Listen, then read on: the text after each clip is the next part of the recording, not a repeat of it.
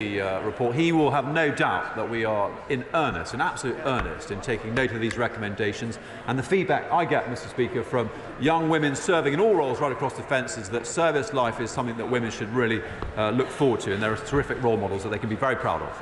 Dr. Rupert. Please, Mr. Speaker. Minister. Thank you, Mr. Speaker. As we prepare legislation to ban conversion practices, we continue to assess equality impacts in relation to all protected characteristics, including gender reassignment. We intend to bring forward a ban that protects everyone and attempts to change their sexual orientation. There are different considerations for transgender conversion practices, and the government remains committed to exploring these. Dr. Rupert. Respectful debate to be had on single-sex spaces and on trans people in sports, but a full ban on conversion therapy, which they promised, and their failure on which caused one Equalities Minister to resign last week, isn't it. There's 8 Royal Colleges and the BME who want this. When will they act? Minister. Thank you, Mr. Speaker. We want to ensure that everyone is protected from the extensive harm that conversion practices cause, and it is not unreasonable to take some extra time to avoid an unintended consequence and to build a consensus, so that together we can make our legislation as inclusive as possible. Mike Freer. Thank you, Mr. Speaker. Could I welcome my honourable friend to her place? Could she reassure the House that the discussions and the legislation on banning conversion practices will include protecting everybody from these harmful practices? Minister. Thank you, Mr. Speaker. And I would like to acknowledge all the work that the Honourable Member for Finchley and Golders Green has done on this subject. And I absolutely agree that the legislation to ban conversion practices is fundamentally about protecting LGBT people from harm, and the experience of victims needs to continue to be at the heart of all considerations, as I know they have been by my honourable friend as the Minister. Owen Thompson. Number 9. Who wants it? Minister. Thank you. Thank you, Mr. Speaker. Rwanda is a safe and secure country with respect for the rule of law. We would only ever work with countries that we know are safe, and we will treat asylum seekers in accordance with relevant international human rights laws. Furthermore, Rwanda's constitution includes a broad prohibition on discrimination. Owen Thompson. Mr. Speaker, the United Nations have said that the UK government's cruel Rwanda policy breaches international law. The Home Office's own equalities impact assessment in the policy clearly states the dangers for LGBTQI+ people, and the UK government's website advises against travel to Rwanda for LGBTQI+ people. Women for Refugee Women have stated that threatening to removal to Rwanda of women fleeing gender-based violence exposes them to further risk of violence and harm. How can the UK government justify this cruel policy? Minister. Thank you, Mr. Speaker.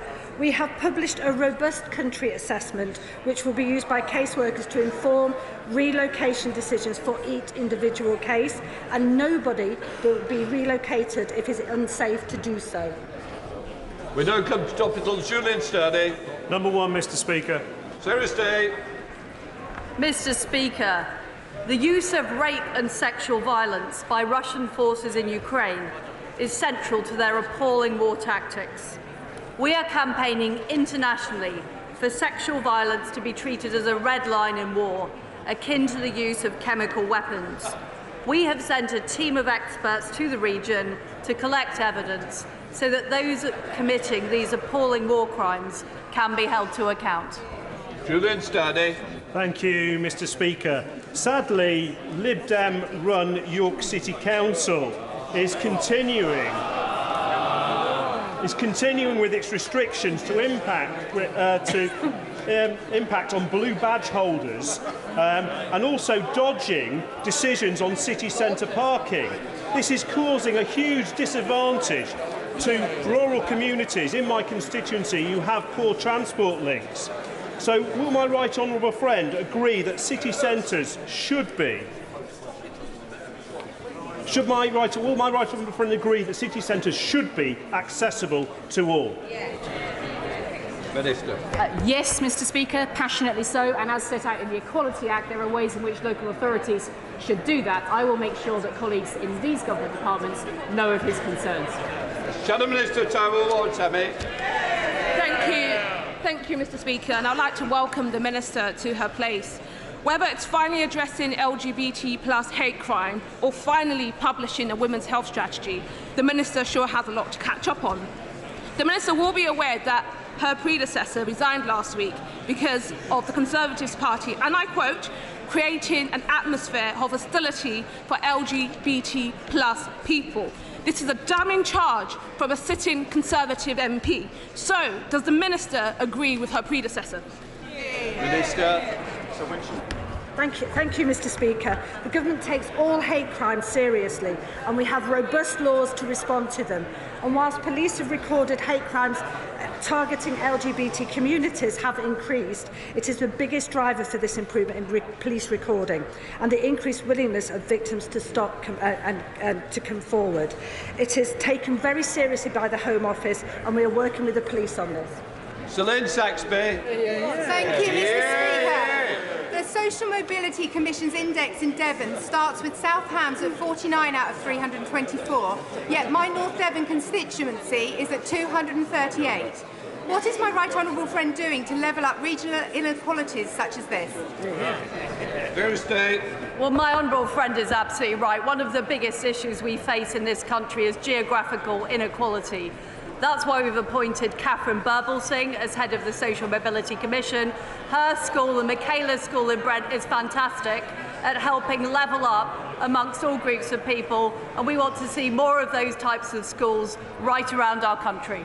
Rachel Hopkins. Thank you, Mr Speaker. E-scooters can be difficult for people with sight loss to identify and avoid, especially when they're ridden illegally on pavement because they operate quietly. So what assessment has the Minister made of the impact the illegal and unsafe use of e-scooters has made on people with visual impairment? Minister. Mr Speaker, I'm meeting with the Department for Transport's Disability Champion this very afternoon, and I will take that question to discuss with her. Duncan Baker. Thank you, Mr Speaker. Would my right honourable friend congratulate my constituent, the jewellery designer Monica Bernarda, whose roots are in North Norfolk and whose head office is on the Holcombe estate, for winning the 2022 Queen's Award for Enterprise and Sustainable Development? Would she also agree with me how wonderful it is to see women in business promoting ethical and sustainable business practices around the country? Tuesday. Well, I'm pleased to say I've actually been to the Holcombe estate and I've seen her fantastic business operating in rural Norfolk, and we need to turbocharge rural economies. We need to get more women into business. We know that if women set up businesses at the same rate as men, it would add 250 billion to our economy, and she is a fantastic businesswoman. Bill Coyle. Thank you, Mr Speaker. Some black women in Southwark are disproportionately at risk of HIV, but are statistically less likely to access designated sexual health clinics. Does the Minister agree with the All-Party Group on HIV/AIDS report that access to PrEP needs to be improved for this group specifically through maternity units, at GP clinics and in community pharmacies? Any of you would be welcome. Well, I think the team honourable left a gentleman bit is early. absolutely right. We need to make sure that we are protecting people from HIV. Diana Davidson. Thank you, Mr Speaker. I first got involved in politics when I was 16, and one of my many motivations for joining David Cameron's Conservatives was because of his socially liberal stance on LGBT+ issues. And one of our party's proudest achievements, in my view, is still introducing same-sex marriage. So will my right honourable friend confirm that whatever the outcome of the leadership election over the next few weeks, that she and the department will continue to prove that the Conservative government is on the side of LGBT people? Well, I was proud to vote and support gay marriage. It's been a very important step forward for our country. Final question, Munira Wilson. Mr Speaker, given that almost a third of kinship carers have a disability or chronic condition, and a child in kinship care is twice as likely to be black than white, it's clear that kinship carers and equality is issues. So will the Minister meet with me to discuss my kinship carers bill and how we can support kinship carers better who step up to support a child in crisis? Yes. Minister to Sorry. Minister, I want the question answered. I'm sorry, I couldn't hear it. Can you just answer the question? Mr. Speaker. Yes. Order, because I couldn't hear it. Sorry, please, Minister, try again. Okay. I apologise for confusion, Mr. Speaker. The answer to the honourable lady is yes. I'm happy. Excellent, thank you. That's very...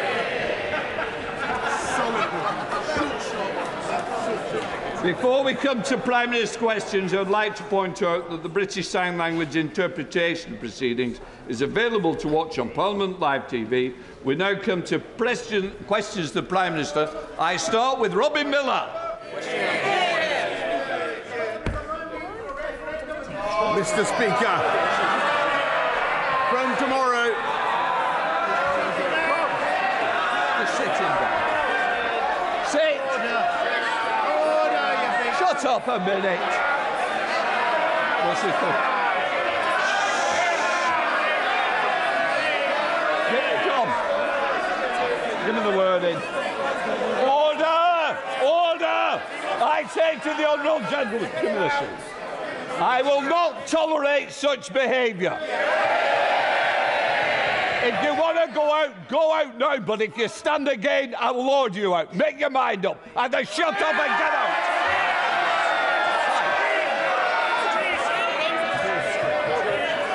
I warn the honourable member that if there's protesting carrying out to... Shut up a minute. Does somebody want... to at once. Give me the names. Shout, get 'em out. Order! Sit down, you want me in the future. I now warn the honourable members that if they persist in refusing to comply with my order to withdraw, I shall be compelled to name both of them, which may lead to them being suspended from the House. Right, names.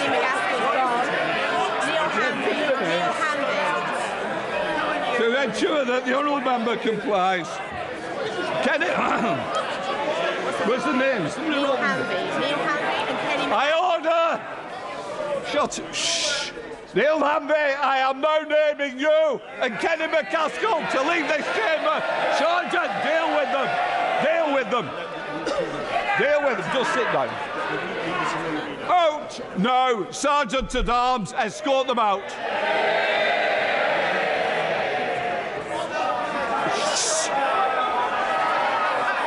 Take them out, Sergeant. Let them out.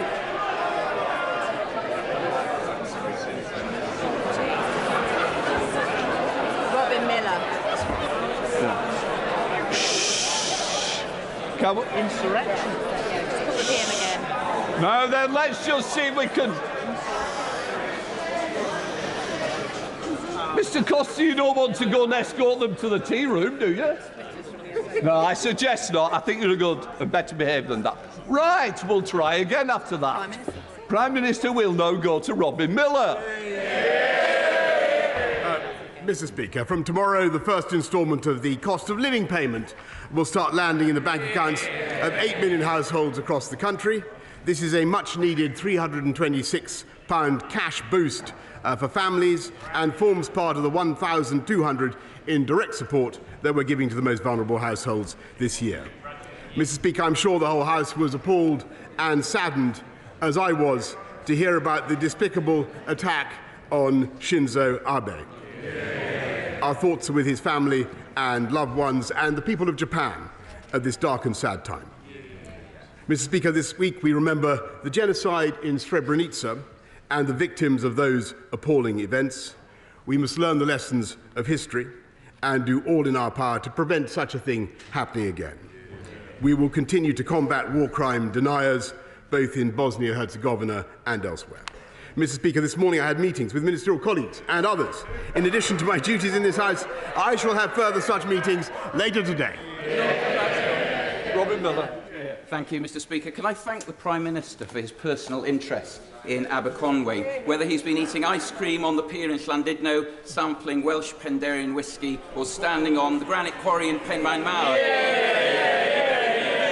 He's seen why They love this constituency. He's also heard from them their gratitude for the vaccine and furlough programmes that this UK government delivered. So will my right honourable friend now support our plan to level up Aberconwy and our bid for almost £20 million of funding to invest in community and cultural programmes and give us the opportunity to match our potential?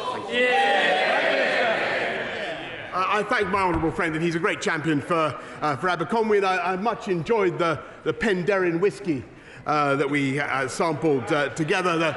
Mr. Speaker, I ignored the revolver, as some of you may have noticed. We are committed to uniting and levelling up the UK, and as for the second round of the Levelling Up Fund announcements, it will be coming, Mr. Speaker, this autumn. We now come to the Leader of the Opposition, Keir Starmer. Mr. Speaker, may I join the Prime Minister on his comments about the former Prime Minister of Japan, a deeply shocking moment, and of course his comments about genocide. Mr. Speaker, may I welcome the new Cabinet to their places. We have a new Chancellor who accepted a job from the Prime Minister on Wednesday afternoon and then told him to quit on Thursday morning. A new Northern Ireland Secretary who once asked if you need a passport to get to Derry. And the new Education Secretary, whose junior ministers have literally been giving the middle finger to the public. It is truly the country's loss that they will only be in post for a few weeks. Now, the Prime Minister must be feeling demo happy since he was pushed out of office. Finally, he can throw off the shackles, say what he really thinks, and forget about following the rules. So, does he agree? Does he agree it's time to scrap the absurd non-dom status that allows the super-rich to dodge tax in this country? Prime Minister, well, I thank you very much, and it's perfectly true that I'm grateful for the ability to speak my mind, which I never really lost, Mr. Speaker. But what I'm focusing on is continuing the government of the country. And as I've just told you, Mr. Speaker, from tomorrow, £326 is arriving. Never mind non-doms, Mr. Speaker. Doms or non-doms, I don't mind. £326 is arriving in the bank accounts of 8 million vulnerable people. And how can we do that? Because we took the decisions to get the strong economy that we currently have that I'm afraid were resisted by growth in May at 0.5%, Mr. Speaker, which they weren't expecting. We have as I've told you before, Mr. Speaker, 620,000 more people in payroll employment than before the pandemic began. And one of the consolations of leaving office at this particular time, Mr. Speaker, is that vacancies are at an all-time high. Keir Starmer.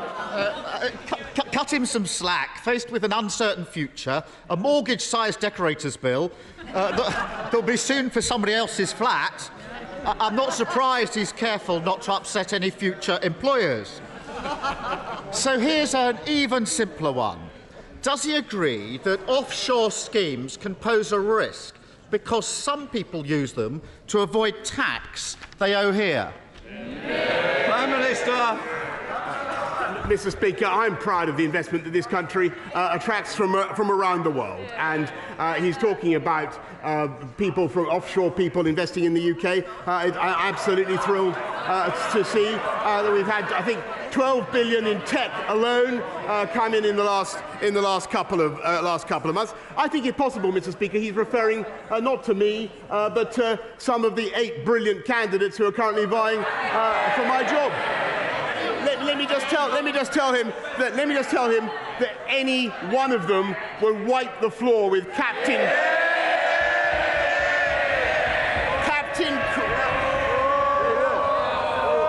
Wipe the floor. Can I just say the furniture has to be repaired? And one of the members already had one bill. I'm sure he doesn't want another. Prime Minister. Any one of them would wipe the floor with Captain Crasharoony Snoozefest, Mr. Speaker. And after a few weeks' time, that is exactly what they will do. They will unite around the winner and do just that. Yes, Starmer.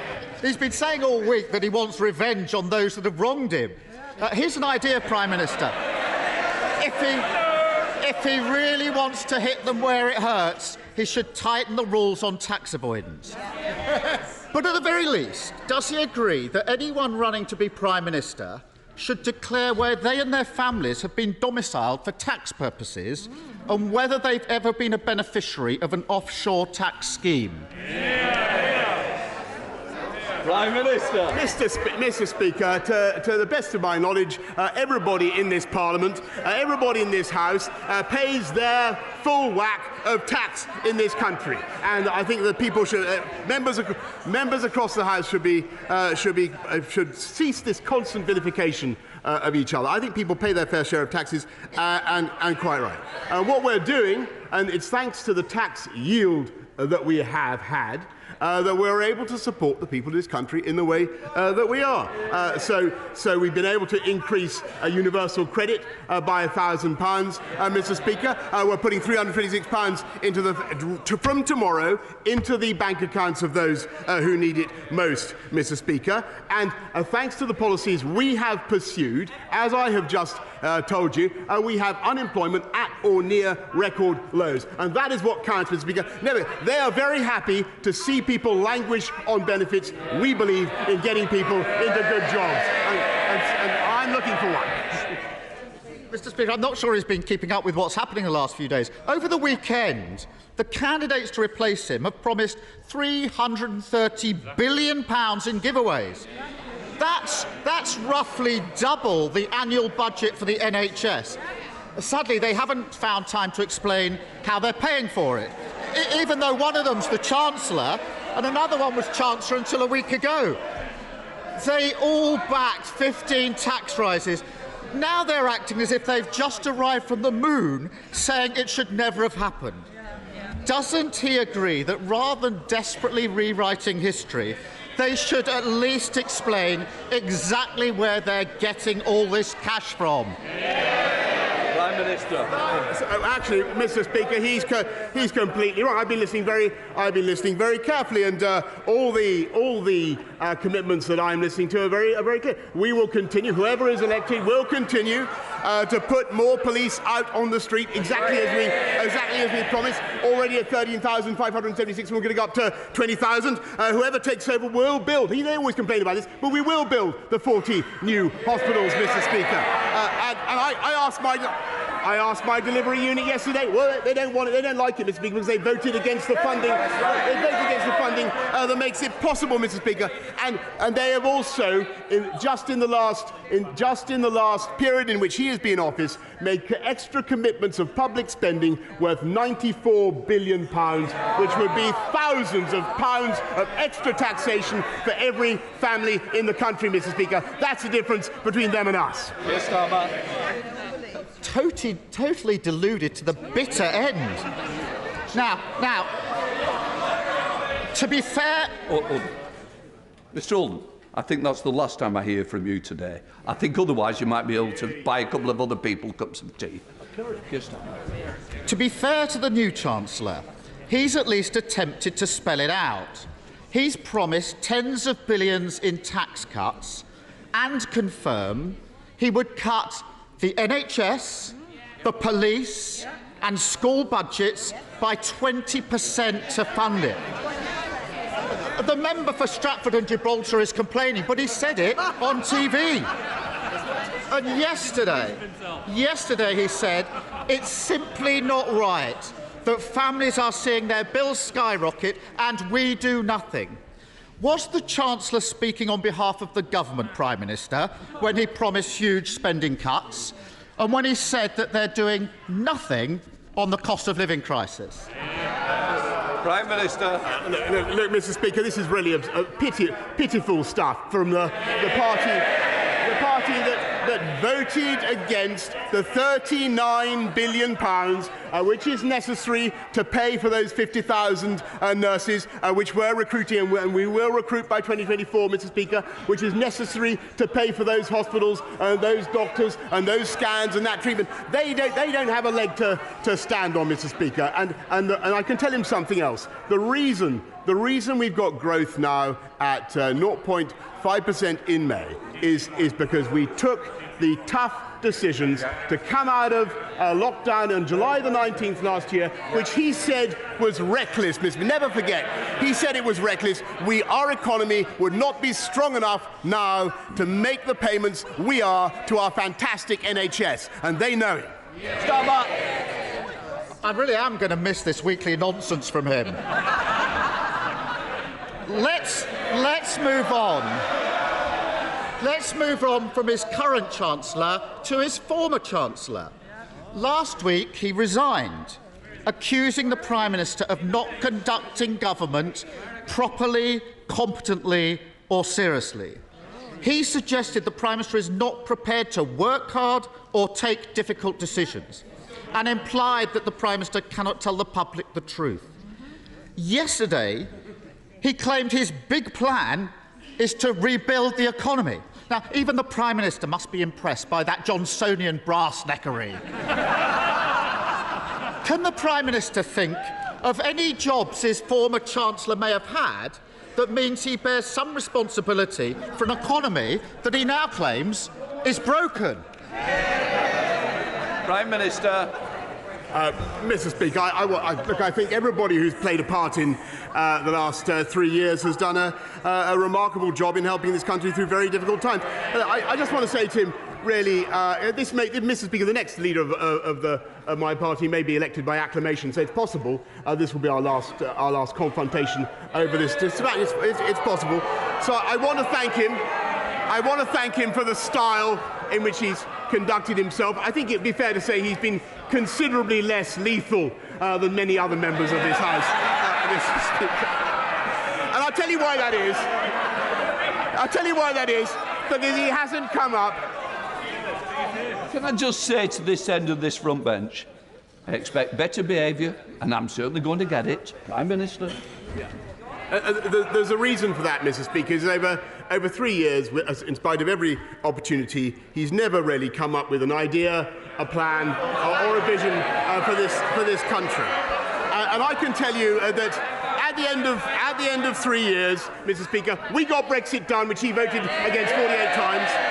We delivered the first vaccine in the world and rolled it out faster than any other European country, which would never possibly listen to him, Mr. Speaker. And we played a decisive role in helping to protect the people of Ukraine from the brutal invasion of Vladimir Putin and helped to save Ukraine, Mr. Speaker. And I'm proud to say that we are continuing, and every one of the 8 candidates will continue, with the biggest ever programme of infrastructure, skills and technology across this country to level up in a way that will benefit the constituents of every member of this House, Mr. Speaker. And it's perfectly true that I leave not at a time of my choosing. And it's absolutely true. But I am proud of the fantastic teamwork that has been involved in all of those projects, both nationally and internationally, Mr. Speaker. And I'm also proud of the leadership that I have given. And I will be leaving, Mr. Speaker. I will be leaving soon with my head held high.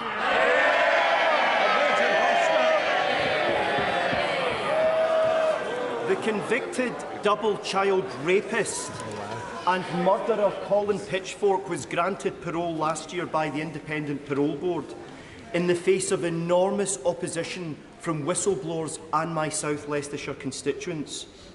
Only 2 months after he was released, he was recalled to prison for having breached his licence conditions.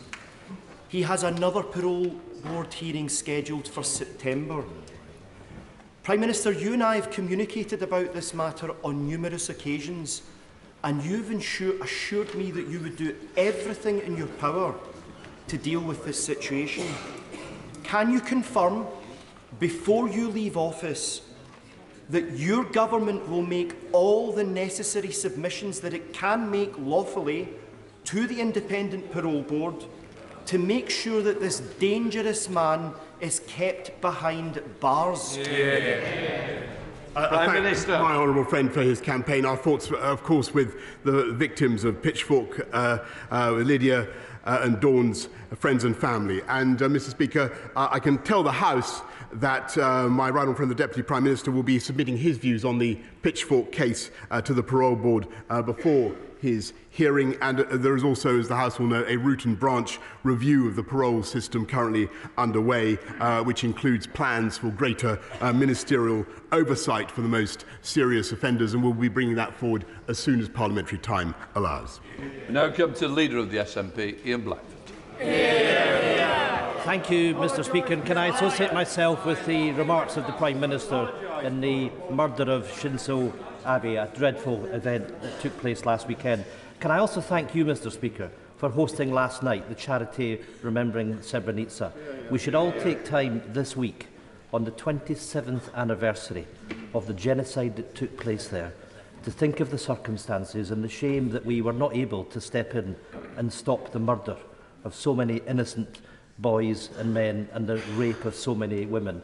And that we must learn the lessons from that. And of course, at this time, we think very much of those in Ukraine that are facing a war criminal, and make sure that those responsible are ultimately held to account for crimes against humanity. Mr. Speaker, the Tory leadership contest is quickly descending into a toxic race to the right, and it's clear that whoever wins that race, Scotland loses. The former Chancellor has pledged to govern like Margaret Thatcher. The current Chancellor is threatening 20% cuts to the NHS and public services, and they're all trying to outdo each other on an extreme Brexit, costing the economy billions.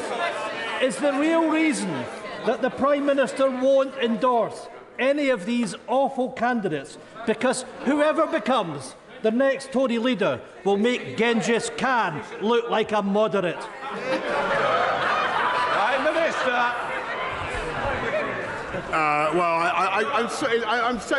I feel a real twinge, Mr. Speaker, that this is probably virtually the last time I'll have the opportunity to answer a question to perhaps because he's going or because I'm going, I don't know. Mr. Speaker, all I would say to him is that I think that the next leader of my party will want to make sure that we do everything we can to work with the Scottish Government in the way that I've been able to do, I'm proud to have done over the last few years, to protect and secure our union. And my strong view, Mr. Speaker, having listened to him very carefully for years and years now, is that we are much, much better together. Ian Blackford. I can say with all sincerity, I hope whoever is the next Tory leader will be as popular in Scotland as he has been. Because for people in Scotland, Westminster has never looked so out of touch. We've got right-wing Tory contenders prioritising tax cuts for the rich and a zombie UK government failing to tackle the cost of living crisis. Whilst the Tories are busy tearing lump-outs of each other, money-saving expert Martin Lewis has warned the energy price cap could soon rise by a sickening 65% in October to £3,244 a year. After a decade of Tory cuts and Brexit price rises, it will mean many families simply can't afford to put food on the table and heat their homes. Scotland literally can't afford the cost of living with Westminster. Does the Prime Minister not get that people in Scotland don't just want rid of him, they want rid of the whole rotten Westminster system? Prime Minister. Mr. Speaker, I think that's not what is actually happening in this country, is that we're using the fiscal firepower that we built up to cut taxes for working people, cut taxes for those on low incomes, and you saw that last week in the average of £330 tax cut on national insurance. We're increasing support for those vulnerable households from tomorrow, another £326 going in. And Mr. Speaker, it's thanks to our union that we were able to deliver the furlough scheme, which helped the entire country, and to make the massive transfers that boost the whole of the UK economy. And I think that the last thing the people of Scotland need now, the last thing they need is more constitutional wrangling when we need to fix the economy. Mary Robinson. Thank you, Mr. Speaker. After securing almost £14 million in my Towns Fund bid for Cheadle, I was delighted last week to get the green light for our new Cheadle rail station. And £4 million for our state-of-the-art eco-business park. I've had tremendous support from the Cheadle Towns Board and local community, who understand how important it is to have connected towns and villages, bringing investment and high-tech jobs to our area. I'm ambitious for Cheadle, and now want to secure the redoubling of the Mid-Cheshire Line and the extension of Metrolink through my constituency. Will my right honourable friend join me in thanking the Towns Board and Station Working Group for their support, and agree with me that improving connectivity is key to economic growth and the future of our levelling up the Well, Mr. Speaker, it's thanks to the massive exertions of this government in levelling up, with the £650 billion investment in infrastructure, that we're having got a new railway station in Cheadle, for instance, Mr. Speaker. And I know that the bids that my honourable friend has just mentioned are now being actively studied by the Department for Transport, and she should feed in more to them. Stephen Farrett. Thank you. In a recent opinion poll conducted by Lucid Talk for Queen's University, only 5% of the people of Northern Ireland expressed any trust whatsoever in this government. So as the Prime Minister prepares to leave office shortly, will he apologise for his legacy in Northern Ireland, in which power sharing has collapsed, the Good Friday Agreement has been undermined, an unwanted protocol bill is being imposed upon the people and businesses of Northern Ireland, and Anglo-Irish relations are in their worst state for 40 years? Prime Minister. Well, Mr. Speaker, because actually what we've got, and I know that every single one of the candidates will want to deliver this, is a bill to fix the problem of the protocol, and I accept that there is a problem, and I hope that the whole House will support it. Jacob Young. Thank you, Mr. Speaker, and as this is probably the last time I'll get to address the Prime Minister at this dispatch box, can I say on behalf of the people of Redcar and Cleveland how grateful we are for the support that he's given us and for delivering on the will of 17.4 million people in taking us out of the EU. Can I ask the Prime Minister, is he as optimistic as I am about our future as a free and independent nation? Jacob, I mean, my honourable friend, if anything, I think I'm even more optimistic. And my only anxiety, we all know that people think that this will be. There are people around the world who hope that this will be the end of Brexit, and I can see them all. Oh, look at them! Did you notice? On the front row? That's them. That's them. They're wrong, Mr. Speaker, and we're going to show that they're wrong. We now come to Martin Day.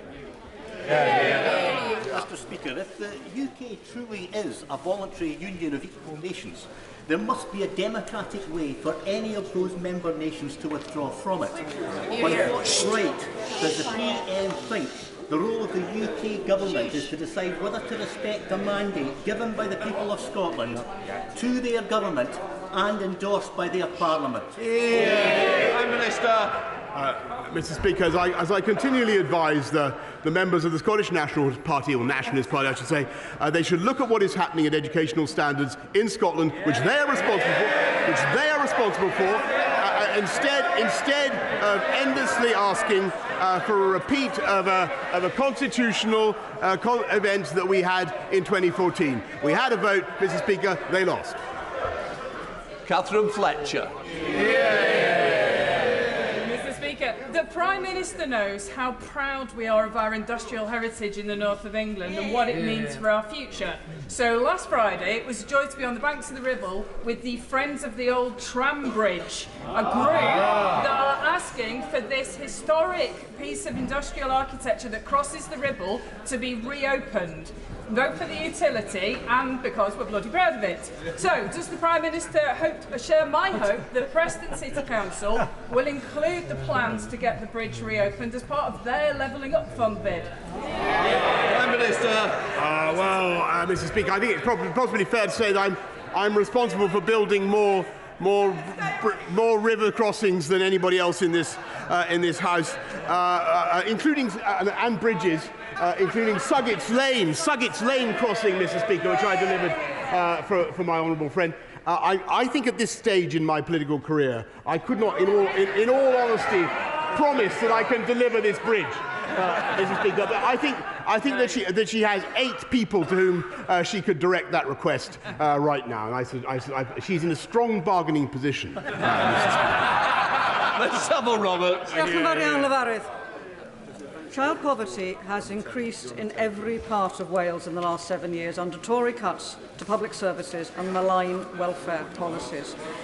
In the communities I represent, 37% of children are now growing up in poverty. He has one last chance to make a real difference to these children's lives before he leaves office.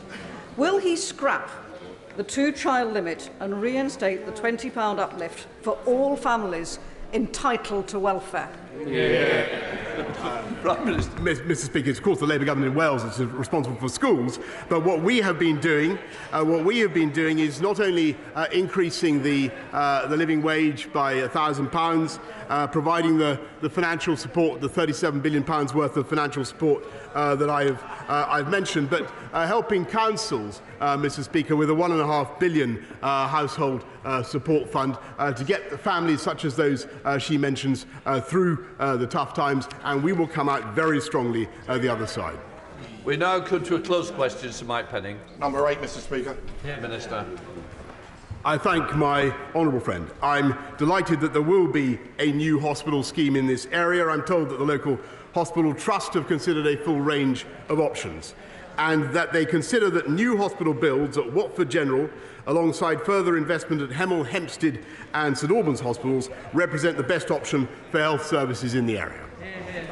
Sir Mike Penning. Can I thank the Prime Minister for delivering Brexit and the fantastic vaccine rollout programme that I was proud to be involved with and saved so many lives in my constituency and around the country.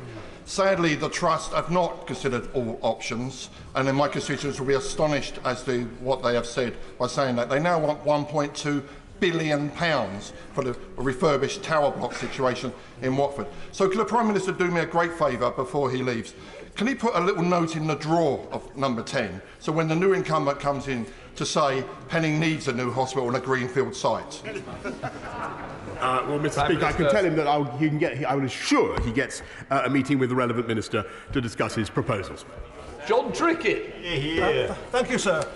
We now know that every ambulance service in the whole country is in a critical state. But last week, well before the current national heatwave emergency, my constituent, Mrs Meacham, died following waiting for hours for an ambulance in an excruciating and prolonged delay. Her daughter tells me that the family tragedy wasn't caused by the staff, but by cutbacks by this government. But in any event, without immediate and drastic action, we cannot be sure that there won't be many more Mrs Meachams. Does the PM accept we now are living through an emergency health crisis? And given the disastrous state he's leaving the NHS in, why is he still in Downing Street? Mr. Speaker, the NHS now has a record. He talks about staffing levels. The NHS now has a record number of people working in it. 10,900 more nurses this year than there were last year. 6,000 more doctors. And on ambulances, and he's right, it's absolutely critical. The crucial thing is to help the hospital staff to move patients through the system. And too often, I'm afraid, it is impossible because a proportion of the patients, sadly, are in a delayed discharge, and that is making life very, very difficult for the ambulances as they come up to hospitals. But that is why it is so crucial that this government, in addition to everything else we've done, Mr. Speaker, is fixing social care and helping patients out of hospital. And that's why we put in the £39 billion, Mr. Speaker, which unfortunately his party voted against. Brereton. Thank you, Mr. Speaker. Can I thank the Prime Minister for all he's done to help level up Stoke-on-Trent? The the number of workless households in our city has halved over the last decade of Conservatives in government. So would my right honourable friend agree that the best way to level up Stoke-on-Trent is to get more people in well-skilled, better-paid employment opportunities?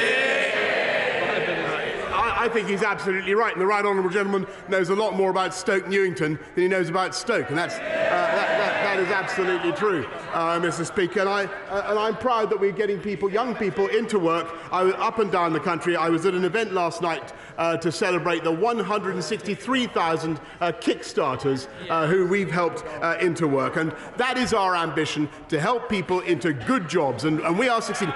I'm proud to say I leave office, Mr. Speaker, with unemployment at roughly 3.8%. When they last left office, it was at 8%. That's the difference between them and us. Stuart Malcolm MacDonald. Thank you, Mr. Speaker. Last night's panorama with the joint investigation with the Times newspaper has exposed yet again more evidence of unlawful killings by special forces, this time in Afghanistan. When this came up before, the government, and in particular the MOD, was determined to sweep this under the carpet. But those who serve in uniform and the public they protect deserve better than this. These aren't vexatious claims from campaigning lawyers. They come from within the armed forces themselves, and indeed from our allies in Australia. So will the Prime Minister commit to an Australia-style independent inquiry as backed by General Lord Richards? But more broadly, hasn't the case been made again for democratic oversight of special forces? Prime Minister. Mr. Speaker, it's a long-standing practice, I think, accepted on both sides of this House, that we do not comment on special forces. That does not mean that we in any way accept the factual accuracy of the claims to which he is alluded. On the other hand, Mr. Speaker, nor does it mean that anybody who serves in Her Majesty's Armed Forces is above the law. Can I just warn other members that there is a sub judice on this? I allowed that question because it was very general, and that's the only way I would ever allow it to be discussed at the moment. Andrew Lower. Thank you, Mr. Speaker. In the last few years, campaigning and persistence have led to the construction of a new children's A&E, and just this year a new main A&E for Northampton General Hospital in my constituency. Building on this success, what the town now needs is an urgent treatment centre. Does the Prime Minister agree that this would be a hugely welcome step in providing top-quality healthcare in Northampton? Prime Minister. Mr. Speaker, as I mentioned, I think earlier on, we're engaged in a massive programme of improvements and building and rebuilding in our NHS estate. I think that, with great respect to my honourable friend, this is a decision that he's going to have to continue to lobby for. I think the local NHS bodies will have to make up their minds on that one, but I'm sure he will continue to make lively representations. Patricia Gibson. Thank you, Mr. Speaker. Last week, the Prime Minister was forced to announce his intention to resign after ministers who supported him only days earlier changed their minds. Of course, people are allowed to change their minds, and this should be recognised. Why does the Prime Minister and his MPs believe this principle applies everywhere except in Scotland, where the people delivered a clear mandate to the Scottish Parliament to hold an independence referendum? Prime Minister. Well, Mr. Speaker, as I understand it, the people of the SNP are currently deciding what to do with my honourable friend. And heaven forfend that they should change their minds, Mr. Speaker. Thank you, Mr. Speaker. Mr. Speaker, 40 years ago, 10 young people from Rugby's West Indian community travelled to a house in New Cross Road, London, for a birthday celebration for former Rugby resident Yvonne Ruddick. Tragically, there was a fire at the house where the party was held, and 2 of that group never returned home. Others were traumatised. The fire cost 13 people their lives and has been the subject of 2 inquests, both of which were inconclusive. Those who survived and the families of the bereaved are calling for a further investigation. I wonder if the Prime Minister would agree that the appointment of the new Metropolitan Police Commissioner provides an opportunity to re-examine the events of that time. Prime Minister. I thank my honourable friend, and I know from my own experience of running the city of the anguish that that particular tragedy caused, and I know the deep feeling that surrounds it, Mr. Speaker. I thank him for raising it, and I can tell him, of course, that whatever my own views, this is a matter for the Independent Metropolitan Police Service, and I'm sure the new Commissioner will be considering what he has just said. Alan Brown. Thank you, Mr. Speaker. While he was editor of The Spectator, he published a poem about exterminating the Scotch, a verminous race. He previously stated that a pound spent in Croydon is of more value to the country than a pound spent in Strathclyde. He called for an ending of the Barnett formula, and he stated an MP from a Scottish constituency shouldn't be a Prime Minister. So given his anti-Scottish views, his abject failure as a Prime Minister, why did he think he's a right to try and block a democratic vote for Scotland to choose its future away from this corrupt Westminster? Can I just say to the honourable gentleman that after 3 years of listening to this delirium of monotony from the Scottish nationalists, I really think they need to change the record. What the people of this country want is a focus on the cost of living, a focus on the economy, making sure on schools, Mr. Speaker, on standards in schools. Those are things that he should fix, Mr. Speaker, and to say nothing of the tragedy of drug deaths in Scotland, Mr. Speaker, which they still haven't done anything to address, Mr. Speaker, and everything I have seen has taught me that we are far, far better, whether it's on Ukraine or COVID, Mr. Speaker, or on furlough. There is absolutely no doubt, Mr. Speaker, that we are better off working together. Thank you, Mr. Speaker. Kensington is at the heart of the Ukrainian community, and on their behalf, I would like to first send their huge thanks for your support to Ukraine. Yesterday was the first-year anniversary of the devastating flooding that affected my constituency, with more than 1,000 homes affected, people in basement flats losing all of their belongings, and many people still in temporary accommodation. Would my right honourable friend back my fight to ensure that we get serious investment in infrastructure in West London from Thames Water? Prime Minister. I thank her very much, and I know that I know the problem of that she speaks of very well. There's no single solution to tackling surface water flooding. But she's absolutely right in wanting to put more pressure on Thames Water to try to come up with sustainable solutions. But they've got to be done working with partners, with councils, and of course with developers as well. Final question, Sam Terry. Thank you, Mr. Speaker.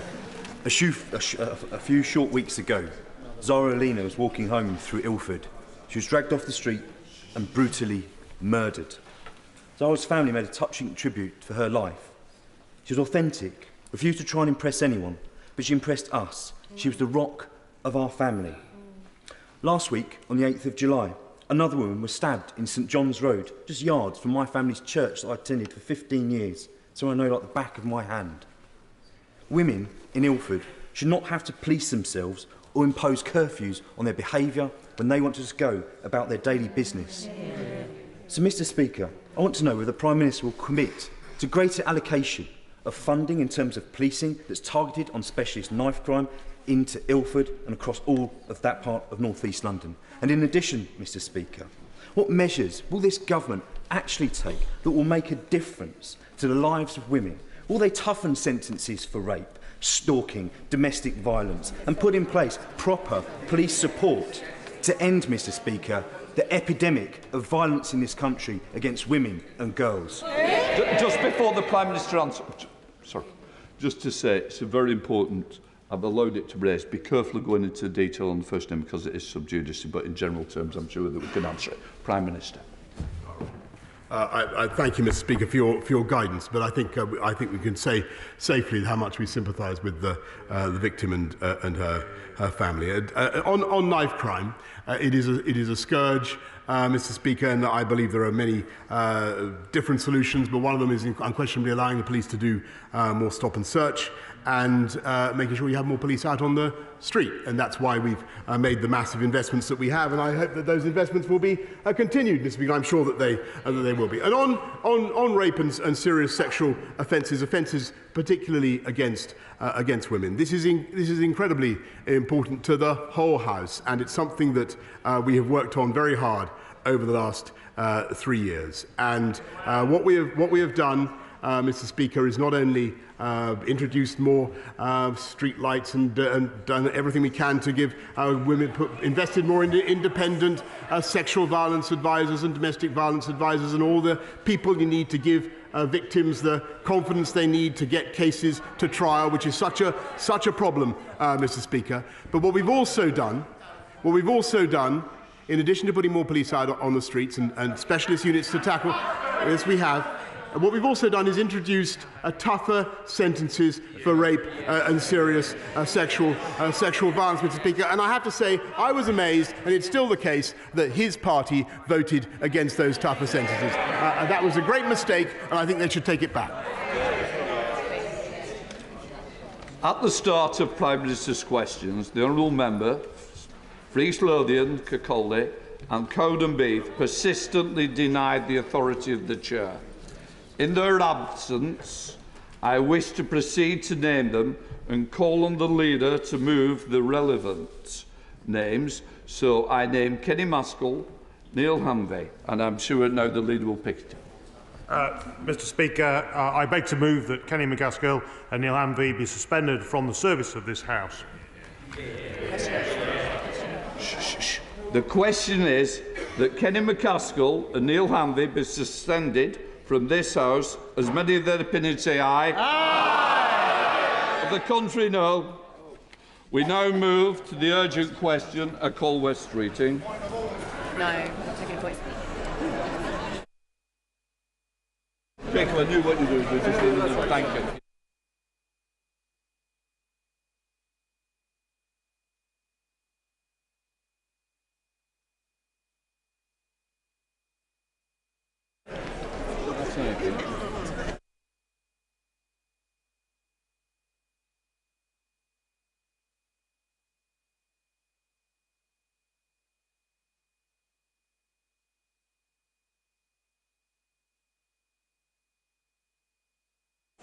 I understand that you want to raise a point of order relevant to the questions that you just asked. Right, in which case I will take that one point of order. Sir Mike Penny. As a former minister, I'm very aware of the information that's given to ministers and prime ministers when they're going to answer a question, especially when the question has been pre-informed. The information the Speaker was given was that, that my trust, my hospital trust, have looked at all options for the decision on the new hospital in my part of the world. That is not correct, Mr. Speaker, and I wish to put on the record that the Prime Minister has been misled by my trust, and it's not the Prime Minister's fault that he had that information. I'm not going to carry on the debate with the question, but I would say you've certainly got on the record. I'm sure the Trust will be reading it as you sat down. Right, let's try again with the urgent question, West Streeting. Thank you, Mr. Speaker. To ask the new Secretary of State if he will make a statement on ambulance services and the declaration of a national heatwave emergency. Minister. Thank you, Mr. Speaker. Our ambulance service performs heroics every single day, and I want to put on record my thanks to every single one of them for all their dedication and hard work. And we do have a duty to support this vital service and give them the resources and support that they need. The latest figures from the NHS in England show that ambulance service response time performance has improved month on month. And also, the ambulance hours lost is also improving month on month as well. However, we do fully acknowledge that there are rising pressures facing the service, and there are three significant factors influencing this. First, bed occupancy, which is currently around 93%, which is something we'd normally see around winter times, is influencing this. We know that there's high rates of COVID admissions in hospital, whether that's people with COVID or because of COVID, and that puts pressure on A&Es to be able to admit patients. We're roughly running on void beds of around 1,200, and part of this is because there's a 16% increase in length of stays. We also have the pressures of delayed discharges, but they remain flat, but a significant influence. But also, we have record numbers of calls to the ambulance service, at 100,000 more calls compared to May last year. So there is significant pressure on the system. As well as that, we also have to be mindful of the weather in the coming days. We do have a heatwave plan for England, which was published earlier this year. I'm sure the honourable gentleman has read it. And we also have the hot weather plans that the NHS Trusts have also put in place. In addition to that, we're providing sector-specific guidance, setting out the best way to protect people who may be at risk. But we're also supporting the service more widely to make sure it's got the resilience it needs. We've allocated £150 million of extra funding for this year for the ambulance service, and we're boosting the workforce too. National 999 call handler numbers have risen to nearly 2,300 at the start of June, which is a considerable increase on the previous September. And we're on track to train 3,000 paramedic graduates nationally per year, every year until 2024. And on top of this, we've invested £50 million in NHS 111 to help give extra capacity to the service.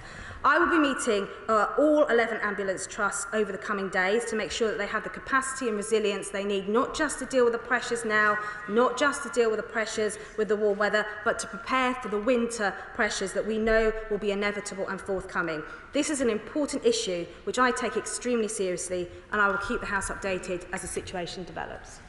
We now come to Shadow Secretary of State again. Thank you, Mr. Speaker, and thank you for granting this urgent question. But what a disgrace that the Secretary of State isn't here. Our NHS is going through the biggest crisis in its history. Every ambulance service is on the highest level of alert. Patients are forced to wait hours in pain and discomfort, and he is yet to say a word about any of it. The Home Secretary wasn't at the Home Affairs Select Committee this morning. He's not here this afternoon. This isn't even a government in office, let alone in power. One person who is still in office, however, is the Minister. Her boss resigned, saying he couldn't put loyalty above integrity any longer. Well, the Minister obviously made a different choice. So can she say whether any further meetings of COBRA are scheduled beyond the meeting held on Monday? And as we saw during the pandemic, public health emergencies require clear communication from government. Can she tell the House what the consequence of a national heatwave emergency would be for schools, for public transport services and other public services, and what guidance will be provided to the general public? What assessment has she made of the suitability of care homes to protect residents from the extreme heat? And what contingencies are in place should further measures be necessary? Every ambulance service is now on the highest level of alert. So what is the Secretary of State doing about it? The Minister talks about targeted help for ambulance services. She's going to be hitting the phones this week. Presumably the Secretary of State's too busy. But this, as I think she acknowledged, is a crisis across the health service. Last month, a crew in the West Midlands waited 26 hours outside A&E because there weren't the clinical staff available to hand over to. What is the government doing to provide additional support to A&Es during this heatwave? And, Mr. Speaker, these pressures are not new. Average waiting times for stroke and heart attack victims are an hour. Patients in the North East were told to phone a friend or call a cab rather than rely on emergency services. Isn't it the case that, of course, extreme weather is putting further pressure on our emergency services, but it is 12 years of Conservative underfunding that has left them unable to cope? And in conclusion, Mr. Speaker, if people like the Home Secretary and the Health Secretary can't be bothered to turn up to do their job, if they're not interested in the business of running this country, they're too busy making endorsements for fantasy candidates with far-fetched promises, perhaps it's time they set aside so that Labour can give Britain the fresh start it needs. Well, can I say how disappointed I am in the Shadow Secretary's response? If he's not happy that a female minister with over 20 years' experience in the NHS is able to answer the question on NHS waiting times, then I find that very disappointing. And if as I said in a debate a few weeks ago, I don't want to bring politics into health because I think it's too important. But if he wants to play politics, I will give him politics.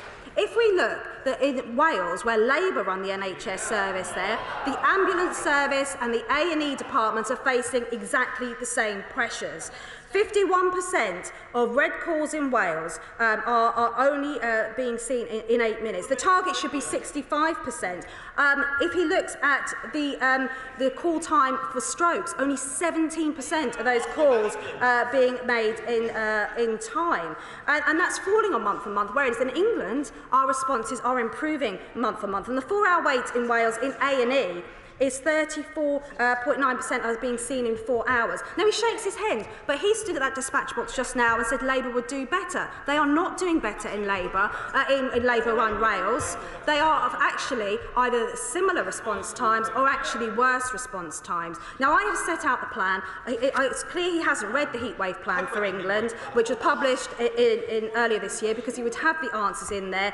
And we are making sure that all NHS trusts are prepared. I am happy to work with each and every member across this House to make sure that the ambulance service, our A&Es and hospital trusts have the support that they need. But if all he wants to do is play politics, I think that's extremely sad. Right, I'll bridge up.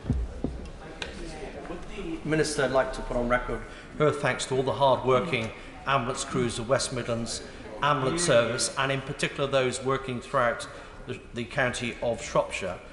Does she agree with me that it's not just about ambulances, it is about local authorities, in my case Shropshire Council and the Borough of Telford and Wrekin, also working alongside acute trusts, as with the Shrewsbury and Telford Hospitals Trusts.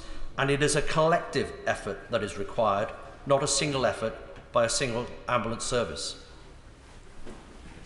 Can I thank my honourable friend? He is absolutely right, because there are a number of factors which are influencing the wait times at A&E. There are, while delayed discharges are not increasing, they are still a significant number. And that does mean both the NHS and local authorities have to be working together. That's why we created the ICBs, which the members opposite voted against, to better coordinate the care between health and social care, so that we can have better systems in place to discharge patients sooner. As I said, we've got 1,200 void beds, which is either due to infection control measures because of COVID rates increasing, or because patients cannot be discharged. I will be meeting with every single ICB board in the coming days, because as part of our winter preparation, we need to improve the coordination in those areas. Thank you, Mr. Speaker. Last October, I revealed through a parliamentary written question that every ambulance service in England was at the highest alert level. We are now 9 months on, and we are in that situation again. We're now facing warnings of extreme weather this weekend. The government needs to reinstate the funding for discharge packages into social care homes. We need primary care to be used to stabilise people in communities, and we must be using first responders from the fire service. Will the Minister agree to convene an urgent meeting of COBRA today to protect patients and paramedics who are really operating at the brink? So, can I say to the Honourable Lady, we have put additional investment this year, over £150 million of extra funding into the ambulance service to help them meet the demands, because they have got significant demands. And for this time of year, these are the sort of rates that you would normally see in winter. And we are doing exactly that. We have got our heatwave plan, which was published earlier this year. We are confident and working with all NHS trusts to make sure that they have got the support that they need, and all the ambulance trusts too. But can I just gently say to her, this isn't just about funding. This is about bringing care together to ensure that those hospital beds are freed up, so when ambulances arrive at A&E, they can unload their patients. And as I said to the Shadow Minister, I'm not sure if he's take me up on this, I am happy to work with every single member across this House to make sure that we support our emergency services. All right. Scott Benson. Thank you, Mr. Speaker. I welcome the reassurance the Minister has provided regarding capacity and resilience planning over the coming weeks. A&E services at Blackpool Victoria Hospital have been under significant pressure as of late, and the planned £15 million government-funded improvements to increase capacity there, frankly, can't come soon enough. Will the Minister meet with me to discuss the progress of these plans to ensure that patients can see the benefits of those as soon as possible? I thank my honourable friend. He has been campaigning vigorously for his local area in terms of better healthcare provision. I'm very happy to meet with him to discuss those plans. I recognise there's an urgency around that. But can I just reassure him that there are around 6 areas of the country which account for around a third of the handover delays, and we are specifically focusing our efforts on them because it is about the pressures in the system and whether that's more capacity at A&E so patients can be seen quicker once they arrive by ambulance, or whether that's supporting the ambulance service itself. I'm very happy to meet with him to discuss the problems in his local area. Graham Morris. Thank you, Mr. Speaker. And can I just say that despite the promises and assurances the Minister set out in the heatwave plan and in her response, I'm very disappointed that previous promises made in this House by the Minister that she would speak with a North East Ambulance Service whistleblower, Paul Calvert, who's my constituent, haven't been honoured. If ministers won't engage with those that identify ongoing problems and learn the lessons to fix our failing ambulance service, how can we expect the ambulance service to respond to an acute crisis like the current heatwave? Well, can I thank my honourable friend? The North East Ambulance Service is one of 3 areas that we're concerned in terms of performance. Can I reassure him I have met with the families and offered other families to meet with me to discuss. In relation to his specific constituent, there is a tribunal ongoing, and so it's difficult for me to meet with him while that is ongoing, but I'm very happy once that is over to meet with his constituent to discuss the issues he raised as a whistleblower. Theresa Villiers. The Minister will be aware that those who suffer a stroke, their chances of recovery are greatly improved if they get specialist care within the first half an hour, 45 minutes or so. So will she do everything she possibly can to address administrative blockages and other delays to make sure people get the chance of life-saving treatment at the earliest possible stage? Yes, can I thank my honourable friend for raising that, because there are different response times required depending on the reason for the call. And in terms of strokes, which would be a C2 emergency, the target is 18 minutes. In May, which is the latest figures that we have, we're actually performing better than April. They are not where we want them to be, but we are seeing month-on-month improvements, and particularly for the C1s and C2, which need urgent treatment as soon as possible, particularly for strokes. Every minute counts. We want to see improvements in those times further. Thank you, Mr. Speaker. The Manchester Evening News is reporting that North West Ambulance Service raised its operational pressure level to critical incident level, which indicates potential for failures as ambulance services try to cope with extreme pressure. A&E departments at the Royal Bolton and Stepping Hill hospitals have admitted they are extremely busy with long queues of ambulances at some times.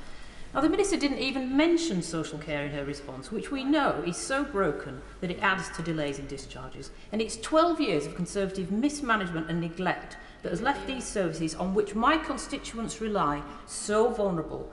What does the Minister have to say to the patients suffering as a result? Hear. Well, I'm sorry the Honourable Lady didn't hear my response. I did specifically mention social care, and I specifically mentioned integrated care boards, which we have set up to bring health and social care together, which I think honourable members opposite voted against. It is precisely, and I mentioned in my remarks, that one of the factors affecting ambulance delays is the bed occupancy issue. Part of that is around delayed discharges, not all of it. Lengths of stay are 16% higher, but we have a plan for fixing social care. It's unfortunate members opposite voted against it. Mr. Speaker, Cheltenham General Hospital's A&E was saved from a trust plan to close it, thanks to the fantastic support of over 20,000 of my constituents. Does the Honourable Lady agree with me that in addressing the enormous challenge of the demands that we face, capacity is important as well as flow through the system, and that in light of that demand, that vindicates the decision of the Trust and indeed the Government to keep Cheltenham's A&E open? Well, I thank my honourable friend, and I'm pleased that he's already seeing the benefits of the A&E in Cheltenham staying over. I'm sure he's very modest. I'm sure he played a significant part in making sure that that stayed open as well. But it is absolutely about capacity. There isn't a magic bullet that's going to make this the pressures on the ambulance service and emergency services any easier. It's multifaceted, and capacity at A&E is crucial. That's why I'm meeting with the Ambulance Trust to find out that where there's good practice that's making a difference, that we can help share that across across the country. Thank you, Mr. Speaker. In June, a 59-year-old man collapsed in the West Midlands, going into cardiac arrest. Neighbours called an ambulance, but it took 90 minutes for one to arrive, 6 times longer than it should have taken. Now, sadly, the man soon passed away.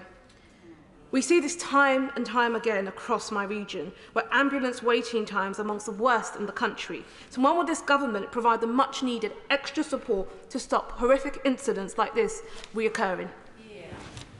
Sorry to hear about the sad death of her constituent. Her region is one of the 6 areas where we've got the worst handover times that we are targeting support to. And I'm very happy to meet with her and update her on the specific support we're offering her region.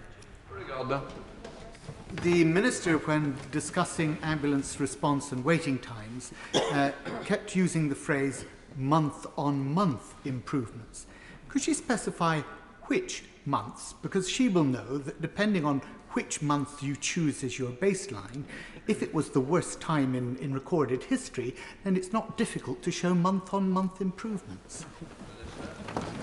So when we look at our figures, of course we look month on month, but you also compare to to previous years as well. And as I said in my opening remarks, we are seeing an increase in calls, over 100,000 compared to May 2019. He shakes his head, but they are the facts. And we are comparing month on month, but we're also comparing to previous years, and we are seeing an improvement both in response times, but also in the amount of ambulance hours that are lost to ambulances queuing at A&E.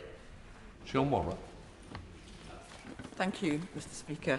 Of the 22,000 people who visited Newcastle's Royal Victoria Infirmary A&E in May, 13%, over 3,000 people, had faced waits of over 4 hours. And last month, I know people were facing waits of 7 hours. And we have had people, my constituents, who have had rapid heart fluctuations, who have been told that they face a wait of 11 hours for an ambulance and they need to get a cab. Isn't it absolutely negligent of her government to leave our NHS unable to protect my constituents, particularly facing a heat wave, and what is she going to do to ensure that they have the resources necessary?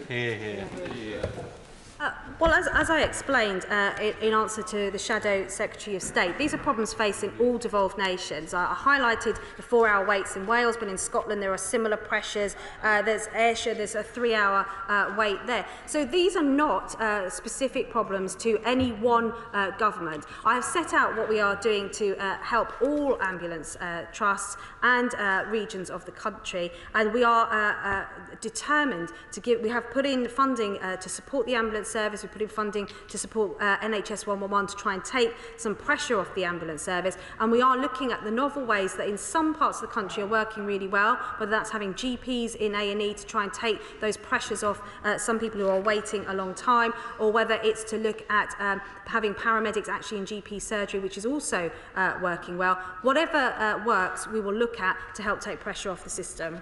Sir Tony Lloyd. Rochdale is especially vulnerable because its A&E was closed so many years ago now. It means that people are dependent on an ambulance service which is not in crisis because of the heat wave. It's been in crisis now for some considerable time. We don't need blandishments, Minister. Why does it take a crisis to see you come before this House to explain what has not yet happened? Minister. Well, we're not waiting for a crisis. I've set out the funding that we've put in place this year to £150 million of extra funding for the ambulance service. I highlighted how we're boosting the workforce too. In case you didn't hear in my opening remarks, that's nearly 2,300 more 999 call handlers at the start of June. We've also invested £50 million in NHS 111 capacity to help us reduce the demand. We've been doing this. There will be pressures on the ambulance service and our emergency services at times in the NHS. We saw that with COVID. We've got the heat wave this week, which will put pressure on, and there will be pressures on in winter. If opposition members think that there's some magical way of avoiding pressures, there isn't. What we need to do is provide resources and capacity to make sure the service can meet that demand. Thank you very much indeed, Mr. Speaker. Further to the question about strokes. As we know, every minute counts, and the Minister's just told the House that in not every case is the ambulance response meeting, I think the 18-minute time that she said is the target. Given that, what advice would she give to members of the public who think that a loved one has had a stroke? Should they ring 999 and hope the ambulance might turn up within the 18 minutes, but if not, should they put them in a car or a taxi and take them to A&E? And when they arrive at A&E and say, I think my loved one has had a stroke, what confidence might they have that they will be seen quickly, given that time is of the essence?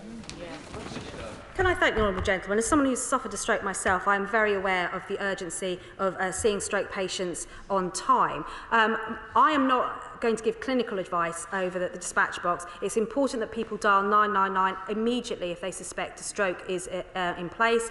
The ambulance callers will normally stay on the line with someone and advise them what to do depending on their symptoms, and will get an ambulance to them as quickly as possible. Once they arrive in hospital, if a stroke is suspected, they will be seen immediately. And we're not seeing reports of stroke patients once they're in hospital being delayed. It's crucial that they are seen urgently. The advice is to dial 999, and their clinical advice will be given to them over the phone. Steve McKay. Mr Speaker, West Midlands Ambulance Service says it's been a resource escalation action plan 4, the highest level of alert for several months now, almost unprecedented. Has the new Secretary of State spoken to the Chief Ambulance Officer for the West Midlands yet about this terrible situation?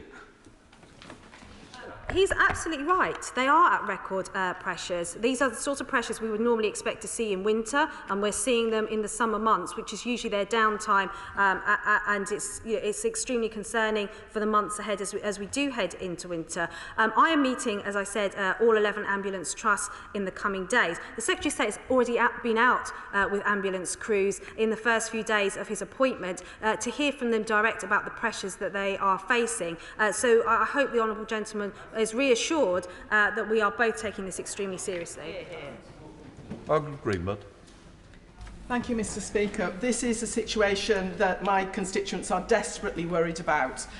We know that ambulance waiting times were not being met before the pandemic. So the Minister knows that this has a long background to it, and we know too there's been a crisis in A&E waiting times, and in my own hospital of Arrow Park Hospital in my constituency in May of this year, almost half of patients had to wait more than 4 hours. So given that this is a problem that's been a long time in the making and the government has known about this, and that it has to be recognised that one senior leader in the north of the country, who doesn't want to be named, has described the situation as dire for staff and patients, can she tell us what is the government going to do as a matter of urgency? Yeah. A matter of urgency to sort this issue, because my constituents are desperately worried about it. I have constituents who have lost people because of, well, we can't say because of, but that have entailed very long ambulance waits. And so it couldn't be more important to them. So I'd like an answer about what they're going to do urgently. So there's two aspects to that. In terms of urgency, we have procured a contract for an auxiliary ambulance service with a total value of £30 million, which will provide national surge capacity if needed to support the ambulance response during periods of increased pressure.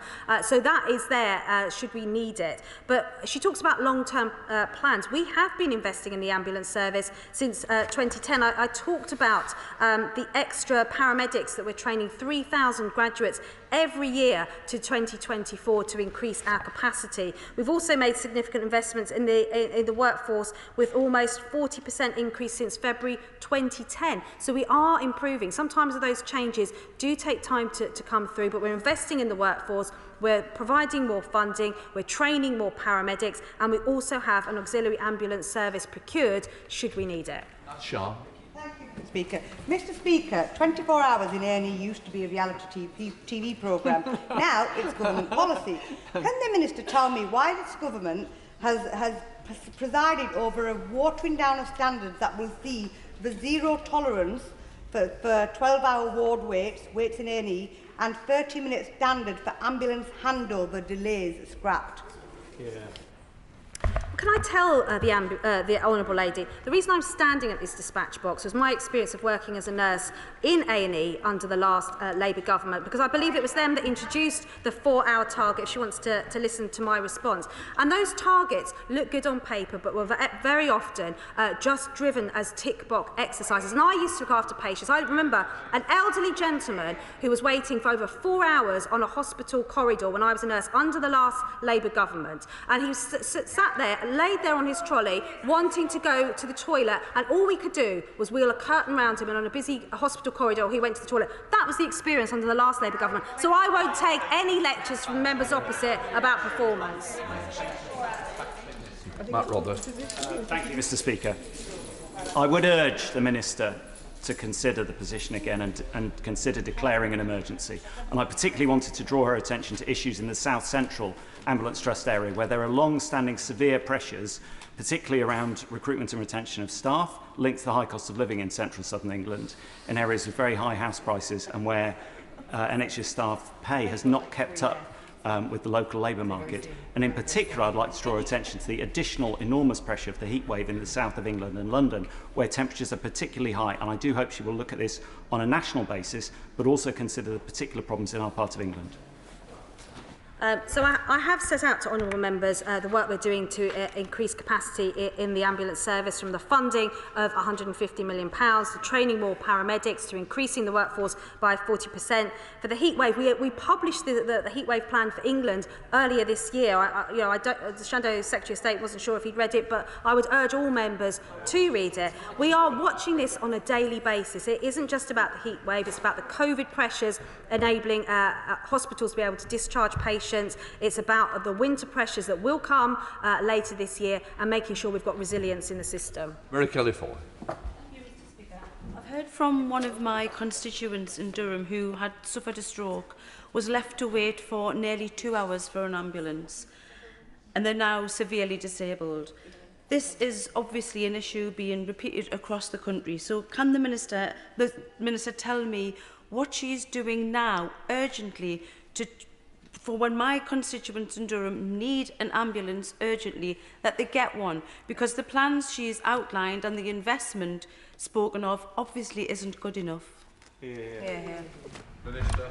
Well, we are working urgently on this, as I'm sure the health service in Wales, who are facing the same problems, and the health service in Scotland, who are facing the same problems.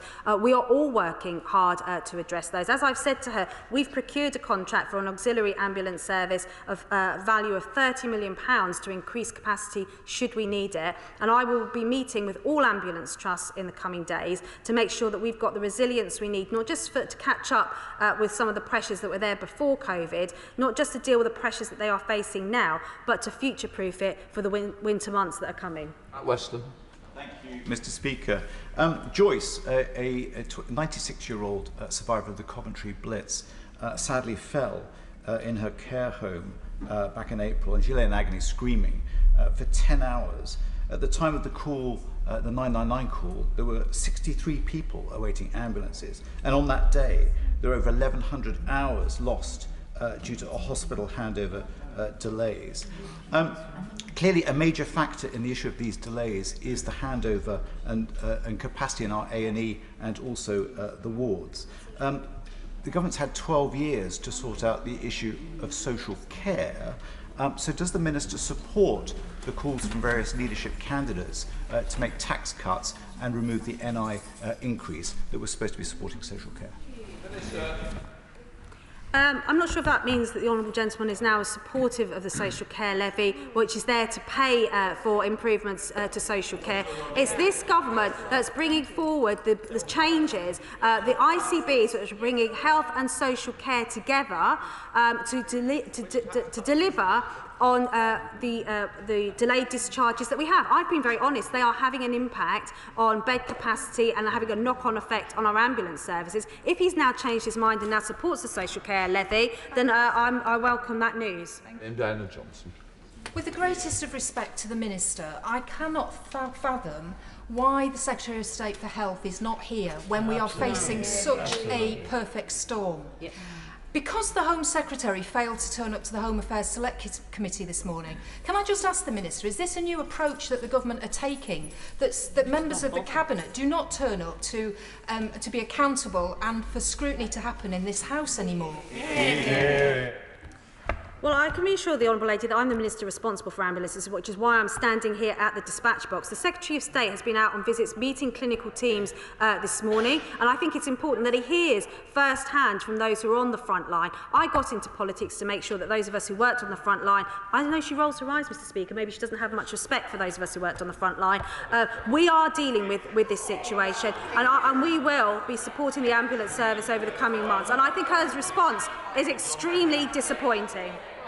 Can I just say, I did grant the UQ because it was the Shadow Secretary of State that put it in, and normally you would expect a Secretary of State to come. I do recognise they may be busy in other areas, but it's something that we ought to be aware of.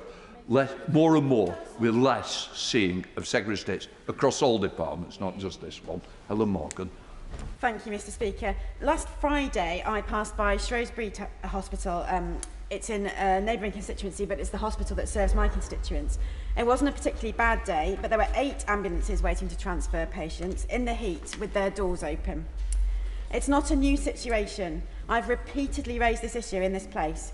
On my first day in Parliament with the Prime Minister, I've raised it with the Secretary of State for Health, in an adjournment debate and a Westminster Hall debate with the member for Charnwood.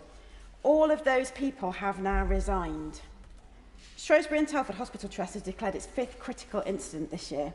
When is the government going to end the chaos and the infighting and start taking steps to prevent avoidable deaths in Shropshire and across the country? Well said. Well, I can reassure that the Honourable Member for Telford has been working very hard behind the scenes to get more investment into that local hospital, and we will be making announcements shortly on future funding for hospital trusts. Jim Shannon. Thank you, Mr Speaker. Minister and Government were able to respond for the COVID-19 pandemic and showed resources could be made available. So can I ask the Minister this question in a positive fashion? Is it possible to use some of the very successful COVID-resourced helplines to provide short-term advice on heat-related issues for people to contact rather than perhaps ringing, as they often do, the GP out of hours? Or what else can the Minister's Department do to take pressure off the A&E and out-of-hours GP surgeries? Thanks very much. The Honourable Members made a very constructive suggestion, one of the first of the afternoon, may I say. There are lessons that were learnt during COVID that are being rolled out across emergency services, and we are looking at best practice in those parts of the country where response times are better and see if we can share those. I'm very keen to look at any option that takes the pressure. We are investing in 111, which enables people to have alternative ways of getting urgent care directed to them. We are looking at 111 being able to make direct referrals as well. So there are a number of options, and I'm happy to have suggestions from any honourable member if they are keen to see those happening in practice. You've tempted me, and I shouldn't really. Just say I could be very helpful. Say if you reopen Chorley A&E to 24 hours rather than 12 hours, it'll take the number of ambulances queuing at Preston and Wigan, and we'll have more ambulances on the road. So thanks for the welcome.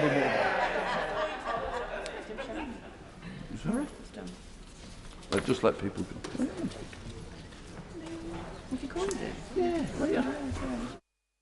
Thanks for that.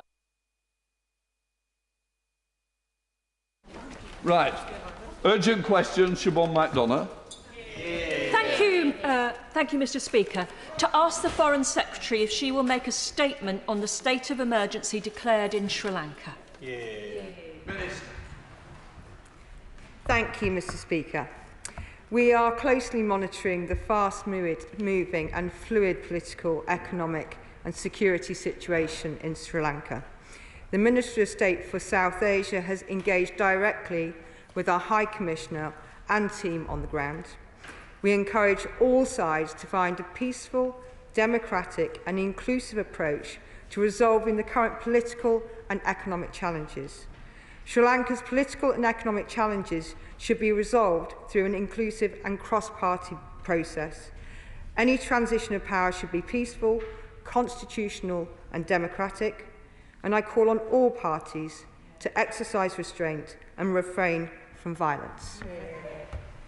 Siobhan McDonough. Thank you, Mr. Speaker. A state of emergency has been declared in Sri Lanka by Prime Minister Ranil Wickremesinghe after President Rajapaksa fled the country last night. This follows weeks of protests on the island, with inflation running at more than 50%, rocketing the price of everyday goods.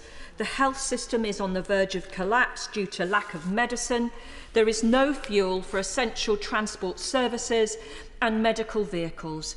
There have been power cuts, school closures, and we woke this morning to protesters overtaking the Prime Minister's office, tear gas fired by police, a curfew imposed on the capital, and the national TV broadcast suspended. This is a crisis in democracy, decades in the making. The world turned away when the Rajapaksa government cluster-bombed its own people committing genocide, murdered its journalists and enriched a small group led by one family. Their malign dynastic control has stripped the country bare, leaving behind a broken nation on the brink of economic collapse. Sri Lanka is unable to buy essential goods from abroad and for the first time in its history failed to make a payment on its foreign debt, a consequence of swinging populist tax cuts at the time of economic instability. Tory leadership candidates, beware. An IMF bailout is essential. But does the Minister agree with me that any financial assistance must go hand in hand with democratic and human rights reforms, particularly for the Tamil community, who continue to fight for truth, justice and accountability as a result of the human rights abuses perpetrated at the end of the civil war by the outgoing Rajapaksa regime? I'm grateful for the honourable member for her question. As I say, that we have been monitoring this very fast-moving and fluid situation, and both kind of political, economic, and security one too. And as in her question as well, you know, we urge for a peaceful and democratic transition in line with the Constitution and the rule of law. As I say, the Minister for South Asia has been thoroughly engaged with the team on the ground in the High Commission. And also, I'd just like to kind of stress that actually he visited Sri Lanka earlier this year and specifically met with a range of civil society groups to discuss the human rights situation. And he also, at the time as well, met with ministers, for instance, including the President and the Foreign Minister, and urged them to take steps to improve human rights and deliver justice and accountability following the conflict. But I'd like to reassure the House, you know, we are kind of closely monitoring the situation on the ground, a very, very fast-moving and fluid situation. Dr. Matthew. Thank you, Mr. Speaker. I find it a pity that some people are seeking to use this debate as to perform criticism of the government in Sri Lanka as it currently is. And the Honourable Lady can chunt it from a sedentary position, but the elephant in the room isn't about the governance of Sri Lanka. It's actually about the decision in 2019 to become an organic country within 10 years, which has led to food shortages, which has led to overseas remittances not being returned. The problem in Sri Lanka is there's no food for people to eat. So what the British government need to do is to assist that country and to assist agencies to ensure that only food, fuel and other supplies are provided. We need to come to a Commonwealth country in its time of great crisis, not make silly political statements. I'm grateful for my honourable friend for his question.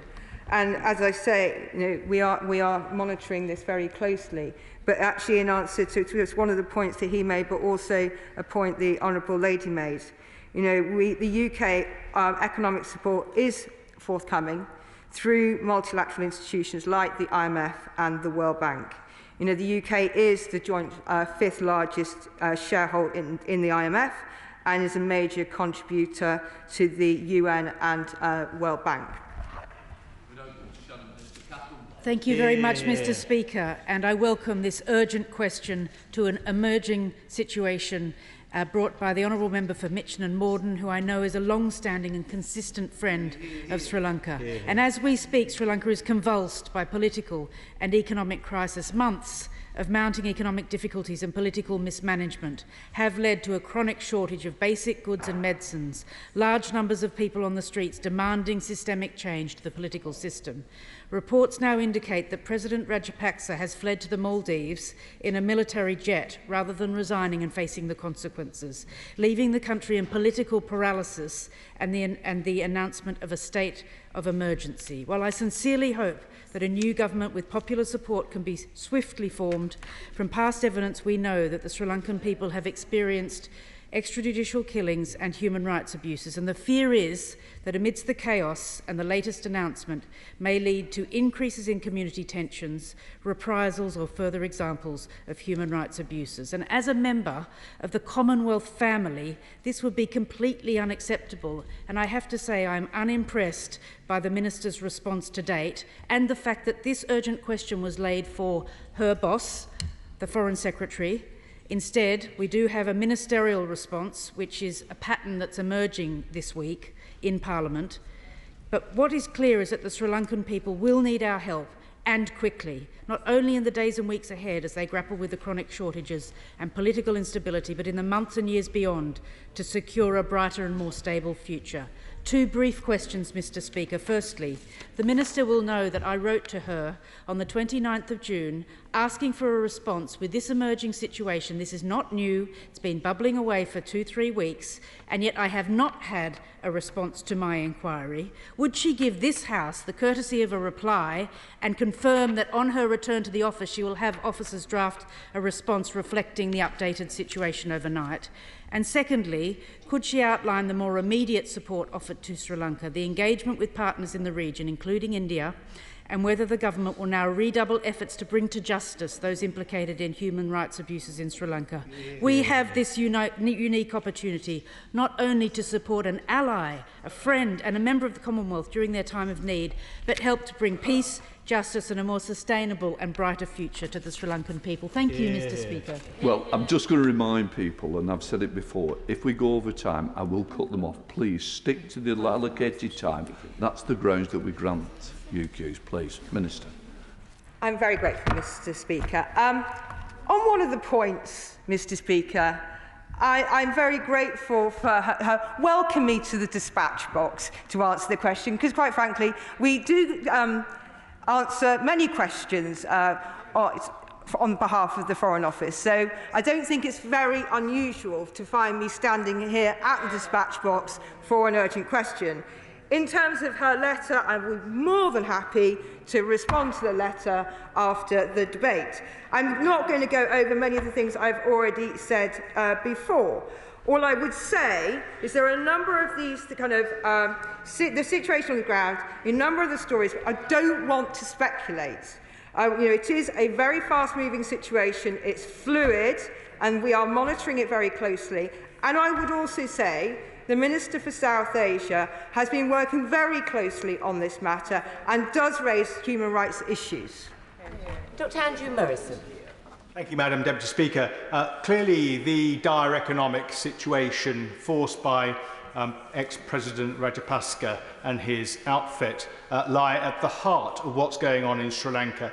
Does the Minister agree with me that the risk is that, given Sri Lanka's indebtedness to China and the prospect of cheap fuel from Russia, that country, Sri Lanka, stands every risk of falling within the maw of malign jurisdictions? Will she therefore do everything in her power to ensure that the IMF is engaged to try to sort out this, particularly since part of the issue would appear to be uncosted, unfunded, populist inflationary tax cuts from 2019, which I'm very sure the IMF will take a very severe view of?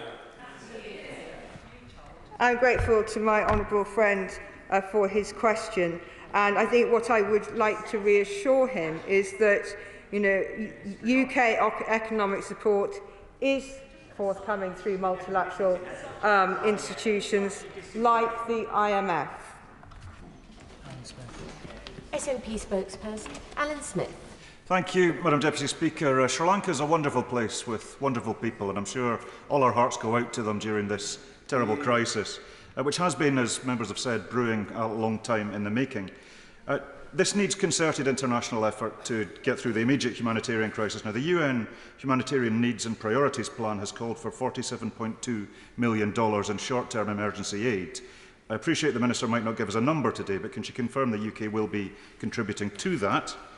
Also, on accountability, the fact that the President's fled, he can't flee accountability. Would the Minister agree with me that him and all his officials complicit in acts of humanitarian abuses will be held accountable and must be held accountable, and the UK will contribute to those efforts? And on the wider point, this was triggered by economics, as we've heard, with inflation at 54% this month, last month likely to be 70% this month, and that's a terrible cost of living crisis for the ordinary Sri Lankans. Now, that was triggered in part by unmanageable debt. Now, the UK is in an important position in the IMF and the World Bank, and this doesn't just apply to Sri Lanka. I fear that there's other countries having trouble with unmanageable debt as well. What talks has the Minister had on that? Thank you. Thank you, Madam Deputy Speaker. If I start with the humanitarian support, I would like to provide kind of reassurance that we remain very, very concerned about the impact of the economic and political situation on the humanitarian crisis. And we're working with the United Nations and its agencies in coordination of their Human Needs and Priorities Plan. With regards to accountability, as Sri Lanka enters a new political settlement, the UK will maintain its advocacy on the importance of justice and accountability for alleged war crimes and human rights violations from the war. And this remains crucial for building on peace-building efforts supported through the UNHCR process and for social cohesion. Sir David. Madam Speaker, can I first of all congratulate the Honourable Lady, the Member for Mitcham Warden, on securing this question?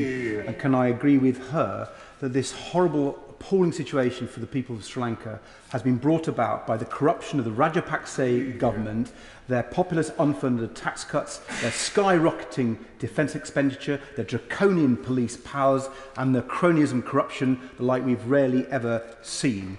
And therefore, can I urge the Minister to work with international partners for a full economic and political solution to support the Democrats in Sri Lanka. Can we start with an economic package with the IMF and others so we can give immediate support? But can that be followed and included with a political package which includes an international arrest warrant for President Rajapaksa and his cronies? Can it also include a demand for political freedom, the respect of rights and human rights of everyone on the island of Sri Lanka, including the Tamil and Muslim minorities? Thank you, Madam Deputy Speaker. I think what I would like to kind of reiterate is that, the political and economic challenges should be resolved through an inclusive and cross-party process. We encourage all sides to find a peaceful, democratic and inclusive approach.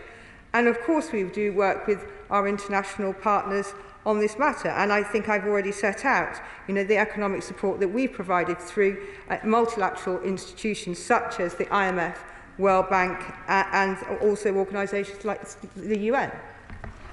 Madam Deputy Speaker, there is a large diaspora of Sri Lankan people who live here who are desperately worried about their family back in Sri Lanka. So, and the Minister has made no mention of the Prime Minister's involvement. So could she, at the end of this urgent question, ask the Prime Minister to pick up the phone to the Prime Minister of Sri Lanka and ask him to stop firing at innocent people? I'm grateful for the Honourable Lady's question. I think one of the things I quite understand, the point that she's making, that there are family here, there's a diaspora here who are concerned about their family, and I can completely understand that.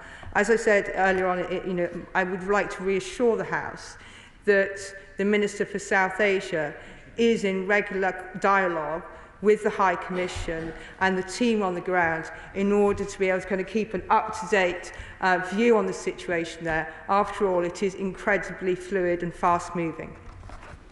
Stephen Timms. Thank you, Madam Deputy Speaker. David Cameron, when he was Prime Minister, visited Sri Lanka in 2013, and after that, the UK with Sri Lanka jointly moved a resolution at the United Nations Human Rights Council setting out a mechanism for resolving the legacy of the issues we've heard about today. That Sri Lanka has largely ignored its obligations under that resolution since then. In the last 3 years, it's not even paid lip service to them. Will it be a requirement of the medium-term support that's going to be needed for Sri Lanka that it does come back into compliance with its obligations under the decisions of the United Nations Human Rights Council? Thank you, Madam Deputy Speaker. I think what I'd like to say on this is through our leadership at the UN Human Rights Council process that we've been encouraging Sri Lanka to respect democratic and international human rights standards as Sri Lanka makes its political transition. And it was in March this year that the UK government and our core group of partners led an ambitious new resolution on Sri Lanka at the UNHCR. Barry Gardner. Thousands of Tamil in my constituency of Brent North are deeply concerned, but they look back to a history in 2013 where the then coalition government supported the move to have Chogam in Sri Lanka. They look back to the measures that the UK government took when part of the European Union to end GSP Plus, to reinstate GSP Plus, to give the trade preferences back to Sri Lanka, all of which this side of the House advised against at that time, saying that this government in Sri Lanka was no more than a kleptocracy. And that is what has now been proven. So the Minister really does need to outline the measures that she's going to take to support a new, strong, inclusive and democratic government in that state. Madam Deputy Speaker, I think I've been clear throughout that we all encourage all sides to find that peaceful, democratic and inclusive approach to resolving the situation. And I can stress to the House that the Minister for South Asia has been doing exactly that in terms of calling for that, but also engaged with the High Commission on the ground and through all of his kind of ministerial contact. Stella Creasy. Thank you, Madam Deputy Speaker. I'm sure you, Madam Deputy Speaker, and indeed the Minister would agree that dismissing any woman's urgent question in this House as silly is disrespectful to the subject matter that we have in hand, because we all recognise how serious the situation is. The member might chunter from a sedentary position, but the women are talking now, and we're talking about human rights, because many of us recognise the United Nations told us over 100,000 Tamils were potentially killed during the 26-year-long genocide. The Minister will know that the UNHCR has been investigating this matter, and further to my colleague from my nearby colleague from East Ham, I do apologise, it's been a long day, it's a hot day. There is due to be a report, there is due to be further criticism of the resolution that's at the United Nations. Can she tell us whether she's had any talks with the United Nations as to whether that timetable will vary, and when might our constituents finally see justice for the Tamil communities arise?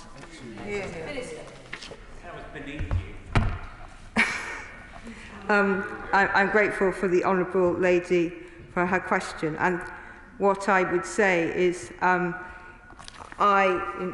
given the situation on the ground, it is a very serious matter. We are seeing deeply concerning scenes, and so I'm more than happy to be at this dispatch box answering the question. As I've said throughout, we are concerned about the human rights environment in Sri Lanka, and those concerns are quite wide-ranging, from the harassment of civil society groups, the range of civilian functions brought under military control, increased anti-Muslim sentiment, and the reversal of progress on post-conflict accountability and reconciliation. But I would like to reassure the House, we do lead the way in the UNHRC in terms of the process, and we will encourage Sri Lanka to respect democratic and international human rights standards. Matt Rodder. Thank you, Madam Deputy Speaker. And as we've heard today, Sri Lanka is a Commonwealth country, and there are very deep community ties across the UK to many towns and cities, and I want to pay tribute to the local Sri Lankan community in Berkshire. Will the Minister set out in some detail in her response, as she's committed to write to my honourable friend, will she set out in some detail what the UK is going to do in terms of supporting the IMF process, bilateral aid of any type that we can offer, and also action on potential human rights matters as well? I am grateful for the honourable gentleman for his question, and I know I will, of course, be writing to the honourable lady following this urgent question. What I would say is that we are well within the timeframes of answering responding to the letter itself. Sarah Olney. Thank you very much, Madam Deputy Speaker.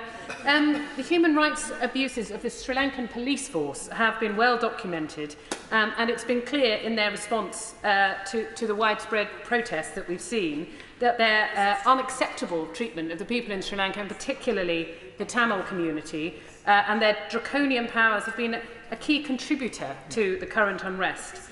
Now, the UK government has been funding police training in Sri Lanka, despite clear evidence of these abuses. Can the Minister confirm whether those police and security forces involved in the response to these protests have received funding from the UK government, and will she commit to ending this funding as soon as possible? I thank the honourable lady for her question.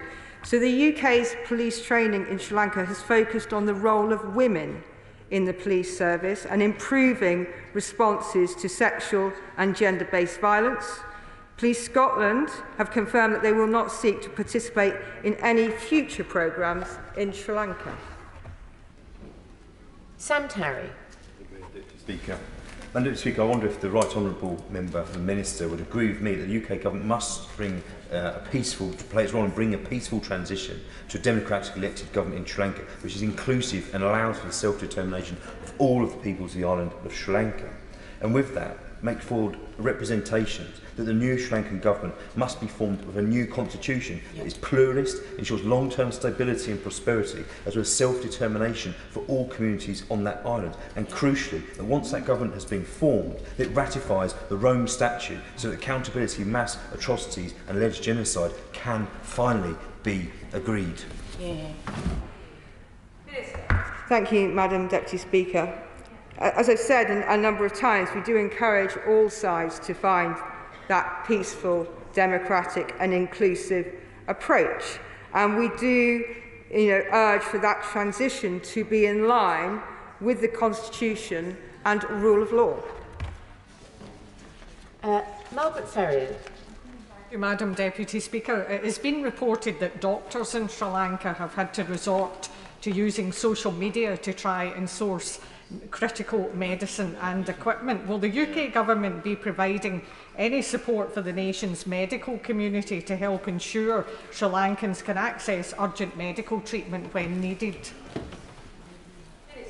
So I am very grateful for the honourable lady for her question, and what I would like to reassure her is that we are providing humanitarian support for those in Sri Lanka.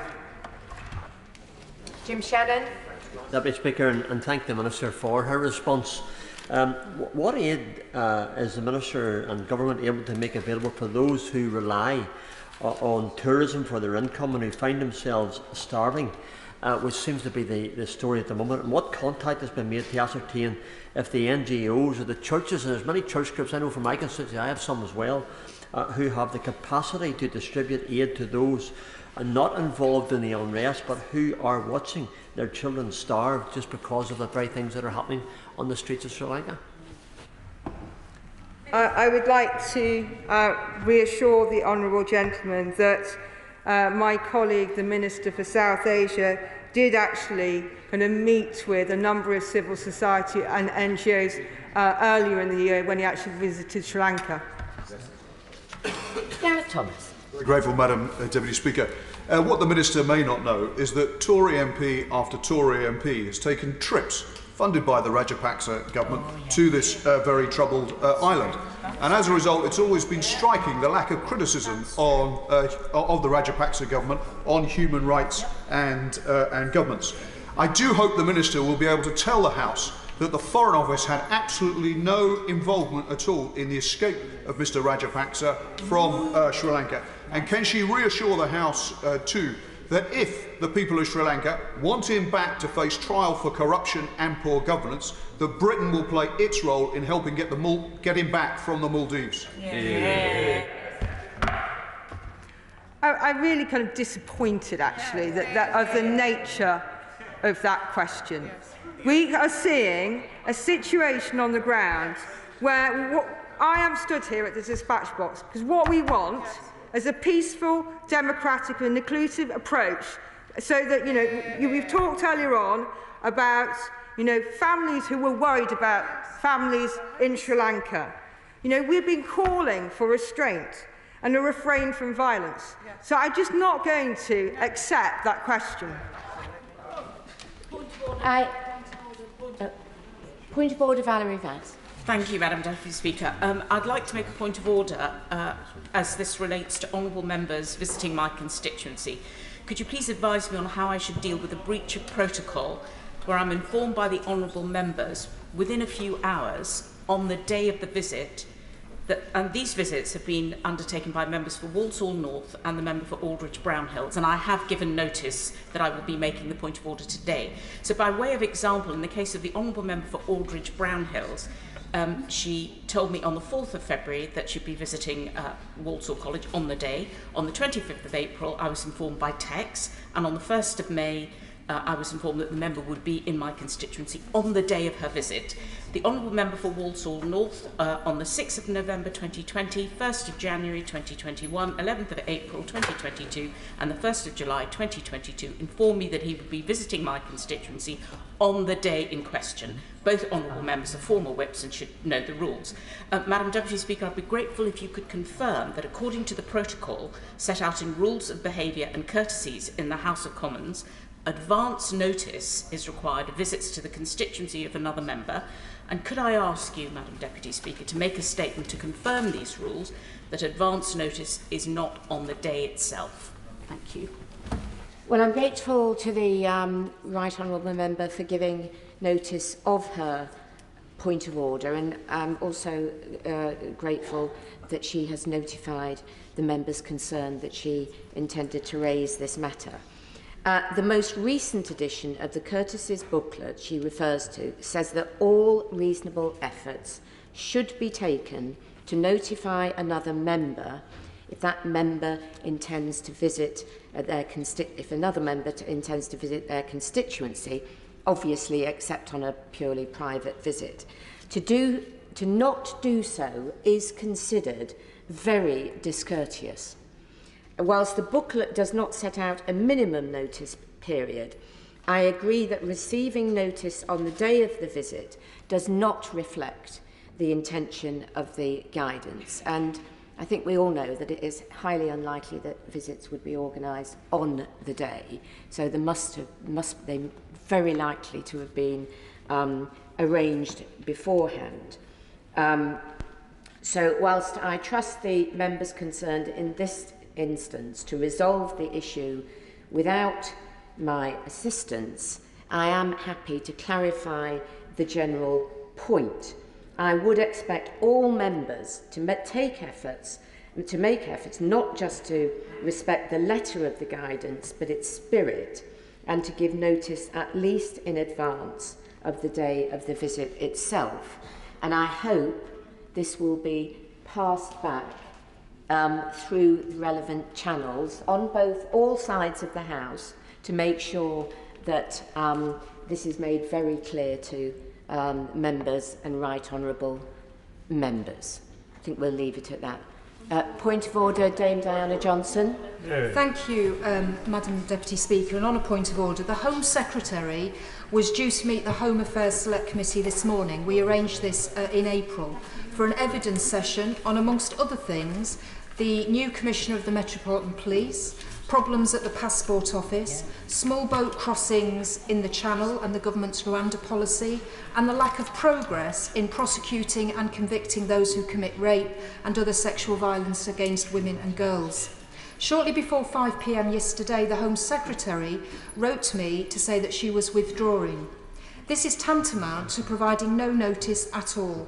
It deprives the committee of the chance to scrutinise her conduct, the conduct of her department, before the summer recess. We have requested her presence next Wednesday, but have yet had no response. She told us that she could not come because of changes in her ministerial team and other wider unprecedented changes since she agreed to give evidence. I think this is a very weak excuse to avoid scrutiny of the Home Office at this time, and it was only ever the Home Secretary and the Permanent Secretary who were appearing before the committee. And in fact, the Home Secretary put out a statement last week saying that she did not resign as Home Secretary because the role of the Home Secretary demands that the holder of the office to be focused on the business of government and national security. So what steps, Madam Deputy Speaker, can a committee of this House take when a minister refuses to be scrutinised and demonstrates such discourtesy to this House? Is this further to that point of order? Stephen Kinnock. Following up on the excellent point of order that my honourable friend, the member for Kingston upon Hull North, just made, you'll agree, I'm sure, Madam Deputy Speaker, that select committees play an absolutely crucial role in this place in holding the government to account, and our ability to do so depends on those select committees. There's chaos in the passport office, a broken asylum system, unworkable Rwanda plan, crime up, prosecutions down, confidence in the police at record low. Following up on what my honourable friend has said, Madam Deputy Speaker, could you please advise on what can be done to ensure that the Home Secretary does indeed attend the Select Committee next Wednesday, as has been pointed out? Thank you. Hear, hear. Well, I'm grateful to the Right Honourable Lady, the Chair of the Select Committee, and to the Shadow Minister for giving notice of her point of order. If you could just refrain. Mr. Speaker has said repeatedly how important Select Committee work is and how ministers should do their best to facilitate it with timely appearances at evidence sessions. And I'm sure the Speaker would share the Right Honourable Lady's frustration that her committee's evidence session has been cancelled at such short notice. I don't know the reasons the Home Secretary has provided for the cancellation, so I will refrain from saying more now, other than I hope, and I'm sure Mr. Speaker would hope, that the Home Secretary will very quickly provide an alternative date which is acceptable to the committee, and I hope again that the Treasury bench will feed this back through the relevant channels. I thank both members for their point of order. Point of order, Jessie Norm. Thank you, Madam Deputy Speaker. As you will be aware, the government is at present in a caretaker mode pending the election of a new Prime Minister. Is it your view that this caretaker mode also extends to its interactions with Parliament? Because there are several pieces of potentially problematic... I'm so sorry, Madam Deputy Speaker. I apologise to my colleagues. With the government in caretaker mode, could I ask your advice as to whether this also extends to its interactions with Parliament? Because there are a series of potentially contentious pieces of legislation that could be laid in the next few days, and I would like to suggest that perhaps this falls outside the remit of strictly attending to business in the government's relationships with this House. And I seek and clarify your guidance. In particular, I have in mind the broadcast or media bill, which covers the potential privatisation of Channel 4, which is a matter of great interest and some political controversy across the House. Well, I thank the Right Honourable Gentleman for his point of order. I gather a similar point of order was made yesterday by the Right Honourable Gentleman for Halton Price, I believe, David Davis. The scheduling of government business is not a matter for the chair, it's a matter for the government.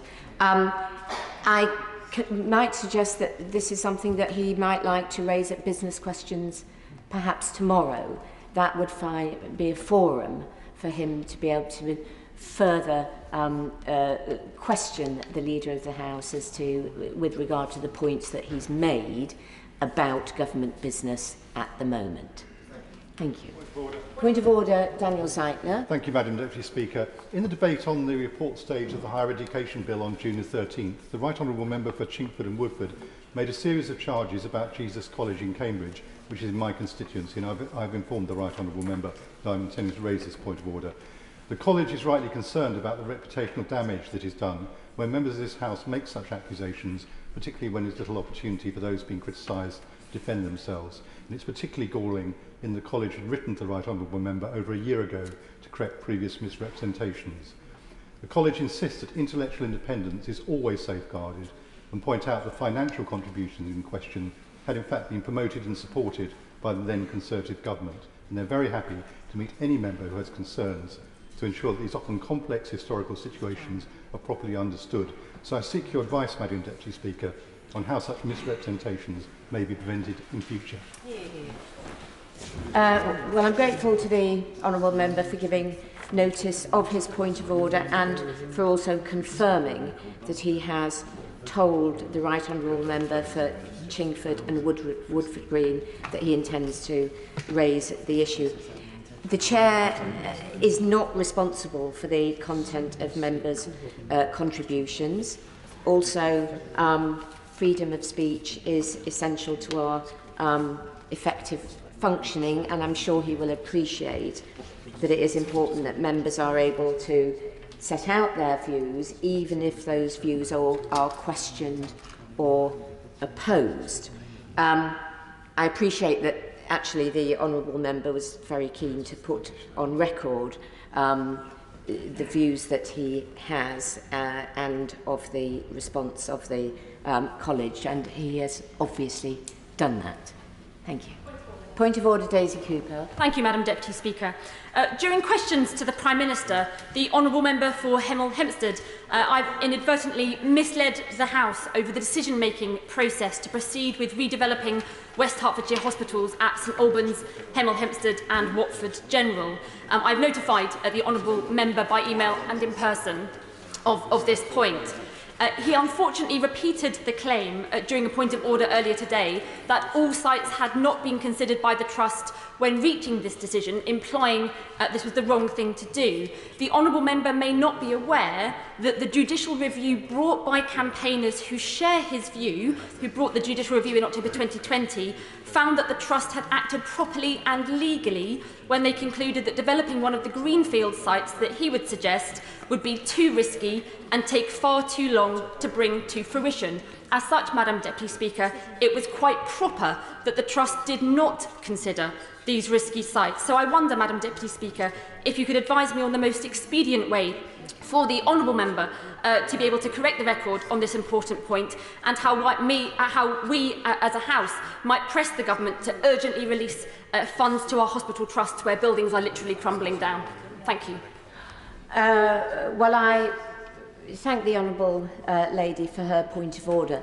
She is in effect continuing a discussion which took place earlier during Prime Minister's questions. And as I've just said in response to another point of order, it really is not for the Chair.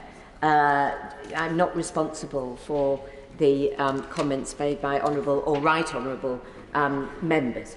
There are plenty of ways which she can, if she would like to consult the table office, that she can that she could use in order to put her point of view on the record. She has just done that, but I really don't want to effectively just continue a debate of where there are different views. It's not really appropriate for a point of order. And I hope this is not... I should, if the Right Honourable Gentleman wishes to make a further point of order, as he has been referred to. I fear I must go to him first, but I am anxious that we just don't spend the whole afternoon debating different views about what was said earlier. Sir Mike Penning. Thank you very much, Madam Deputy Speaker, and I thank the Honourable Lady for informing me that she was going to contradict my comments that I had at Prime Minister's Question Time. I was just exposing the contradictions that are going on in West Hertfordshire, and my constituents, who I'm responsible for looking after, do not want a tower block built in Watford at 1.2 billion. We want a new hospital on a greenfield site, and that's what we'll continue to campaign for. I thank the right honourable gentleman for that point of order. It is as I feared slightly. We are continuing this debate, and I am quite anxious that we move on to the very important business before the House. Sir Bill Wiggin, point of order. Mr. Speaker, would you be kind enough to pass on my thanks to Mr. Speaker, who very wisely and rightly curtailed the debate on special forces during Prime Minister's Question Time. These people are the bravest, most wonderful constituents I could ever hope to represent. And the attack on them and on Sir Mark Carlton-Smith by the BBC was without evidence. And so curtailing that debate is very welcome. And would you mind passing on my thanks? I will pass on the comments of the right honourable gentleman, but I should be very clear that the Speaker made clear that we have to be very careful to references about this at this point. So I'm going to absolutely leave it there and move on to the 10-minute rule bill. Liz Twist. Hear, hear. Thank you, Madam Deputy Speaker. I beg to move that leave be given to bring in a bill to provide for a code of practice to be followed by retailers of fashion clothing, footwear and accessories in their relationships with suppliers, to set up an adjudicator with the role of enforcing that code of practice and encouraging compliance with it, and for connected purposes. Now, the COVID-19 pandemic saw major disruption within the retail sector.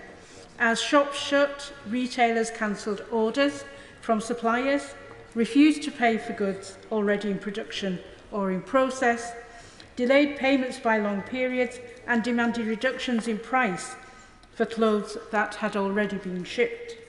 Meanwhile, issues of worker exploitation and COVID unsafe working environments made their way into the headlines.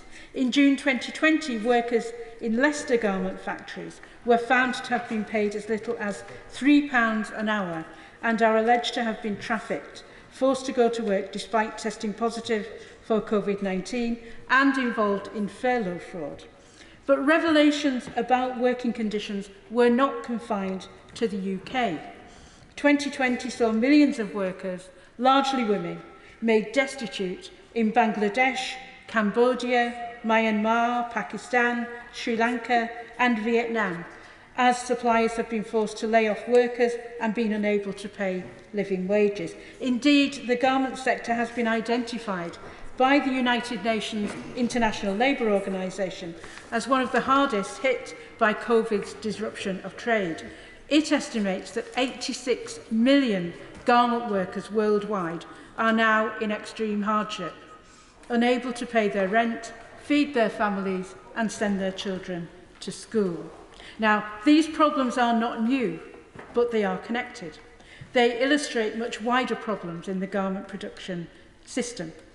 For decades, UK retailers have imposed purchasing practices on their suppliers, which have at times amounted to illegal breaches of contract and can be abusive.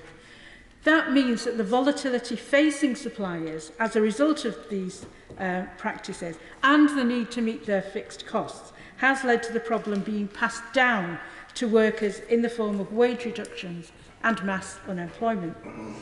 This problem was reported on in 2019 by the Environmental Audit Committee, who reported on a race to the bottom culture in the fashion industry, which, they said, creates an environment for precarious employment. The COVID-19 pandemic shed fresh light on the power imbalance between buyers, suppliers and workers in the ready-made garment chain that drives these unfair practices. For example, in December 2022, retailers were still paying the same price for garments that they've been paying in March 2021, despite costs associated with rising prices of inputs and COVID-19 mitigation. These practices amount to an example of gross market failure and poor contract enforcement, which has become the mechanism by which a desire for cheap and flexible supply translates to poor working conditions and insecure employment.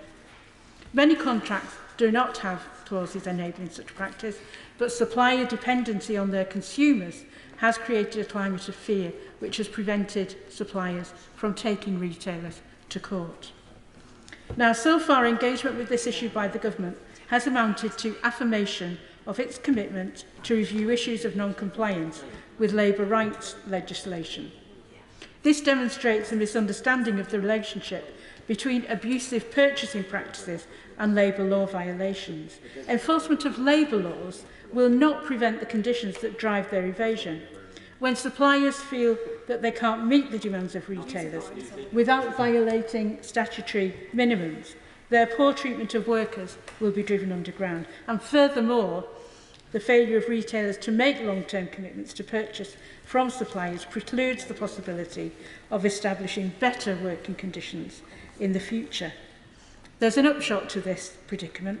Whilst the UK government may be limited in its ability to intervene in enforcement of worker protections overseas, introducing a fashion watchdog to regulate purchasing practices of domestic retailers will reduce supplier incentives to evade labour laws, both here in the UK and in other supplier countries, creating a better foundation for establishing good working conditions across the globe.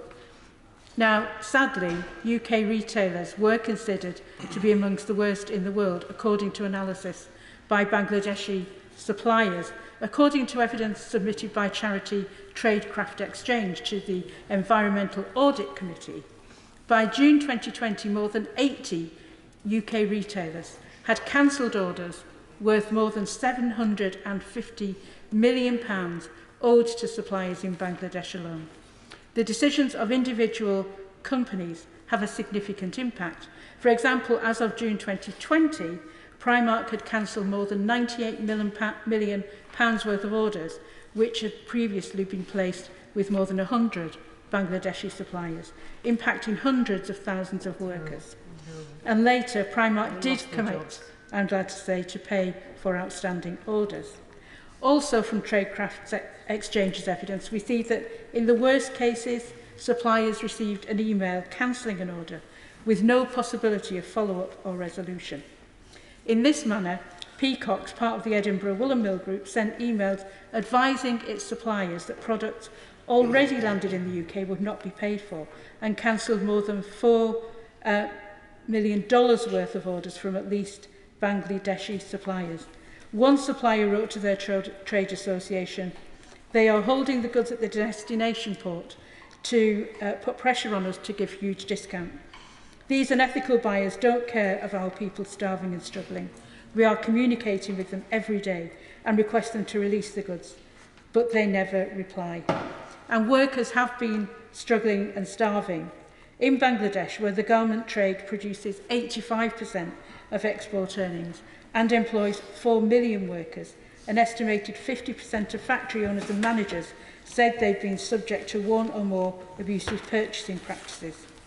During March and April 2020, at least 25% of workers in Bangladesh lost their jobs. Now, a recent survey by the University of Nottingham and Royal Holloway College of female garment workers in Cambodia, where 1 million people are employed in the sector, found that 85% had been suspended from work by October 2020, and the average take-home pay had fallen by 20%.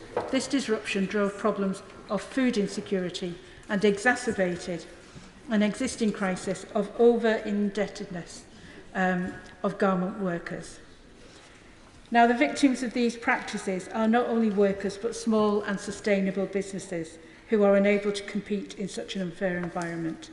The EAC's report at paragraph 135 says, "We heard concerns about the extra costs and barriers that the UK's sustainable fashion industry businesses face. Innovators are faced with competition from businesses who are focused on reducing costs and maximising profits regardless of environmental or social costs.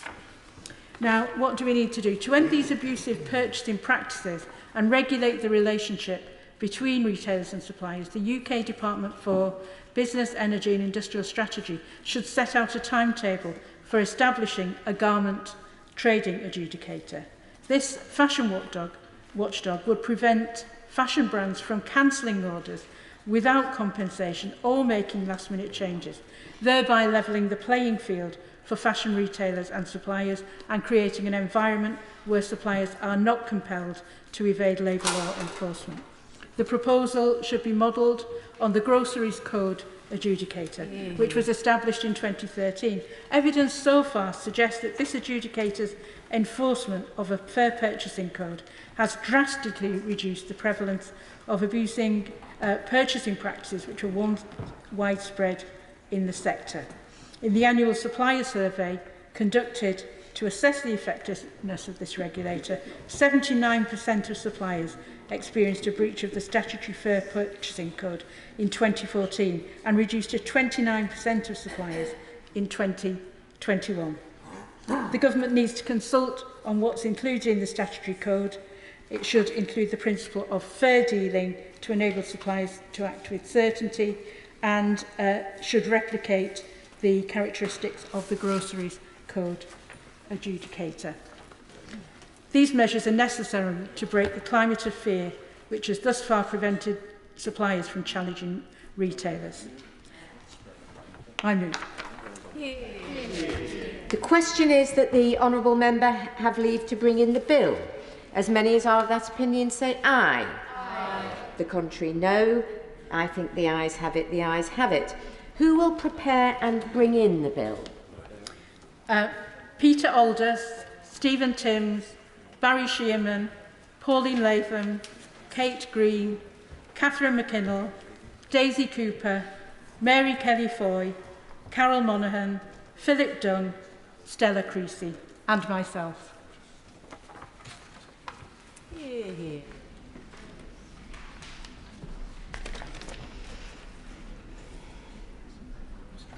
Liz Twist.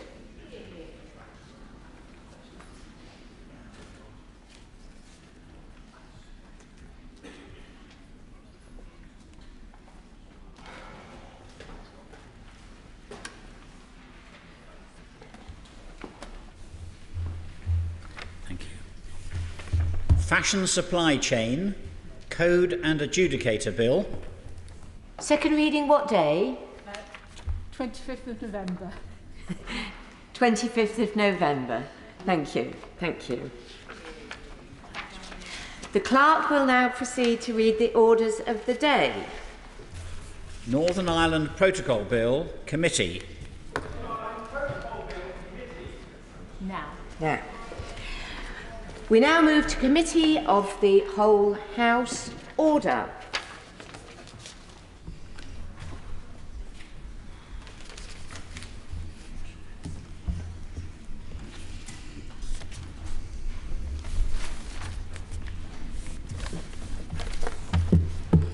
Order.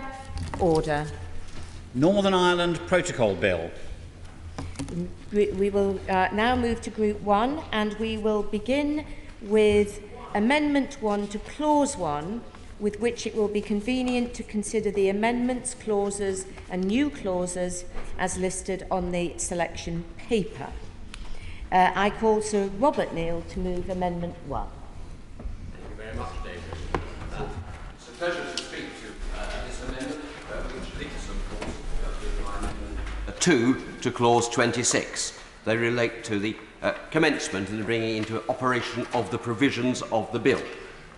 The reason that I've cast them in this way is because of the nature of the bill itself. Of course, we'll come to Amendment 2 on day 3 of the committee, but Amendment 1 paves the way for it, so it may be convenient, Dame Rosie, for me to set out the thinking behind it in relation to both of those matters.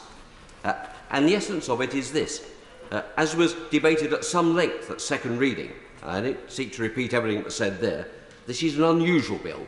the rather exceptional bill, and not necessarily in a good way, because it's one that, if fully brought into effect, would lead to the consequence of the United Kingdom breaking unilaterally, or departing unilaterally, from an international agreement, and therefore breaking its obligations under international law, both in terms of customary international law and the Vienna Convention on the Law of Treaties. That's a very grave and profound step for any government to take. There are circumstances in which it can be taken, and I recognise that. And the government's assertion at second reading was that the situation that has developed with the way in which the Northern Ireland Protocol has operated give rise, or potentially give rise, to those circumstances. The essence of that, though, depends upon a mixture of applying a factual evidence base, to the legal test. And the legal test in this case is essentially the International Customary Law Convention of Necessity, which is in fact now enshrined in Article 26 of the Articles on State Responsibility, adopted by the International Law Commission in 2001 and recognised by the UN General Assembly, by our government and by the international community as an authoritative statement of the law. And Article 25, I should say, of that doctrine sets out that necessity may be invoked if certain tests are met. The point of these amendments is to say that if the government is going to go down, or any government... Would my honourable friend be good enough to give way on that point? Can I just finish the phrase and then I will? By all means. Yeah. That if the government, or any government, were to take that step, it should do so upon the most compelling grounds so that the factual basis for their actions meets the legal test. The reputational consequences, politically, internationally and legally, are very significant, and therefore it should only be done when that is thoroughly tested and set before this House to be tested. I'll give way to my... I'm most grateful to my honourable friend. I'd be grateful in view of the fact that he's referring to certain tests of a reputational character, whether he will tell the House what those tests are right now. I can very happily, as we come to it very shortly, talk about the three, the essential tests of necessity, which are well recognised, as he knows, and well set out.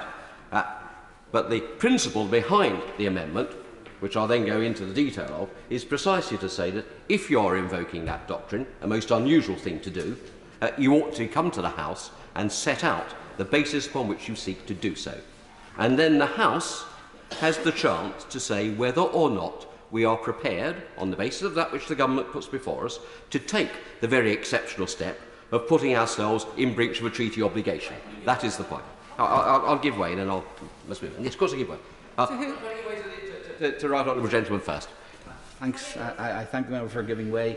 And would you accept that on the question of necessity, first of all, we have dysfunctional government in Northern Ireland, and the terms of the Belfast Agreement have totally broken down, and some have been removed.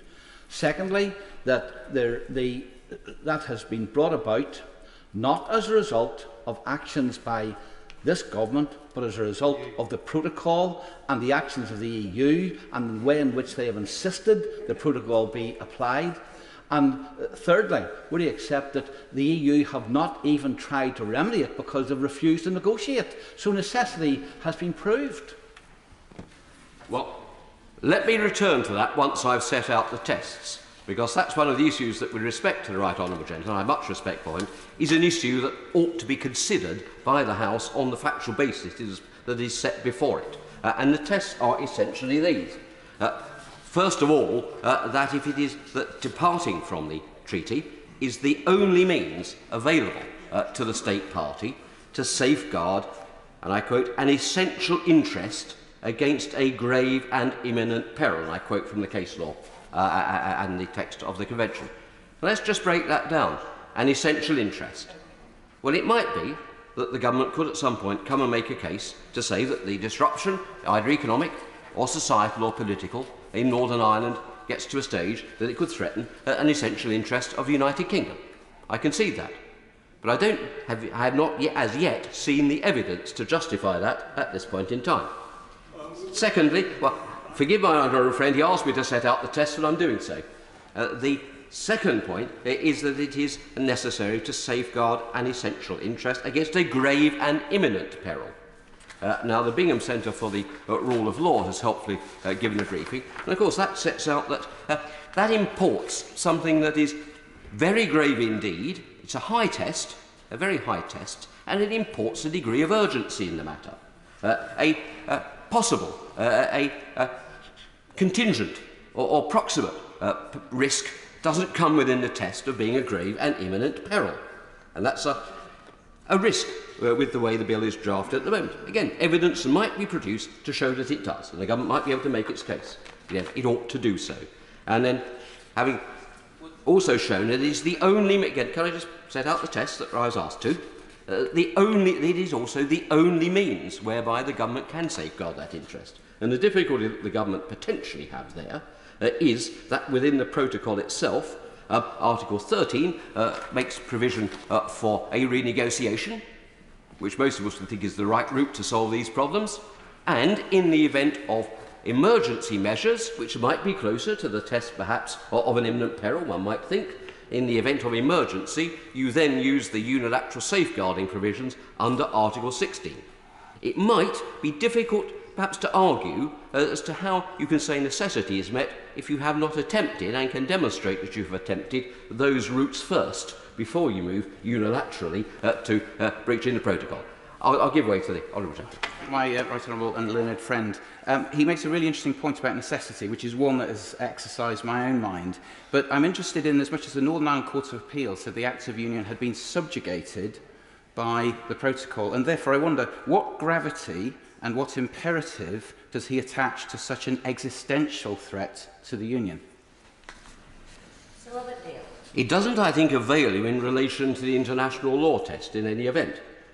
And the difficulty with this bill is that it's seeking to disapply parts of the protocol in domestic law, but it does so in a way which breaches an international obligation. And at all events, could it be said that all available means have been taken to rectify that potential difficulty anyway? That comes back to my point that the government, any government, should have to come to the House and set it out. I'll give way to my right honourable friend. I'm very grateful to my honourable friend. I admire the elegant way in which he set out the three tests. However, the Joint Committee has been working at this for a long time and it has failed to make progress. At what stage, or what circumstances does he envisage that we could proceed on the basis of this clause that we're debating at the moment? It seems to me we've exhausted the possibilities and we are at the position to defend the Good Friday Agreement of having to do this now. So why on earth is it necessary to have an amendment that will put another hurdle in the way of ministers trying to resolve this? Well, with respect, I don't think it does put another hurdle in the way because it doesn't prevent the bill proceeding, and it doesn't prevent what I hope my right honourable friend, I know my right honourable friend wants to see, which is a negotiated settlement. By far the best thing that everyone in this House wants is for the protocol to be renegotiated. I concede at once that the protocol is not working. It's not working properly, it's not working as was intended. And part of that, I'll also readily concede, is due to a rather intransigent stance that has been taken by the European Commission and their refusal, for example, to give greater flexibility to Vice President Šefčovič in his negotiating mandate. This is not an issue where all the fault is on one side at all. The EU have not acted wisely or, I think, helpfully in these matters. But that's not the same as saying that the international law test is therefore automatically made out as of now. I'll give way to my right friend, probably for the last time.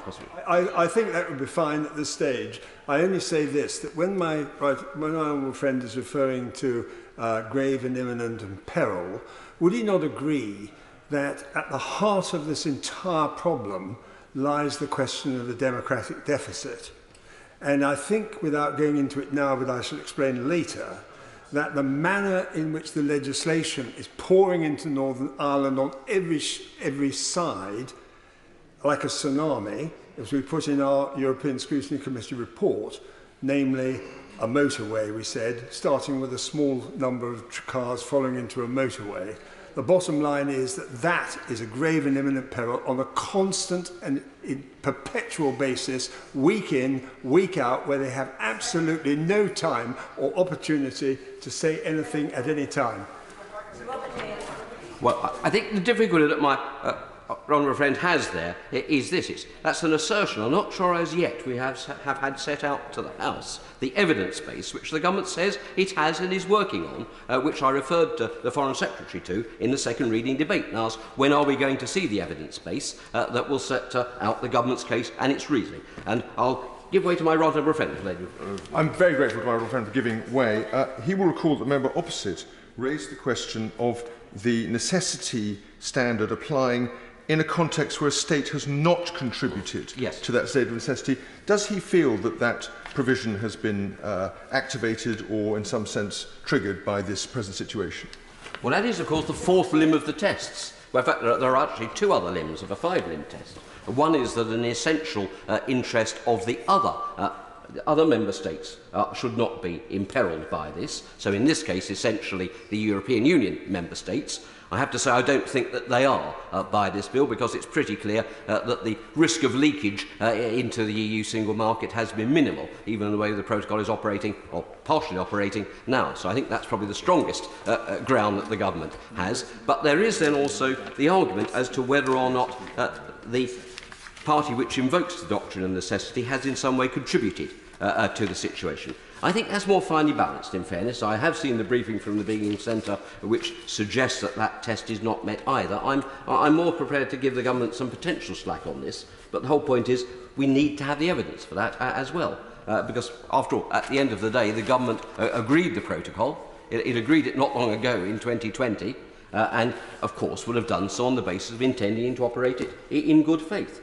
And that, of course, is an rather important reputation that this country has. But even before we get to those stages, and he's right to flag them up, I'm not at all sure that we yet have the evidence before the House to justify it. And can I then come back to my right honourable friend's point about why the amendment is necessary? Because what it then does is this. As it stands, the bill, as well as potentially setting up that risk of a breach of international obligation by directly disapplying certain areas of the protocol immediately, then gives ministers very wide powers to go further than that, and indeed then to effectively create new law and to change legislation by what's been described as one of the, sort of the grandmothers of all Henry VIII clauses. Exceptionally wide delegated powers. And because of the issue that I came back to at the beginning, potential reputational risk of unilaterally departing from an international agreement that we have entered into in good faith without the most compelling grounds, that's not something, in my respectful submission to the House, that should be left to ministers acting under delegated powers. Yeah. The consequence of it is such important that it should come back to the House. And that needn't take long.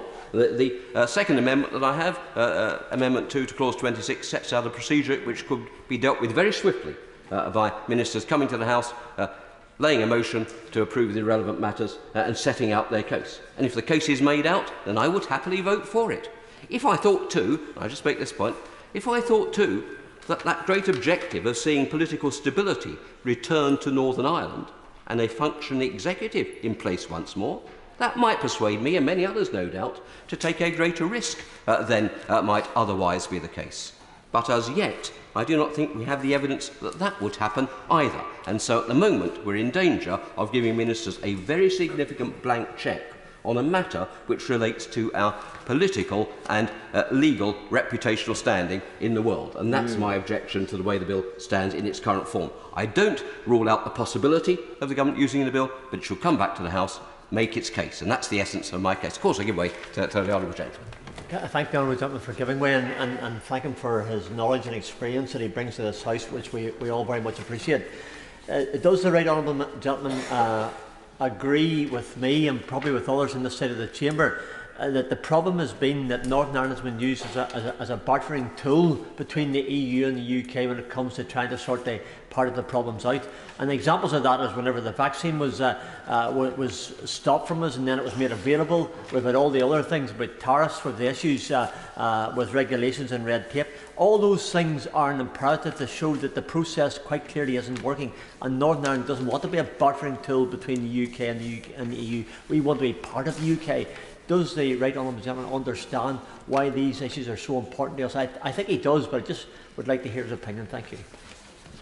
I do understand that, and that's why I make clear from the very beginning, as I'm sure my honourable friend takes on board, that I'm as much in favour of changes to the protocol as anyone else. And of course the protocol had provisions written into it to enable those changes to take place. And that's what we would all want to see, I hope very much. And it may just be, let's be blunt, given that there will be a change of Prime Minister soon, and it may well be that a change of personnel under those circumstances may perhaps, I hope it does, make negotiations easier. Because there has been a degree of strain in relations with both the EU and the heads of some of the major governments in the European Union. And I very much hope that one consequence of what has happened is that it may be easier to rebuild and repair relationships and trust. And that could then lead to a negotiated change, which would mean this legislation was never necessary. Nobody would be more delighted than I suspect anyone else in this House, including the Treasury bench, if that were to be the case. But if the bill is to be taken forward, it seems to me that we have to have proper safeguards to ensure proper parliamentary and democratic oversight of the way it is taken into force. Of course. I thank the honourable gentleman for giving way. He's making a very powerful speech. Of course, Henry VIII only had 6 wives. This bill has 19 delegated powers within 26 clauses. Does the honourable member agree with me that if we set a precedent that such legislation could be written here, it may be tempting for some ministers to expand that precedent to other forms of legislation? So it is very important that we confine whenever delegated powers are used, not just in this legislation, but to make sure we uphold the primacy of this chamber. Well, I think the honourable lady makes a very fair point. And we all know, those of us who served as ministers do know, that all governments frankly do use Henry VIII powers. And we all tend to criticise them when we're in opposition and use them a bit when we're in government, if the truth be known. But the reality is there are Henry VIII powers and Henry VIII powers, and this is Henry VIII, the 6 wives, Cardinal Wolsey and Thomas Cromwell all thrown in together pretty much as far as I can see. It is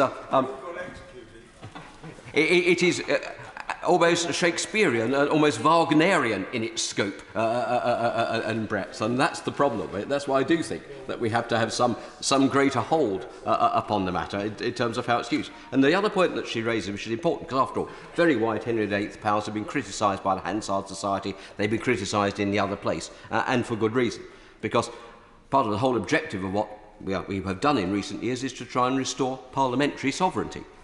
The danger is it becomes actually restoring power to the executive rather than Parliament. And I say to my honourable friends on this side of the House, we all know that governments come and go. And once you set a precedent which gives very sweeping powers to a government which may happen to agree with, they may, and indeed inevitably there will, as Night Follows Day, be a day when the government, which we do not agree with, comes in and uses those powers in a way which we might wish to object to. So better not to set too wide a precedent anyway.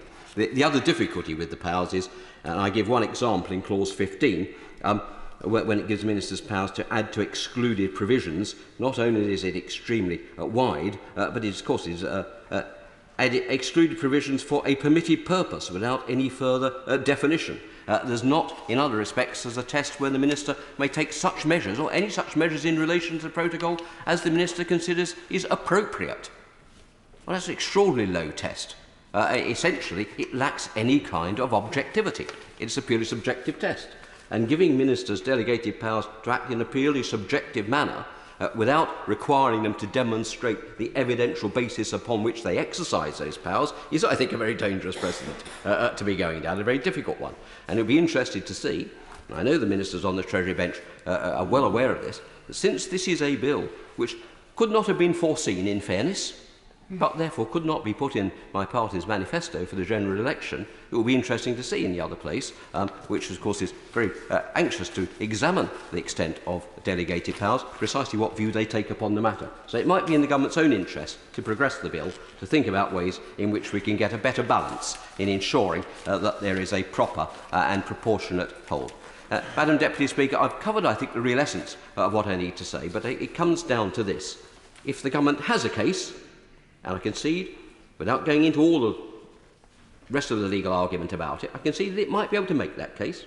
I don't know, but it might be able to. And whether or not, in fact, you might have a ground in law, I simply say to my clients, as in the old days, as just because it's lawful doesn't mean it's a wise thing to do. Just because you've got a case that you might argue might not necessarily be a good idea for you to go and argue it, if need be. Sometimes these things are litigation is best avoided, and sometimes sweeping legislation is best avoided if you can find a better route. So the thing is this, if need be, it's not unreasonable, it seems to me, for the government to come back to the House, make its case in relation to the specific items where it seeks to disapply an international treaty.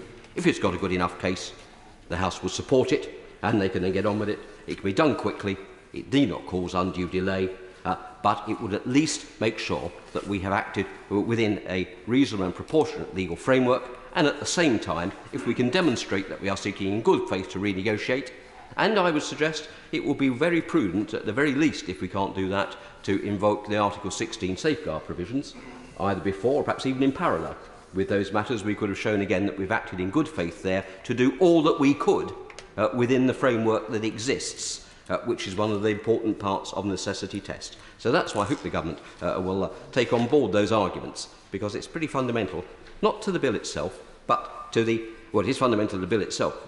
It's not fundamental to obstructing the objectives of the bill, i.e. of getting the protocol changed or of getting devolved government working in Northern Ireland, both of which we wish to see. But it's doing it in a proportionate and, I would submit, constitutionally sound manner. Thank you, Madam. Yeah. The question is that Amendment 1 be made. Just a gentle reminder that there are quite a few members and right honourable members wishing to catch my eye, so I can't impose a time limit because we're in committee stage, but members just might like to bear that in mind. Sir Geoffrey Donaldson. Thank you, Dame Rosie, and it's a pleasure to follow the member for Bromley and Chislehurst. We've become good friends since both serving together on the UK delegation to the Council of Europe Parliamentary Assembly, and he is a member that I hold in the highest of respect. Could I also, on behalf of my colleagues, first of all pay tribute to the former Secretary of State, the Right Honourable Member for Great Yarmouth, who is in his place, for the work that he has done in bringing the bill to this stage, for the work that he did during his tenure as Secretary of State. I think that the Right Honourable Member developed a good understanding of the difficulties there are in Northern Ireland with the protocol and the other issues.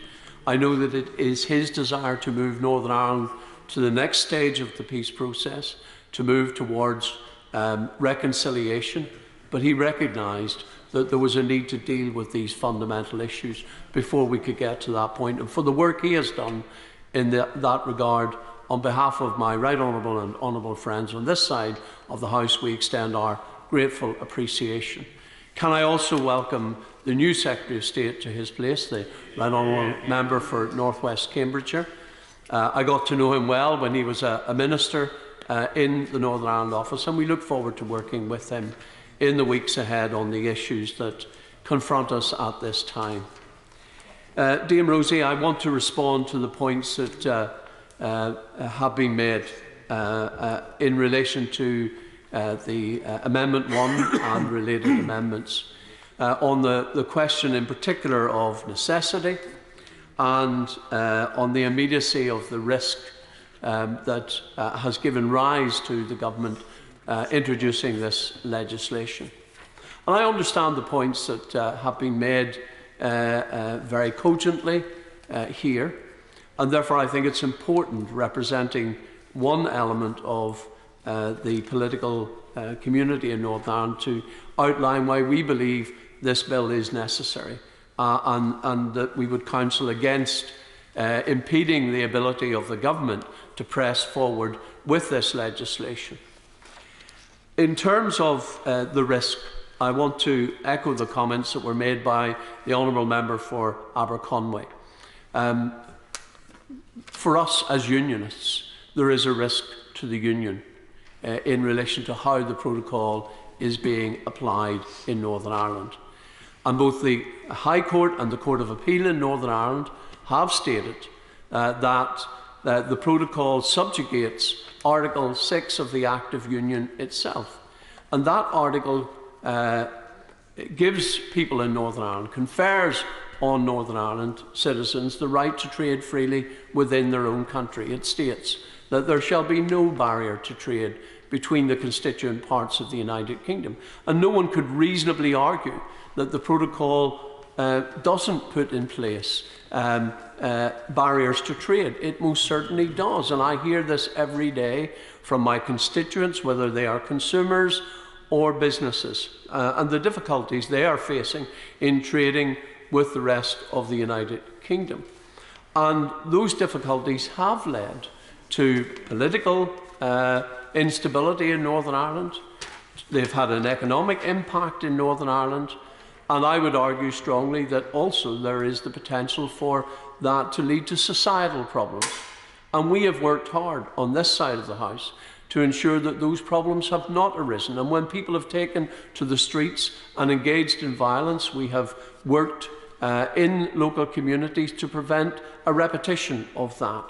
That has been the case across the community. But it does not mean that there are not strong feelings, particularly within the unionist community, about what this protocol means, not only for trade, and that's important, but also for their identity, for their place in the union.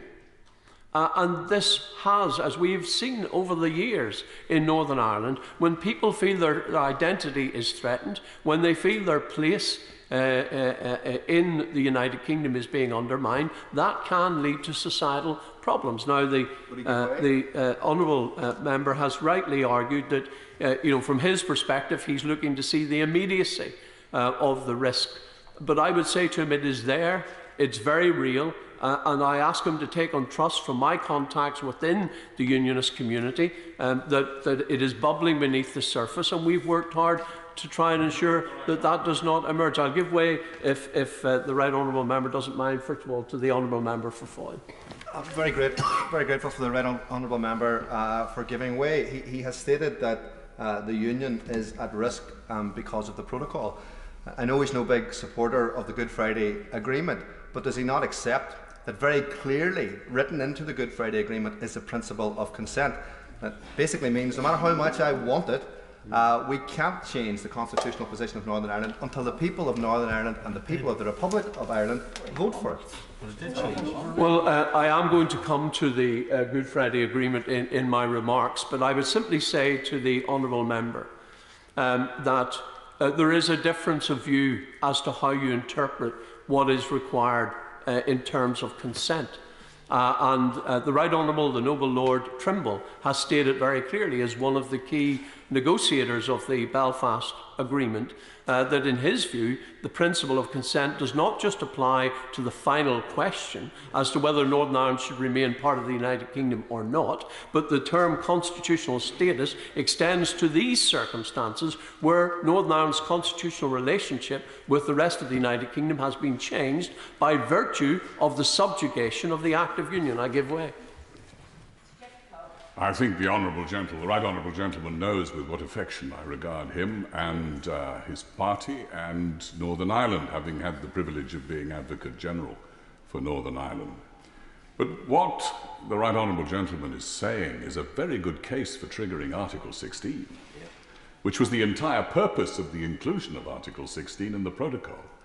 It's not necessarily a good reason, however, for changing the entire basis of the treaty, including writing out the jurisdiction of the Court of Justice of the European Union, and so on.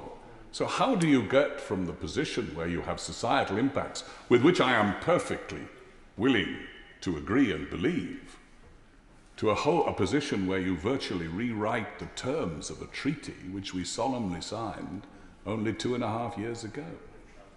Yeah. Well, I have great respect for the Right Honourable Member, and I know of his affection for Northern Ireland. And I think back to the days of all those very difficult and challenging times when this House was dealing with and debating the pre-departure discussions, the laws that would be required to be put in place around the treaty to leave the European Union. And I thank him for the time that he took to get to understand the situation in regard to Northern Ireland. There are two things I would say to him in response to what he has understandably put forward. First of all, we have argued for some time, and indeed the command paper published by the UK government 1 year ago, last July, set out the basis upon which they believed the conditions had been met for Article 16 to be triggered then. And we've been very patient, and we've waited, and we allowed time for the negotiations with the European Union to go forward in the hope that the EU would show more flexibility. And I don't doubt the integrity of Maros Šefčovič as the lead negotiator, but the difficulty is his negotiating remit is so constrained that his ability to deliver the change that is required to meet the need to resolve the difficulties created by the protocol is so limited that I just don't think, in the absence of a change of his remit, those negotiations are going to get anywhere. And Article 16 and the triggering thereof is a temporary measure. It is not a permanent solution. And what I need and what Northern Ireland needs, and especially what business in Northern Ireland needs, is certainty. And that's why we believe the government is right to bring forward proposals for a longer-term solution, and not just to go for the temporary fix, the sticking plaster of Article 16, because that will create more uncertainty rather than give us certainty, and it's certainty that we're looking for. And it's why I think what the government has done is right in the circumstances. Would he give way once more? I will. I'm very grateful to my Right Honourable friend, and I think he did fairly respond to the Right Honourable former Attorney General, who has been a good friend to Northern Ireland over many years. He knows our opposition not only to this protocol from the start, but to preceding arrangements that were proposed. And yet here we stand with exactly the same problems that we foresaw, and the problems that are experienced by businesses and communities and consumers throughout Northern Ireland, and the impact to our political arrangements. And still we hear every objection and reason as to why government should not move. In fact, many people who now question whether Article 16 should be triggered were aghast at the notion that it should have been triggered a year ago. And I know the Right Honourable Gentleman shaking said I do not include him in that number. But at every stage, when government has accepted, heard and acknowledged the crisis and difficulty we've had within political and economic stability within our province, there's a good reason not to act. And yet still we remain without a solution. Does my Right Honourable friend agree that now is the time to get on and provide the solution, not for us, but for everyone in Northern Ireland? Well, I agree entirely with my honourable friend, and this brings me to the heart of the issue for us, and that is the threat to the Belfast Agreement posed by the current situation. I will give way to the member for Foyle and then the member for East. Very grateful again for giving way. Just on the point of consent, because we did get slightly distracted. I totally and absolutely disagree with him and Lord Trimble on their how they are saying that consent works. It is not an elastic principle. It is about one thing. It is about the constitutional position of Northern Ireland. But if it is elastic, does it apply to Brexit? Because Brexit, of course, was a constitutional rupture for the people of Northern Ireland, and of course, people of Northern Ireland voted against Brexit. So if it applies to the protocol, why does it not apply to Brexit? Dame Rosie, of course, Brexit didn't change the constitutional status of Northern Ireland as part of the United Kingdom. The protocol did that. And the referendum on Brexit was a United Kingdom-wide referendum. And you know, the honourable member for Foyle and I lead parties that have the word democratic in the names of our parties, and I accepted the democratic decision of the people of the United Kingdom to leave the European Union, and I have fought ever since for the basis of that departure to ensure that Northern Ireland's place within the United Kingdom is respected, and that is at the heart of Article 1 of the Belfast Agreement. All parties to that agreement, including the Irish government, accepted that Northern Ireland remains part of the United Kingdom. And indeed, the Irish government changed the Irish Constitution, Articles 2 and 3 of their Constitution, to reflect the principle of consent and the reality that Northern Ireland remains part of the United Kingdom. So when I voted for Brexit, I certainly never voted to change the constitutional status of Northern Ireland, and that is not something the people of Northern Ireland have been asked to do. I give way to the member for East Antrim. I thank the member for giving way. And would he accept that, of course, Brexit was all about the United Kingdom's relationship with Europe, not about relationships within the United Kingdom, and therefore did not fall within the scope of the Belfast Agreement? But just in response to the claim that Article 16 is the way forward, would he accept that, given the nature of the damage which the protocol has caused, that even if Article 16 were triggered, it's quite clear that Article 16, any measures will have to be restricted in their scope and duration. This is not a sticking plaster that we need. The problems that have been revealed with the protocol require long-term changes, which can only be changed by legislation, not by some temporary measures which Article 16 would allow. Well, my right honourable friend makes a very strong point. And to be absolutely clear, as unionists, for us the greater issue here is our place within the United Kingdom and our ability to trade freely within that United Kingdom in accordance with our rights under the Acts of Union. And that is fundamental to us as unionists. So fundamental, and I understand why the honourable member for Foyle, and indeed perhaps also the honourable member for North Down, will argue strongly that the protocol should be retained. And I have heard the arguments that they make on this. But let us be clear. The Belfast Agreement respects the right of unionists to adhere to their position and to support and uphold their position as part of the United Kingdom, and it represents for us a fundamental change that is now threatened, and that for us, unless it is corrected, unless it is resolved, means that our confidence in the agreement itself and its ability to protect our place in the United Kingdom is fundamentally undermined. I give way. Yeah, and grateful to the right honourable member giving way. I think we all agree on the principle of consent as set out in that agreement. But does the member recognise that the one-sided approach that's been taken by the government and also his party, it's actually eroding support for the union inside Northern Ireland, and by contrast, finding a workable solution around the protocol actually provides a soft landing, which may actually create a much longer perspective in terms of the maintenance of the union itself?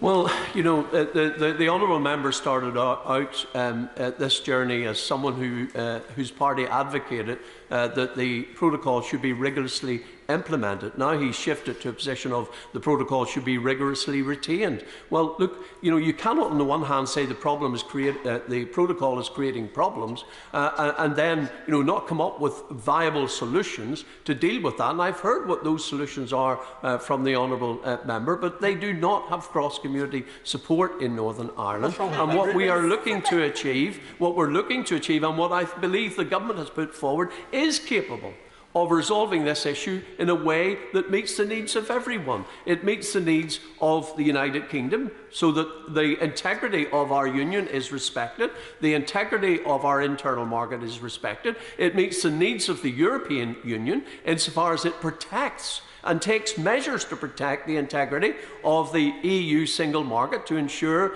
that goods at risk of entering the EU are dealt with properly and dealt with by this country in a way that meets their requirements. And it enables the restoration of the political institutions in Northern Ireland so that the Belfast Agreement can remain and can be continue to be the basis upon which we move forward in Northern Ireland. So I believe that what the government is proposing is not one-sided. I believe that what the government is proposing is reasonable, measured and fair, that it meets the need. And there is so much focus on how the government is doing this that we've lost sight of what the government is actually proposing to do. And I think any objective assessment of the government's proposals can only conclude that they are reasonable and fair in all of the circumstances, and that their overriding objective is to protect the very delicate progress that has been made in Northern Ireland under the Belfast Agreement. In relation to agreements, Dame Rosie, and I think this is important. We have heard much about the need to ensure that the UK maintains its honour and its international reputation. But I remind this House that the Belfast Agreement is itself an international agreement, and that the protocol undermines that agreement. It is an agreement where the co-signatories are the Irish government and the UK government. That is actually part of the agreement. They both signed. There was an international agreement attached to the Belfast Agreement, which was co-signed by the British and Irish governments. That it makes it an international agreement of international standing. And indeed one that has been approved in many international bodies across the globe. And therefore the protocol, in the way in which it undermines that agreement, is actually harming what is an international agreement, and that needs to be addressed. But the basis upon which the political institutions were restored in Northern Ireland, Dame Rosie, at the beginning of 2020, after a 3-year period in which Sinn Féin left Northern Ireland without a functioning government, the basis on which the government was restored was the New Decade, New Approach Agreement. Again, that is an agreement concluded and involving the British and Irish governments, who are, the Right Honourable Member, the former Secretary of State for Northern Ireland, who was instrumental in bringing about that New Decade, New Approach Agreement, is in his place this afternoon. And I would remind the House that in New Decade, New Approach, the basis upon which my party committed to re-enter and did indeed re-enter government in Northern Ireland, included a commitment from the government that it would protect Northern Ireland's place within the UK internal market. And I have to say to the House that that commitment was fundamental to my party deciding to re-enter government on the basis of that agreement. Now, that commitment has not yet been delivered. Northern Ireland's place within the UK internal market has not been properly restored. It is damaged by the protocol. It is impeded by the protocol.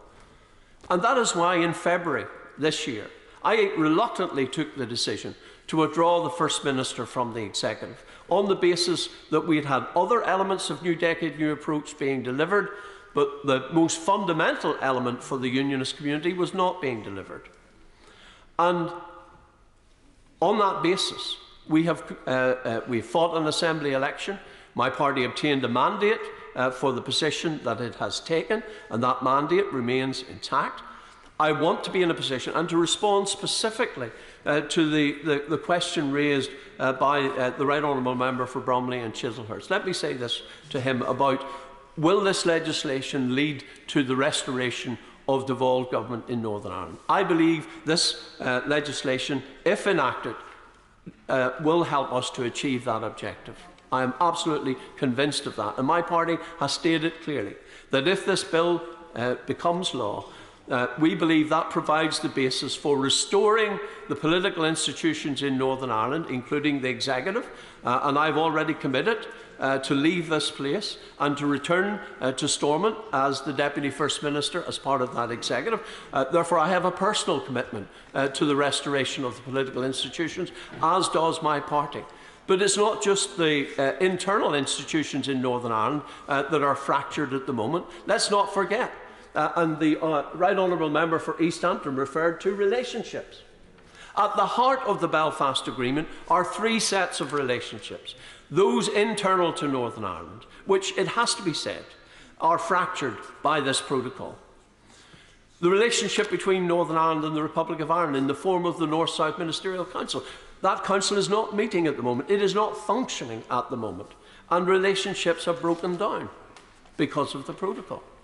And the East-West relationship, well, it has been said in this House on a number of occasions and elsewhere that the East-West relationship, the relationship between the United Kingdom and the Republic of Ireland, are at their lowest ebb for many years. So the protocol has harmed those relationships that are absolutely crucial to the success of the Belfast Agreement.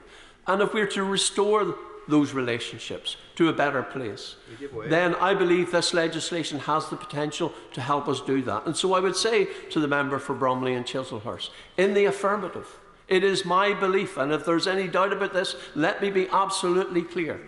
This bill, if enacted, provides the basis for the restoration of the political institutions in Northern Ireland and the other institutions.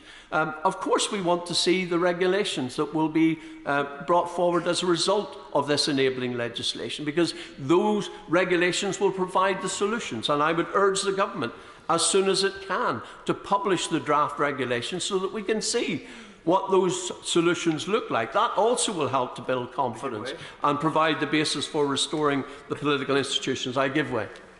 I'm grateful to the right honourable gentleman, and I respect what he is saying. And he also referred himself to the importance of an objective test as to the situation. Would he agree there may not be just enough, perhaps, in terms of proper parliamentary scrutiny, which we do have to have, just to see the regulations, that the government, before the bill completes its passage in this House, ought to produce the evidence base which might support the ground that he asserts that the necessity test is met. If that were the case, then it might make it easier for many people to accept the provisions of the bill, rather than giving the blank cheque. That's the concern. I'm sure he'll understand.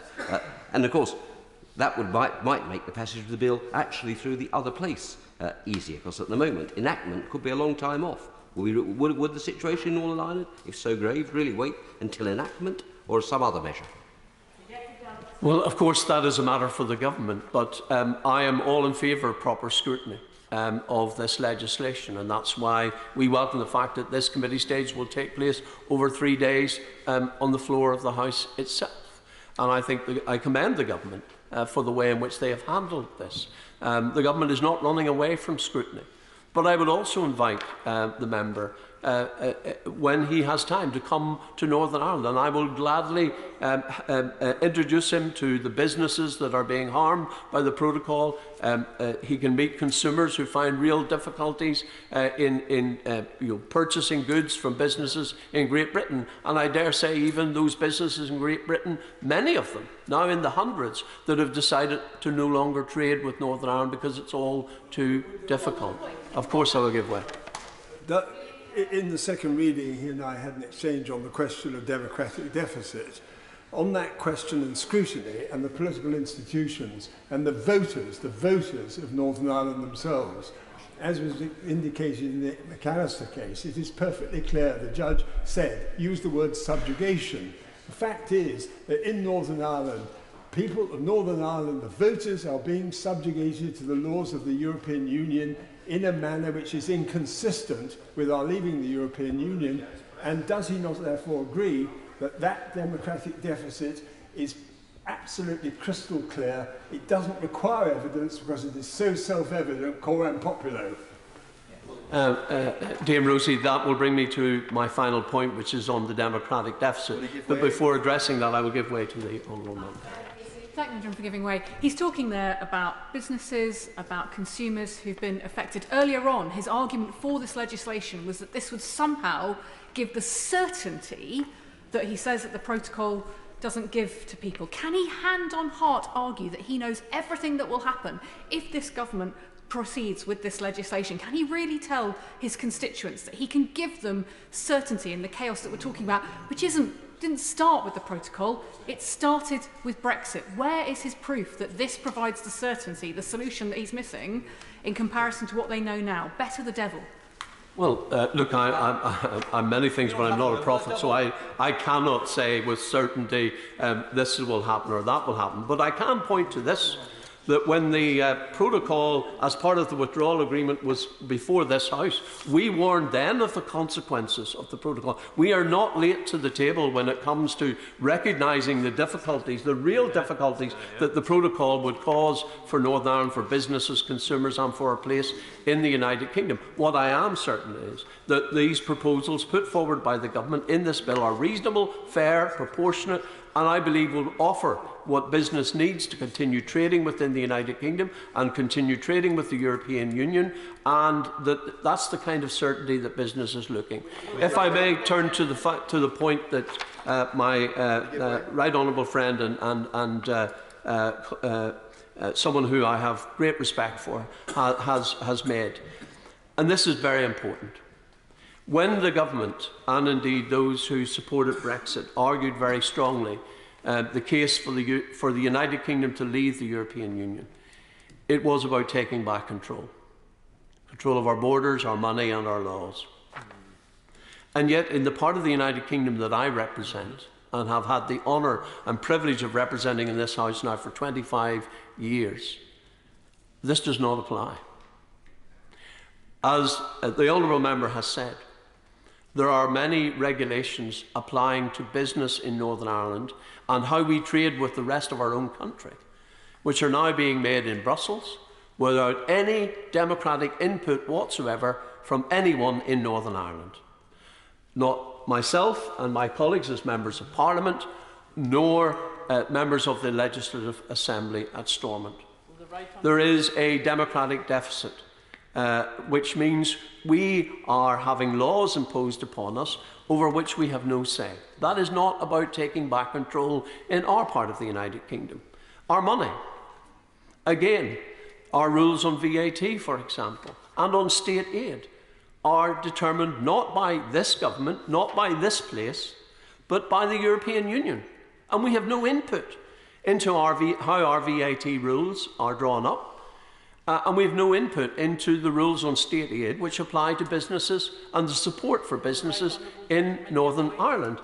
This is very important for us. So we haven't got complete control of our money in Northern Ireland, and we are losing out because of those restrictions. So this is very important for us, that we get this right. And I believe, as I've said, what the government has proposed is fair and reasonable, and it will restore Northern Ireland's place fully within the UK single market. I will give way. I'm very grateful to the right honourable gentleman for giving way.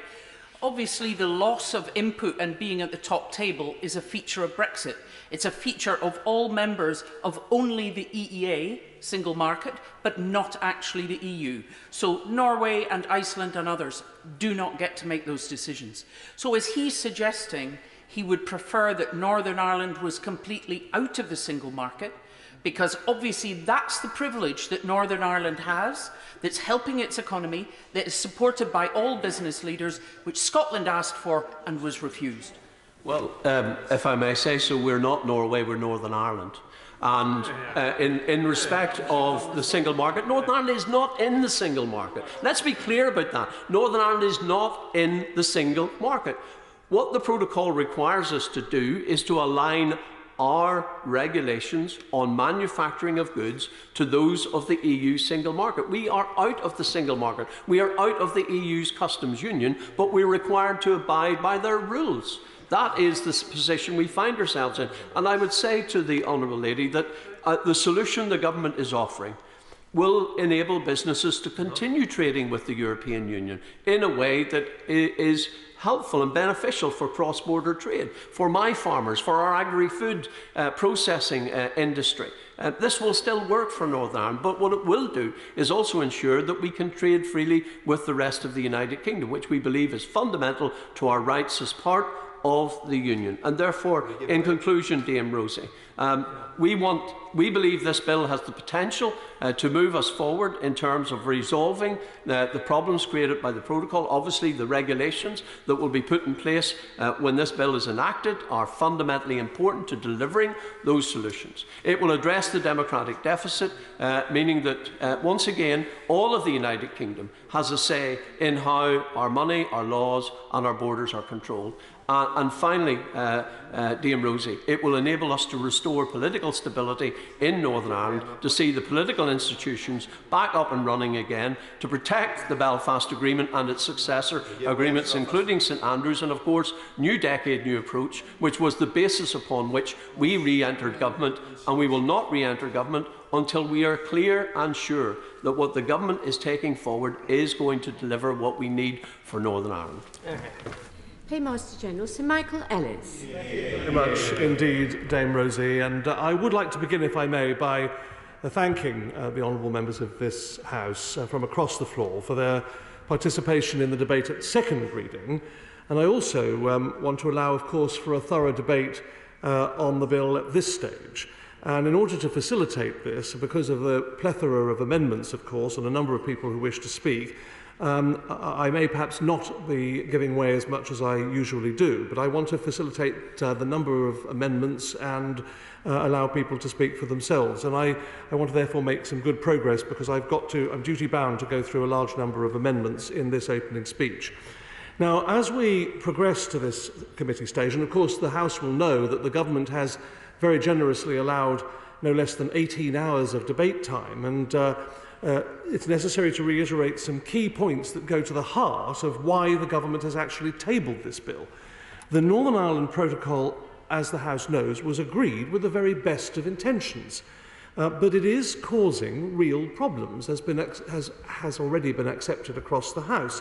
Problems for people, problems for businesses in Northern Ireland, including, of course, trade disruption and diversion, significant costs and bureaucracy for traders. So, Dame Rosie, this legislation will fix the practical problems that the protocol has created in Northern Ireland. It will enable us to avoid a hard border, to protect the integrity of this United Kingdom, and to safeguard the European Union's single market. So, if I may, I'm going to turn now to the clauses that are under scrutiny today. And, Madam Deputy Speaker, Clause 1 summarises the effect of the bill and gives vital clarity on how it will function. The clause sets out three things. First, that the bill provides clarity that the specific areas of the Northern Ireland Protocol that are causing problems would no longer apply in domestic law.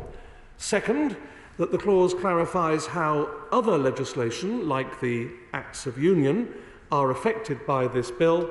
And third, the clause provides vital clarity on the actual operation of the bill and its position in relation to other domestic law. Clause 2 underpins the essential functioning of the bill by confirming that any part of the protocol or withdrawal agreement which has been excluded by the provisions of this bill has no effect in domestic law.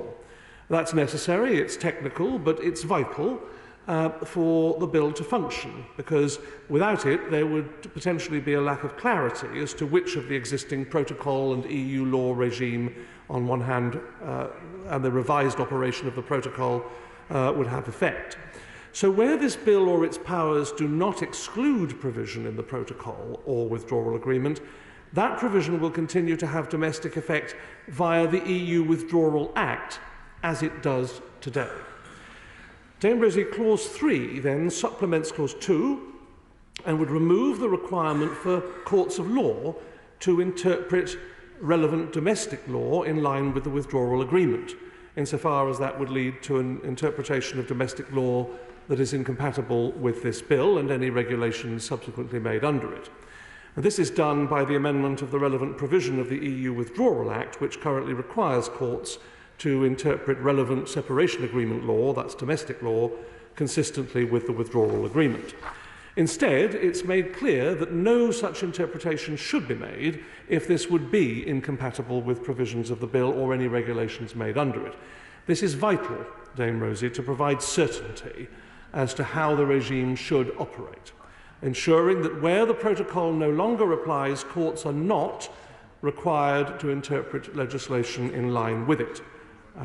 Now, we now turn to the other two clauses we're considering today, Clause 15 and 16. Now, 15 ensures the bill can fully meet its objectives by granting powers to make clear where additional elements of the protocol and withdrawal agreement are excluded, subject, of course, to carefully defined purposes. This means that ministers can make regulations to adjust how the bill interacts with the protocol and to reflect which elements are disapplied. To ensure this is only done if necessary to meet the bill's objectives, this power is limited to a list of specified purposes set out in subsection 1, for example, to ensure the effective flow of trade between Northern Ireland and another part of the United Kingdom. Subsection 3 provides that this power cannot be used to terminate the effect of the provisions of the protocol that relate to the rights of individuals or the common travel area or other areas of North-South cooperation. Now, of course, Madam Deputy Speaker, these are not the only areas of the protocol that are left unchanged by the bill. For example, the articles of the protocol relating to the single electricity market, they're not affected either. They are specifically defined here to provide particular reassurance about these sensitive areas. Now, this clause is important to ensure the bill is flexible enough to tackle any unintended consequences or future issues that may arise that threaten the objectives of the bill, particularly considering the importance of the issues this bill is intended to address. And I'll give way in due course, if I may, because I'm going to come on to the specific amendments, and it might be more prudent to give way at those points to the individual members. And I just want to address Clause 16, which supports the functioning of the bill by granting the power to make new arrangements in any cases where it becomes necessary to use the powers contained in Clause 15. And this means that new law can be made via regulations, if appropriate, to do so in relation to any element of the protocol or withdrawal agreement that has become excluded provision, as provided for in the regulations, of course, made under Clause 15. So it's vital to ensure the functioning of the bill and prevent any gaps in the arrangements established underneath it. Without it, Clause 16, there is a risk that any new issues arising from protocol provisions could not be properly addressed due to an inability to satisfactorily make replacement arrangements. So, if I may then, Madam Deputy Speaker, I'm going to come firstly to the Amendment 1. And my right honourable and learned friend from Bromley and Chislehurst. And I want to thank members for their contributions in this place. The government is committed to ensuring that the provisions in this bill go through the appropriate scrutiny. As I mentioned, there's 18 hours set aside before this House rises for the recess to do that, whilst also balancing the need for urgent action to ensure that the issues with the protocol are rectified as soon as possible. Amendment 1, tabled by my honourable and learned friend, amends Clauses 1, paves the way for honourable members' amendment to Clause 26, which we'll be debating next week. It reflects a desire for the House of Commons to approve the provisions in this bill before they can be commenced. That's what my learned friend is seeking to do. But let me begin by saying that I understand the desire of my honourable and learned friend for Parliament to vote prior to the commencement of these sections. I'm cognizant of the fact that it was not 2 years ago that he famously introduced a similar amendment in another bill for which the government broadly accepted the substance. But I would submit to this House that the situation is not the same as it was 2 years ago. Now, as I'm sure he'll accept, we face an urgent and grave situation in Northern Ireland, not a hypothetical one. We know that as it stands, the EU is not prepared to change the protocol to resolve the problems we face. We have tried that repeatedly, and there is no prospect of seeing a power-sharing government restored in Northern Ireland if we are unable to tackle those problems. It is a simple fact. We need to be able to move swiftly, using the powers in the bill to deliver the changes we propose and enable the protocol to operate sustainably. Now, I will give way. I understand what my friend is saying, and I'm grateful to him. But if there is a need to act urgently, we are likely to be many months before this bill ever completes its parliamentary passage. It's a contradiction with respect. Isn't what he makes, actually, is a compelling case for using the Article 16 safeguarding procedure? Well, I'm grateful to him for his intervention. Urgent does not necessarily mean immediate. What it means is as soon as we can reasonably practically do it. And I think he knows that. As for Article 16, I'll come to that in due course. But we are going as fast as we can with the time that the House is sitting. Additional parliamentary procedures after royal assent would risk delays to the regime coming into force and undermine the certainty and clarity that we're looking to provide through this bill. That would risk undermining the aim that we all share of seeing an executive back up and running and delivering for the people of Northern Ireland, and risk real harm to businesses and citizens. So this, if I may, this proposed amendment is well-intentioned, but I hope the House will understand that our priority as a government is to proceed in a way that best supports the functioning of the Belfast Good Friday Agreement and its institutions, which in this case means giving certainty to the people of Northern Ireland and the regime we propose under the bill to be in place as quickly as possible. And that is why I ask my honourable and learned friend for Bromley and Chislehurst to withdraw the amendment. I'll give way there. I'm enormously grateful to my colleague for giving way. Just further to the point just made by my colleague, the member for Bromley and Chislehurst, is not the concession by the government that urgent does not mean immediate itself a plain acknowledgement of the fact that necessity does not apply because it means there is no grave and immediate peril, which is one of the tests for necessity? He's conflating two issues, and I will come to the issue of necessity in due course. But what has also been mentioned by my honourable friend is the issue of Article 16. The reality of the matter is that that does not solve the problem at hand. It would only treat symptoms without fixing the root cause of the problems. So what we need, as has been referred to before, is a comprehensive and durable solution to this urgent problem and certainty for businesses and the people of Northern Ireland. So, yes, I'll give way. Durable solutions. Would my right honourable friend agree that the only durable solution is for the EU to listen to what my right honourable friend for Lagan Valley has been articulating about the needs of unionism, and for a British Prime Minister here in place from September not to go moaning to his counterparts, that, as has happened in the last 2 years, but to actually grip this issue and politically solve it? Well, of course, it takes two sides to discuss these matters and come to a solution. I think it's been accepted by all who've spoken in this House so far that there has been some intransigence on the side of the European Union, and I think that is the clear reality. I would point out, for example, that there have been more than 300 hours of discussions between the parties. There have been meetings between my right honourable friend, the Foreign Secretary, and her predecessor, Lord Frost, which total over 26 occasions, and there have been 17 non-papers. So I'm not sure how much more could be done in terms of negotiation. It does need two sides. But let me move on, because I did say that I've got a number of amendments to address, and I don't want to interfere with members' rights to speak in due course. So with your leave, Dame Rosie, I'm going to address Amendments 26 and NC 8 together, tabled by the Honourable Member for Oxford West and Abingdon. The member is right to raise the important issue of the relationship of this bill to the UK's international legal obligations. Now, the amendment proposed, however, is not necessary. The government has already published a statement setting out its legal position that the bill is consistent with the United Kingdom's international obligations. In line with the practice of successive governments, of course, over a number of years, that summarises our position but doesn't give or set out the full detail of our legal advice. That is not something that any government of any shade can do, and it's actually quite rare to give the memorandum that we have done.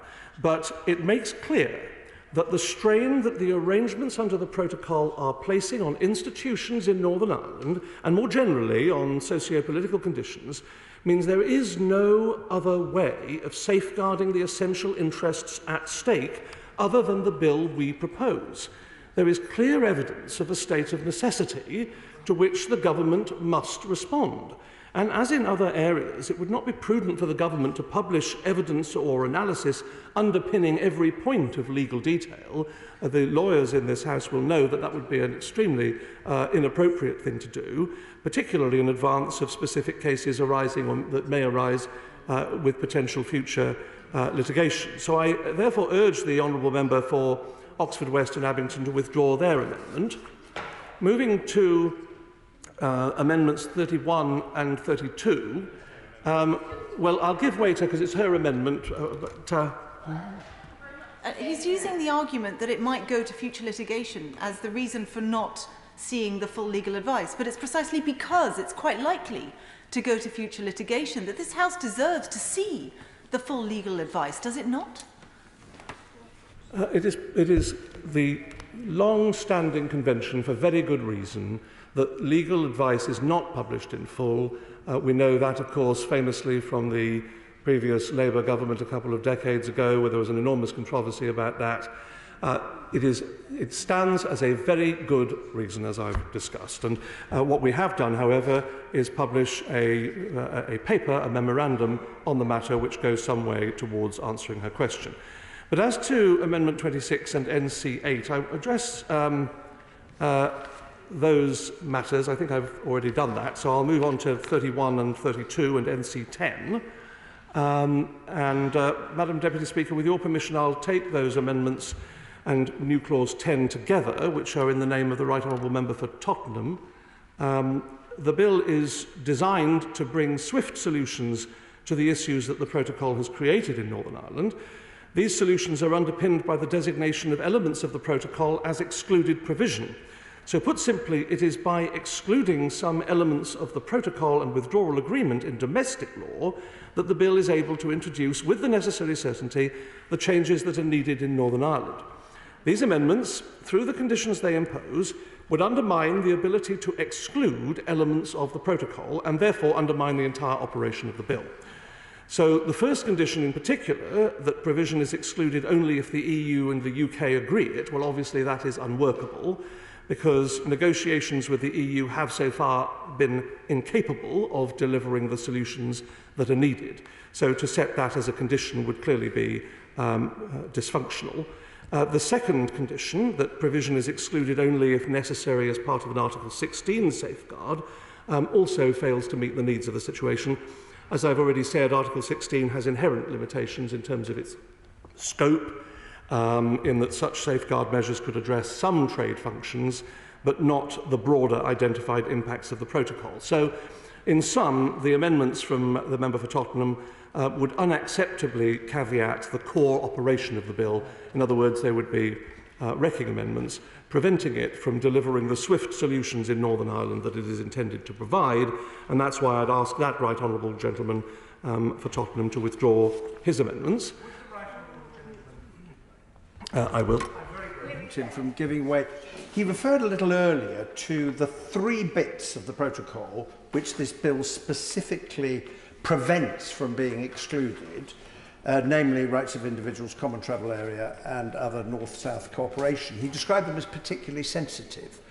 Could he just explain to the House why he doesn't regard Article 18 of the Northern Ireland Protocol, which relates to democratic consent in Northern Ireland, as being equally sensitive? Why is that not covered by the exclusion? Because as I read the bill, the government could, if it wanted to, change Article 18. Is that correct? Well, I hope to come to his point more specifically in due course, if he'll bear with me. But I want to turn firstly, if I may, to Amendment 5. We have always been serious about negotiations, and we remain so. The whole matter is sensitive. The whole issue is one that we remain serious about. Our preference remains to resolve the issues with the protocol through negotiations, and the bill provides for this. So I welcome and endorse the sentiment underlying this amendment. It's clear, however, as I've said, and I have to emphasise this because it's not emphasised often enough in my view, that there have been over 300 hours of talks to date, in which the United Kingdom has, we have shared 17 non-papers with our counterparts in pursuit of a solution. I won't give way. The European Union is not willing to entertain the changes that are necessary to fix the issues with the protocol. So the government's judgment is that, absent a change in stance from the European Union, we have to be realistic. And good faith negotiations to resolve the issues with the protocol have already been exhausted. As I say, 26 separate meetings between the Foreign Secretary and Lord Frost. Now, Amendment 5 requires that this judgment be endorsed by both Houses of Parliament and, where relevant, the Northern Ireland Assembly. But, Madam Deputy Speaker, this would not be appropriate. I'm not giving way to the Honourable Lady, I've indicated that, and I'll give way in due course, but it has long been the position that the Northern Ireland Protocol and negotiations regarding it are, like any other treaty, a matter for the government, operating under the Foreign Affairs prerogative. The Executive must retain that prerogative for very good reasons. And because of the protocol, there is currently no Northern Ireland Assembly sitting anyway to provide the consent that this amendment would actually require. So this bill, as introduced, aims specifically to restore stability in Northern Ireland and a working assembly. That's the very essence of it. So in requiring, as this Amendment 5 does, the Assembly to approve the operation of this bill, there's an essential flaw in the logic of the amendment. And that's why I asked the Honourable Member for Foyle to withdraw that amendment. Of course, the Government will continue to update Parliament and the Executive when they return on the status of talks with the EU regarding the protocol and to consult stakeholders in Northern Ireland on the operation of the bill. Now, well, I'm very conscious of the time and the amount of amendments I've got to get through, but I will give way again. If the Northern Ireland Assembly is not up and running, the provisions within the bill do state that a vote that when the consent vote comes, it is recalled and there's a vote on that consent vote, just so that there's no lack of clarity to the House with the current provisions within the consent mechanism. Well, I thank him for that, making that point. And so, with your permission, Madam Deputy Speaker, I'll now take Amendment 25 and New Clause 7 together, which are in the name of the Honourable Member for North Down. Yes, and this bill is designed, as I've said, to bring swift solutions to the issues that the protocol has created in Northern Ireland. These solutions are underpinned by the designation of elements of the protocol as excluded provision. Now, put simply, it is by excluding some elements of the protocol and withdrawal agreement in domestic law that the bill is able to introduce, with the necessary certainty, the changes that are needed in Northern Ireland. These amendments, by requiring the prior approval of the Northern Ireland Assembly, would undermine the ability to exclude elements of the protocol and therefore undermine the entire operation of the bill. So this is unworkable, and because of the protocol, there is currently no Northern Ireland Assembly sitting to pass the approving resolution that this amendment would require. The bill, as introduced, aims specifically to restore stability in Northern Ireland and a working executive and assembly. So, in requiring the Assembly to approve the operation of the bill, this is an essential flaw in the logic of the amendment. In a moment. Moreover, as the Honourable Gentleman will be aware, the Sewell Convention applies to this bill as it does to all bills of this Parliament, which intersect with devolved competence. I can confirm to the Honourable Gentleman that in the absence of functioning institutions, senior officials within the Foreign Office have already made contact with the head of the Northern Ireland Civil Service regarding legislative consent, and we hope to reach a positive solution as soon as the institutions are restored. So the Honourable Gentleman's amendment, by contrast, would allow the Northern Ireland Assembly to constrain the UK Parliament's power to legislate, even if that legislation relates to a reserved matter. So that, of course, is wholly inappropriate under the devolution arrangements. The Government will consult stakeholders in Northern Ireland, including members of the Assembly, on the operation of the bill during passage and thereafter. And that's why I asked the Honourable Member for North Down to withdraw the amendments. Did he want to? Sir, giving way. He's mentioned the word logic on several occasions, and he's also linked the necessity of this bill to the restoration of power sharing. But does he not recognise that there's a real danger here in setting this precedent of linking the two together? Has the government considered a scenario in which Sinn Féin react to the passage of this bill and very regrettably and irresponsibly they themselves then withdraw from power sharing? Where does that lead us? Are we any better off? Are we not in a different form of crisis?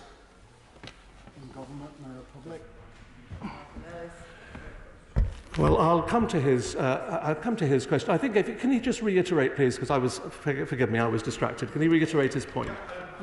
Do so to the Minister. I'm talking about a situation in which the government has linked the passage of this bill to the restoration of power sharing in Northern Ireland. And I'm asking on a point of logic, if a dangerous precedent is set by this, how does the government respond to a situation where, in reaction to the passage of this bill, Sinn Féin, very irresponsibly and regrettably, they themselves walk out from power sharing devolution and leave us no better off overall? My understanding is that Sinn Féin are willing to go back in and have not set preconditions. Right. So I think that that is the actuality of the position rather than the hypothesis that the honourable gentleman raises. Can I just move on to necessity? Forgive me. Can I move on to necessity, because a number of people have mentioned this and it may be relevant. This is Amendment 6. And I understand the honourable member for Foyle's desire for the bill to be clear regarding the powers it confers to the government. However, it is essential the bill confers the necessary powers in order for the government to deliver a durable solution to the very serious difficulties the current implementation of the protocol is causing, including, as we know, undermining the functioning of the institutions established by the Belfast Good Friday Agreement. Amendment 6 confuses an international law concept. The international law concept is one of the doctrine of necessity, which is long established and well understood, and a domestic statutory one, the appropriate tests for ministers exercising powers given to them by this Parliament. It is essential. The bill delivers clarity and certainty for the people of Northern Ireland, and the Amendment 6, undermines that. So I must therefore ask the honourable member to withdraw that amendment. I would just add the caveat that it is the responsibility of the government to deliver a durable solution to the issues the protocol is causing in order to protect the Belfast Agreement. Any unnecessary additional conditions to the exercise of the powers necessary to deliver the solution is only going to reduce the clarity and certainty of the bill and what the bill does to provide for the people of Northern Ireland, and it would undermine our ability, frankly, to get the executive back up and running, which is a desire I know we all share. So I therefore ask the honourable member for Foyle to withdraw his amendment. We're moving to Amendments 7 and 14. I know these were also tabled by the honourable member for Foyle. The legislation will fix the practical problems the protocol has created in Northern Ireland. This avoids a hard border, protects the integrity of the United Kingdom, and safeguards the European Union single market. So I'm entirely sympathetic to the sentiment behind these particular amendments. I would say the government is motivated by the same concerns underlying them. We are moving quickly with this bill. We are moving as quickly as possible. However, because the situation is pressing, that is our focus. The power in Clause 15, which among other things would allow ministers to reduce the amount of the protocol that is excluded, is designed to ensure that we are able to get the final detailed design of the regime right. Its use is subject to a necessity test against a defined set of permitted purposes. So, Madam Deputy Speaker, it's essential that this power can be used quickly if needed. The amendment preemptively, Amendment 714, preemptively prohibits certain uses of the power, but the proper way to scrutinise its use is in this place, in my submission to the House. So all regulations are subject to scrutiny, either under the negative or the affirmative procedure. So it's not as if they would be set aside without that scrutiny. The honourable member's amendment also does nothing to resolve a potential clash between the permitted and the unpermitted. where biosecurity and global market access are in tension, for example. So this amendment risks tying the government's hands behind its back just when it would need to be most agile, and that's why I asked the honourable member for Foyle to withdraw the amendments. And I will give way, yes. I'm listening with great interest to a series of amendments that he's been dealing with and asking members to withdraw their amendment.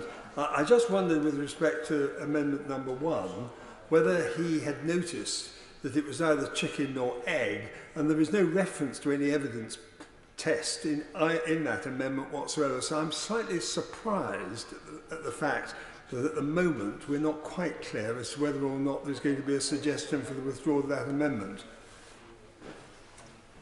Well, I'm sure that our friend will have heard what my honourable friend has said. But let me just turn, if I may, Madam Deputy Speaker, to Amendment 27 and new clause 9, tabled by the honourable member for Walthamstow.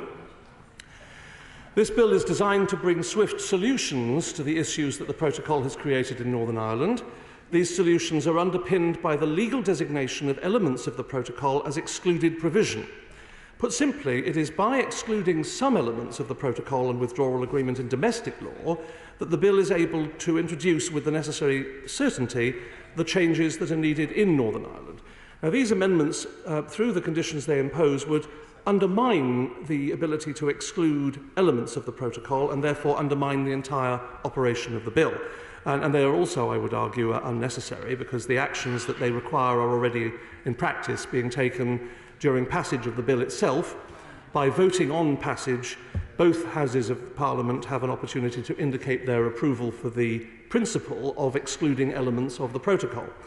The government's already clearly set out in the statement of the 13th of June that the government considers this legislation to be lawful in international law. We've also already been clear why we're not using the Article 16 safeguard mechanism, as it has inherent limitations in terms of its scope, in that such safeguard measures could address some trade frictions, but not the broader identified impacts of the protocol. So it's unnecessary to oblige the government to repeat these statements before exercising the powers conferred by this bill, and that's why I asked the honourable member for Walthamstow to withdraw those amendments. I will give way. I thank the Minister for giving way. He says that my amendment isn't necessary. That's very welcome, because what my amendment requires the government to do is not just tell us that they believe they're acting within international obligations, but set out how, so that the House has a chance to confirm to itself that we are not in breach of international obligations. If that's not necessary, can he now set out for us how he believes we are in line with international obligations in this legislation? Not that we are, but how. That specific point, please. To the honourable lady, the legal memorandum that was published by the government. It's, I think, only the second time that a government of the day has published such a legal document. It's an exceptionally useful document. We cannot publish the full legal advice. No government can do that. Let me move on to Amendment 8. That's tabled by the honourable member for Foyle. And I can certainly sympathise with the intention of that honourable gentleman's amendment in regards to Amendment 8, but let me reassure him that it is also entirely unnecessary. The government has no intention whatsoever to use the power in Clause 15 to alter the operation of the domestic consent mechanism, and I think this answers the point made by the honourable gentleman opposite as well earlier. The honourable gentleman for Foyle will recall that securing the consent mechanism was one of the key concessions which actually paved the way for the government to agree to the revised Northern Ireland Protocol back in 2019. It was a concession that this government secured. So it would therefore make no sense for the government to subsequently remove one of its key negotiating successes through this bill. It is perhaps because this point is so self-evident that we did not see the need to protect this element of the protocol under Clause 15, subsection 3. And I hope that answers the point made by both right honourable gentlemen. For the avoidance of doubt, I can confirm, however, to the honourable gentleman that the democratic consent process remains an integral part of the protocol. The protocol should not, and indeed cannot, continue unless it maintains the support of a majority of members of the Northern Ireland Assembly. And I hope that I've provided the assurance that honourable gentleman requires, and would urge him to withdraw his Amendment 8. Amendment 9, if I may, is tabled again by the member for Foyle. The Government has already been very clear why it is necessary to seek to exercise such powers. They are needed to fix the practical problems the protocol has created in Northern Ireland, as it is currently undermining the Belfast Good Friday Agreement and power sharing, and with it peace and stability in Northern Ireland. We've already published a policy paper and legal statement on the 13th of June setting out the Government's position in detail. And I appreciate, however, the honourable member's desire to ensure the regulations which implement the full details of the model are properly scrutinised. The full details of the new regime will be set out in regulations alongside and under the bill, including economic impacts where appropriate. The regulations will be the product of engagement with business to ensure the detail of the new regime is as smooth and operable as possible, and that is what we are getting on with now. The House will have the opportunity to scrutinise these regulations in the usual fashion, under the normal parliamentary procedures, as it regularly does. And an additional requirement, which this amendment would seek, for the Government to publish a report each time it makes regulations using this power, is therefore not necessary, and I must ask the honourable member then to withdraw this amendment. As the Government set out in the legal statement on the 13th of June, which I have referred to, the strain that the arrangements under the protocol are placing on institutions in Northern Ireland, and more generally on socio-political conditions, has reached the point where the Government has no other way of safeguarding the essential interests at stake than through the adoption of the legislative solution that is being proposed as quickly as possible. There is therefore clear evidence of a state of necessity to which the Government must respond to. And so I would ask the member for Foyle to withdraw that amendment. I'll give way. Very grateful to the Minister. Has he ever heard the opposition point out that the EU is breaking the protocol by diverting our trade and undermining the Good Friday Agreement? Or has he ever heard them ask to see the legal advice that the EU purports to use when they are so clearly violating the protocol?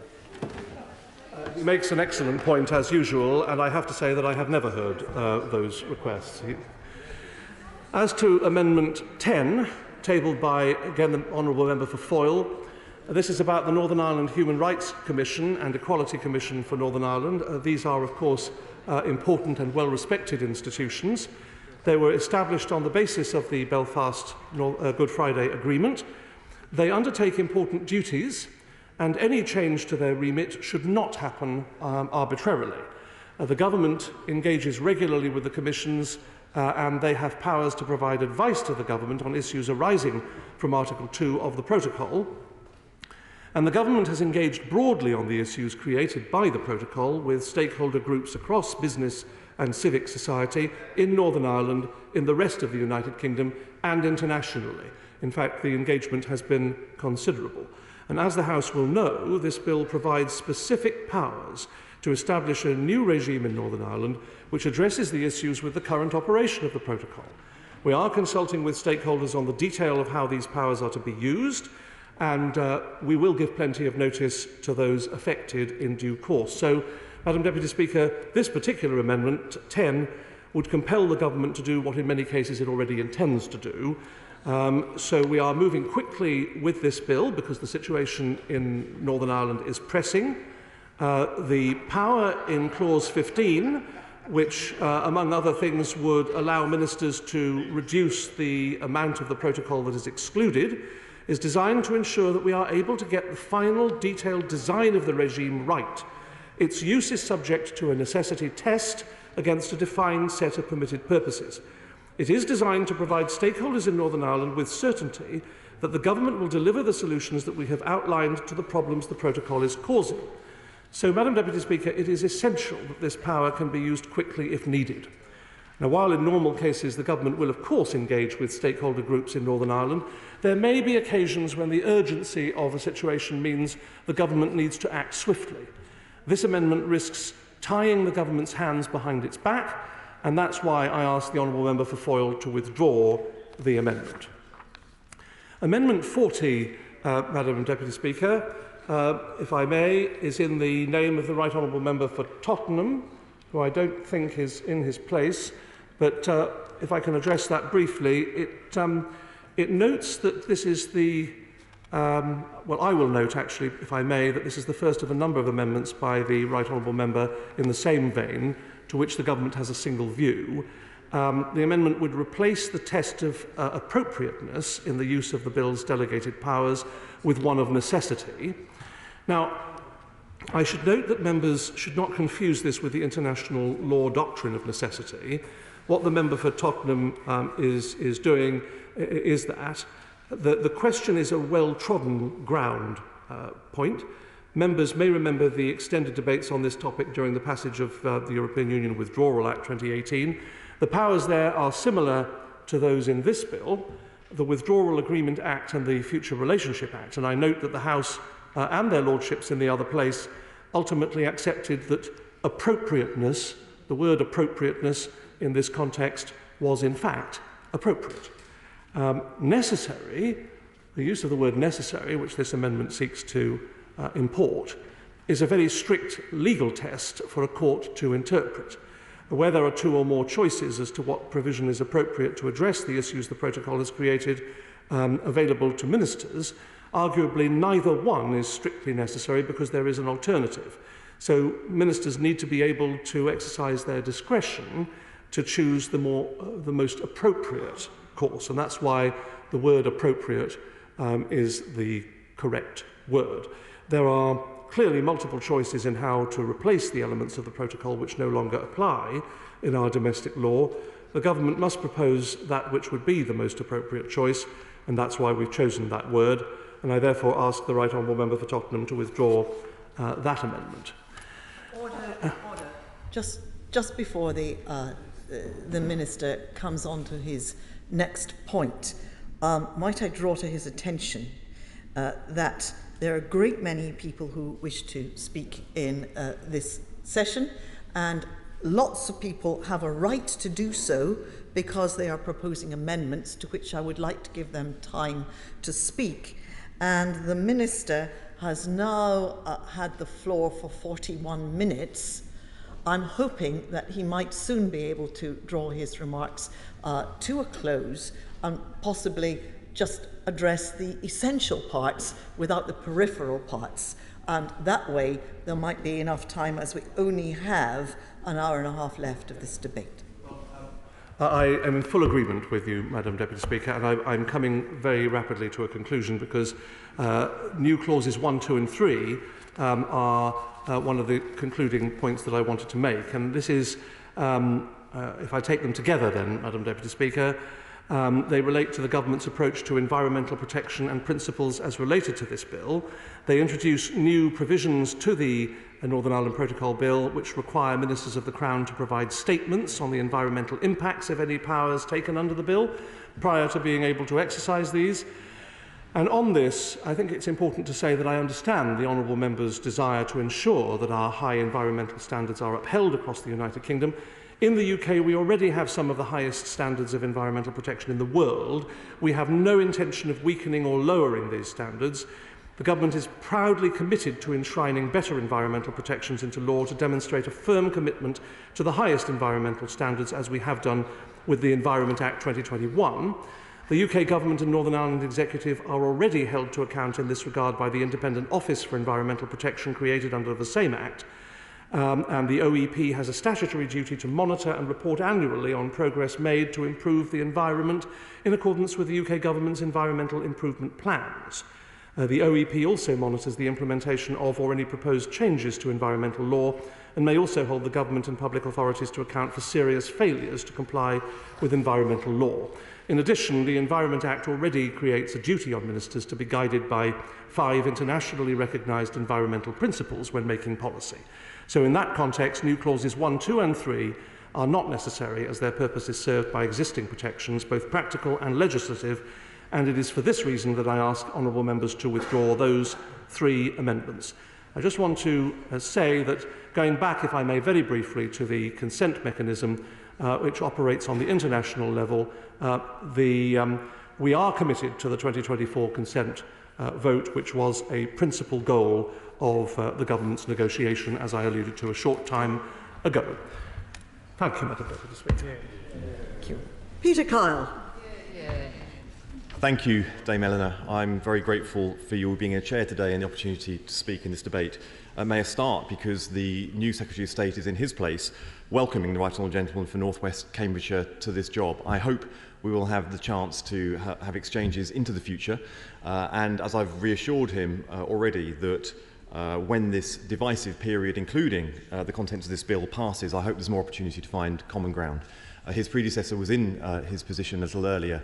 It would also have been a good opportunity to pass on my sincere gratitude to the way that he dealt with me when he was in his position. Today we are taking clauses 1 to 3 of this bill, which deal with the intention and the main powers. I will be pushing new clause 10 to a vote, which attempts to inject at least some respect for the rule of law into this bill. We are also supporting the SDLP's Amendment 8. This bill tells us everything we need to know about the Tory party of today, because it represents an abdication of all responsibility, the responsibility to play by the rules, the responsibility to be honest about our actions and their consequences, the responsibility to honour our commitments made on behalf of our country. At second reading, the Foreign Secretary declared herself a patriot. Patriotism includes our flag, of course, but it's also about our values. To me, those values are something that should unite all democratic politicians, irrespective of political party, and include respect for the rule of law and equality before it, respect for human rights and the institutions that defend them, and respect for commitments, foreign and domestic, voluntarily entered into and collectively applied. It says a lot that simply describing these values sounds like a criticism of the Conservative Party, their current Prime Minister, and almost certainly the next. It is most certainly a criticism of this bill, which not only breaks convention, the law, but betrays our values as a parliament and as a country.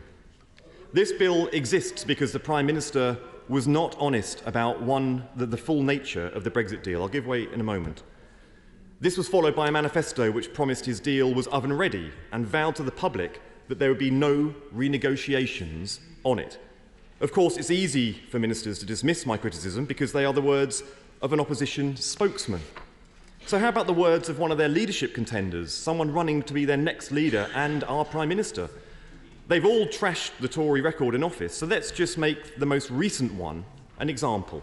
Because this morning the Right Honourable Member for Portsmouth North said, "The British people are fed up with us not delivering and unfilled promises." She's right, and their manifesto promise not to renegotiate is presumably part of the problem she describes. I give way.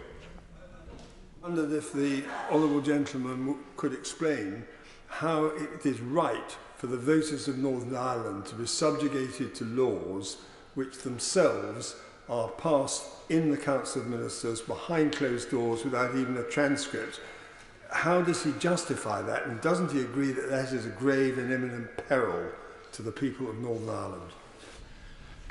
The question he's asking is 3 years too late. The question that he is asking should have been asked as the government was negotiating, proposing and delivering the protocol in the first place. The debate here today is not about the nature of the protocol as signed into international law.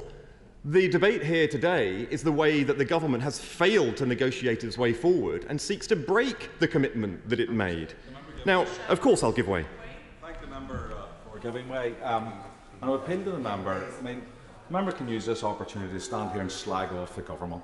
Slagging off they probably deserve, but it's not going to solve the problem. Can the leader of the opposition today in this debate confirm that he will support those clauses that will fix the problem? I certainly am supporting the clauses that I'm putting forward, which I believe will go some way to fixing the problem. And of course, I will, in his words, slag off the government and the Prime Minister, because it's the Prime Minister that went to the people of Northern Ireland and promised over his dead body would there be a border in Northern Ireland, in the Irish Sea, went home and then delivered it. So I will be critical of the government that treated Northern Ireland in the manner in which it did. Now, I do accept I do accept that the DUP and others in the unionist community opposed the protocol from the beginning, and they oppose it now. They have been consistent, while the Conservative Party has not. I certainly won't be giving way to somebody who didn't show the courtesy to be here for the whole debate. No, I will not give way, because if the honourable gentleman really was committed to this issue, he wouldn't have walked in halfway through and started intervening on people. Actually, the time to be here was at the beginning, and then to be here in time to make a speech. I will give way, and then I will make some progress, because I really am very keen to hear other people too.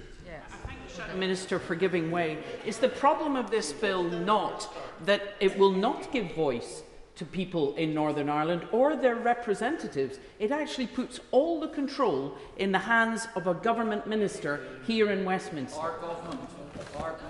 As we've seen all the way through with the government's response to the challenges of Brexit, they have repatriated powers from the EU, but they have hoarded them, often not just for Whitehall, but for themselves. Yeah. They often end up being the powers of patronage, which ministers have wielded for their own benefit and the political party's benefit that we see opposite, rather than for the benefit of our entire country.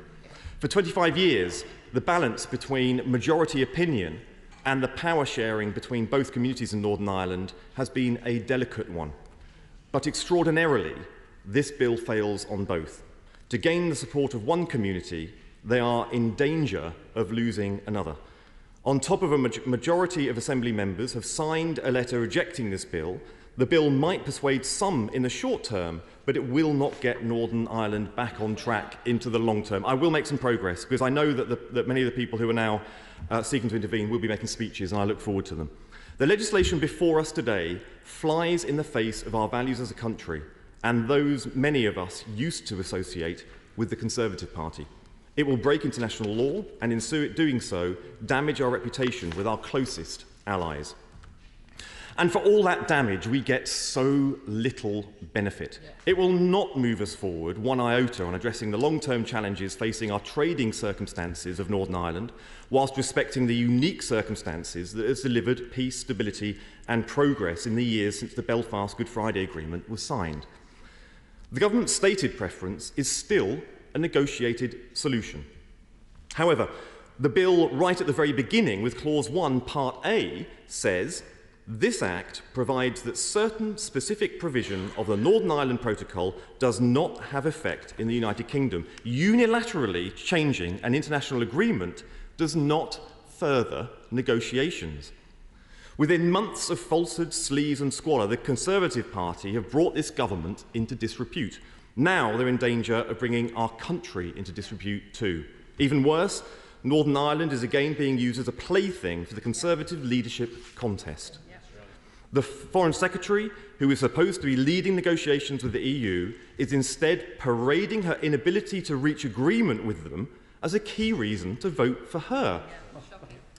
Multiple contenders have now said that they are willing to leave the ECHR, which would be a straightforward and outright breach of the Good Friday Belfast Agreement they all claim to cherish. Yesterday I read an extraordinary article in the Times written by the current Attorney General. This bill is legally contentious, and it is the Attorney General who provides the legal basis for it. Her advice is supposed to be impartial, yet she wrote in the Times yesterday, and I quote, "The Northern Ireland Protocol Bill needs to be changed so it actually solves the problem. That means VAT, excise and medicines should be under UK law from day one. Currently they're not. The bill's dual regulatory regime lets EU law flow into Northern Ireland in perpetuity. We need to sunset that and provide a mechanism for moving to mutual enforcement. Otherwise, we're giving Brussels a legislative blank cheque. All are changes I've been fighting for while in government. Without them, the bill will treat people living in Northern Ireland as second-class citizens. We have collective responsibility in this country. One cabinet minister speaks for all. Will the government be taking forward the amendments the Attorney General has suggested that because they represent, and she represents, collective responsibility? Can publishing these views as part of a leadership pitch be reconciled with the duty to give impartial advice to this bill?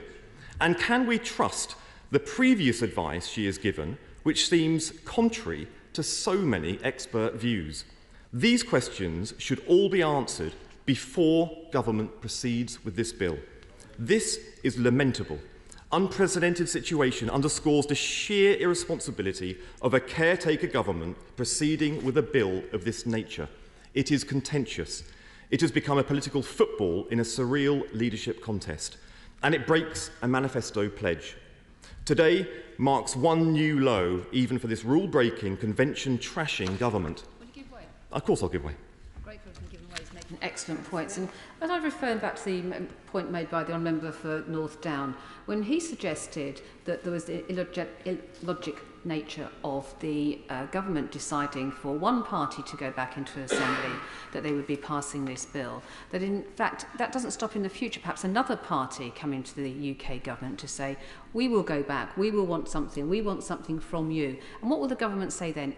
Being bipartisan has been an important part of our history in this House, both in ignoring Northern Ireland since 1920 and then trying to do something about it. That point about one side being adhered to is a really useful point that the member for North Down has made. Would you agree? I'm very grateful for her thoughtful contribution. I know she cares very deeply about these issues.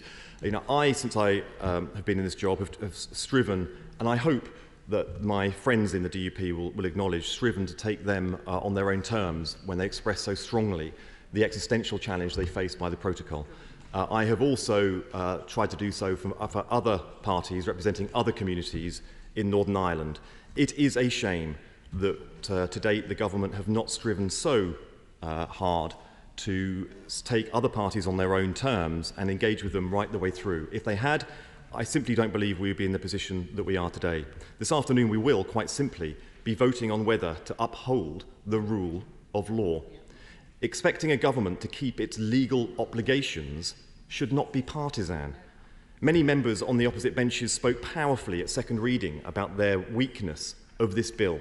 The Right Honourable Member for Maidenhead, the former Prime Minister, former leader of their party, said the following, and I quote, "My answer to those who question whether this bill is legal under international law is that it is not."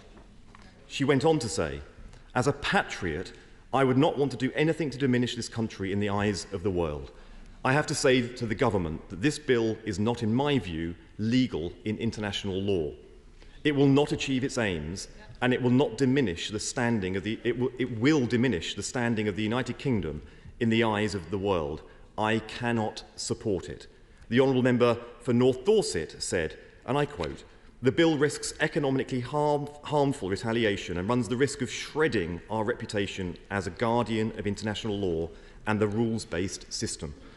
How, in the name of heaven, can we expect to speak to others with authority when we ourselves shun at a moment's notice our legal obligations?" The Honourable Member for North Thanet said, and I quote, "The bill we are proposing to put through the House tonight will be a gross breach of international law if it is enacted and implemented." We also have the views of experts such as the Bingham Centre for the Rule of Law, which unequivocally said, and I quote, "The bill is in clear breach of international law as it seeks to change unilaterally the domestic effect of an international agreement that the UK has signed up to without legal justification. New Clause 10 is intended to prevent the government from breaking our legal obligations by requiring either of two conditions to have been met before they can use the powers starting to exclude the parts of the protocol." I've given way once. He is seeking to catch the Deputy Speaker's eye, and I look forward to his contributions in that nature. Now, I've just made the point that our new clause will just ensure that this bill make sure that all legal avenues are pursued. And I hope that is entirely within the lines of the intervention made earlier for the Right Honourable Member from Turridge and West Devon in his intervention earlier, seeking to clarify the same, particularly about Article 16, which I'll address momentarily. So I'm pleased that he's still in his place for it. The condition must be either A, the agreement condition, or B, the Article 16 condition. The agreement condition is that the United Kingdom and the EU have agreed following negotiations that the provision is excluded provision.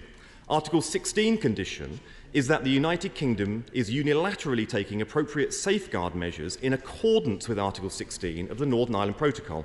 This new clause does not wreck the bill or prevent its provisions from ever being used. It simply ensures the government sticks to our legal obligations before taking action.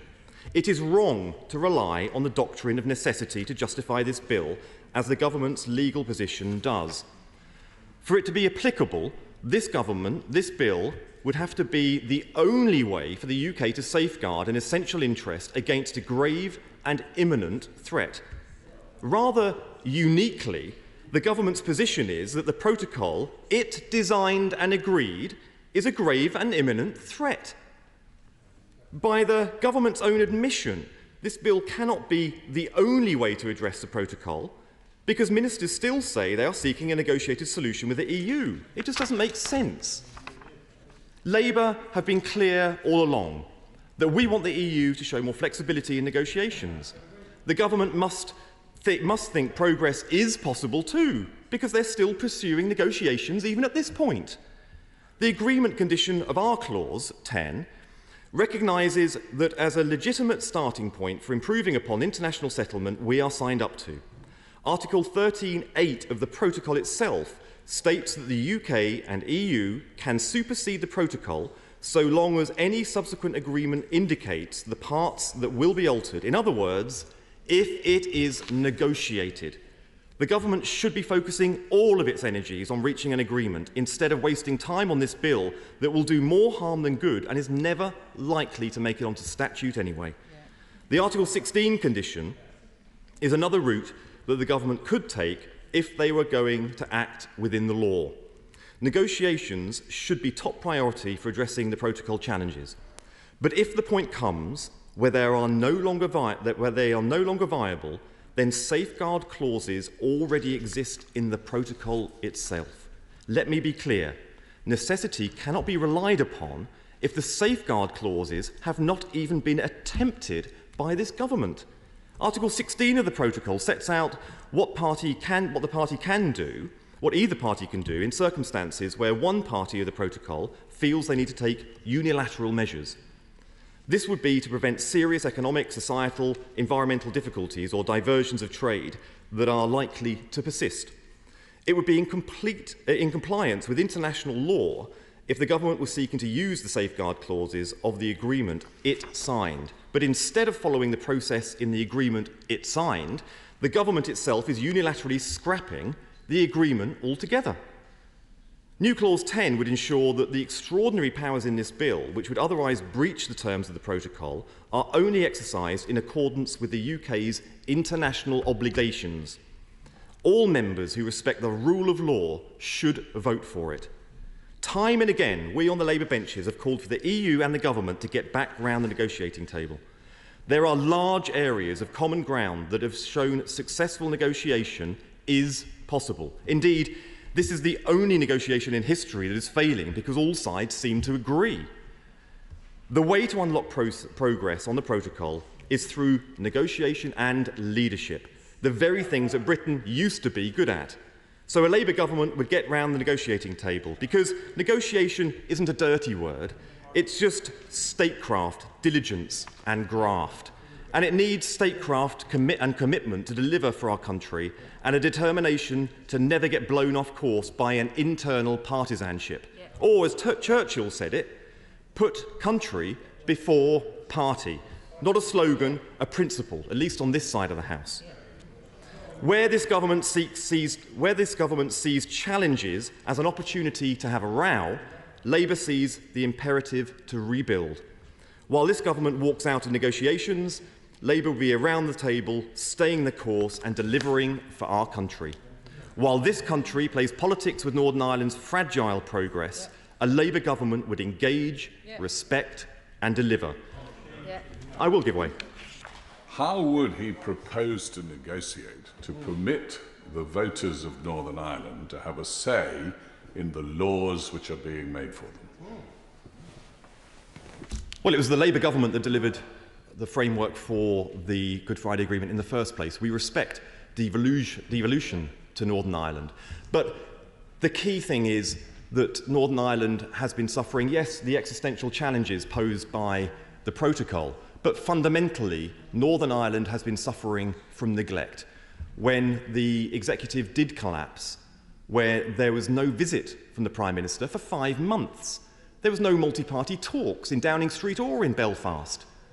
There was no attempt at getting people around the table, and there was no single statement to this House from either the Northern Ireland Secretary of the time or the Prime Minister or the Foreign Secretary about Northern Ireland. Just imagine for 1 second if the Welsh Synod or the Scottish Parliament had collapsed.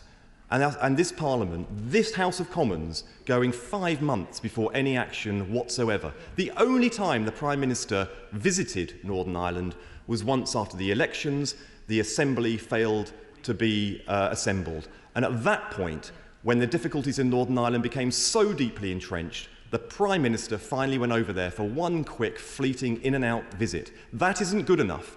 We know that Northern Ireland and all of Northern Ireland deserves the full attention of the British government, the UK government, and it needs the attention of this House and engagement of this House, where Northern Ireland parties can have their say regularly on an ongoing basis, not just once a month at all questions. And I'll finish up. Of course I'll give away. Of course I'll give away. For giving way. Would he accept that if the Prime Minister had set up residence in Northern Ireland, if he had become a member of a political party in Northern Ireland, he still would not have been able to resolve the issue which has just been raised with the Shadow Secretary, namely that it's not a result of the Good Friday Agreement not working, it's a result of the protocol that laws made in Europe cannot be debated, cannot be changed, have to be implemented, and have to be implemented under a threat of sanction from the European Court of Justice in Northern Ireland. That's where the democratic deficit lies, not because the government paid little attention in Northern Ireland, but because they gave us a protocol which imposes EU law and has created a democratic deficit. How would he deal? We don't get to make any laws now.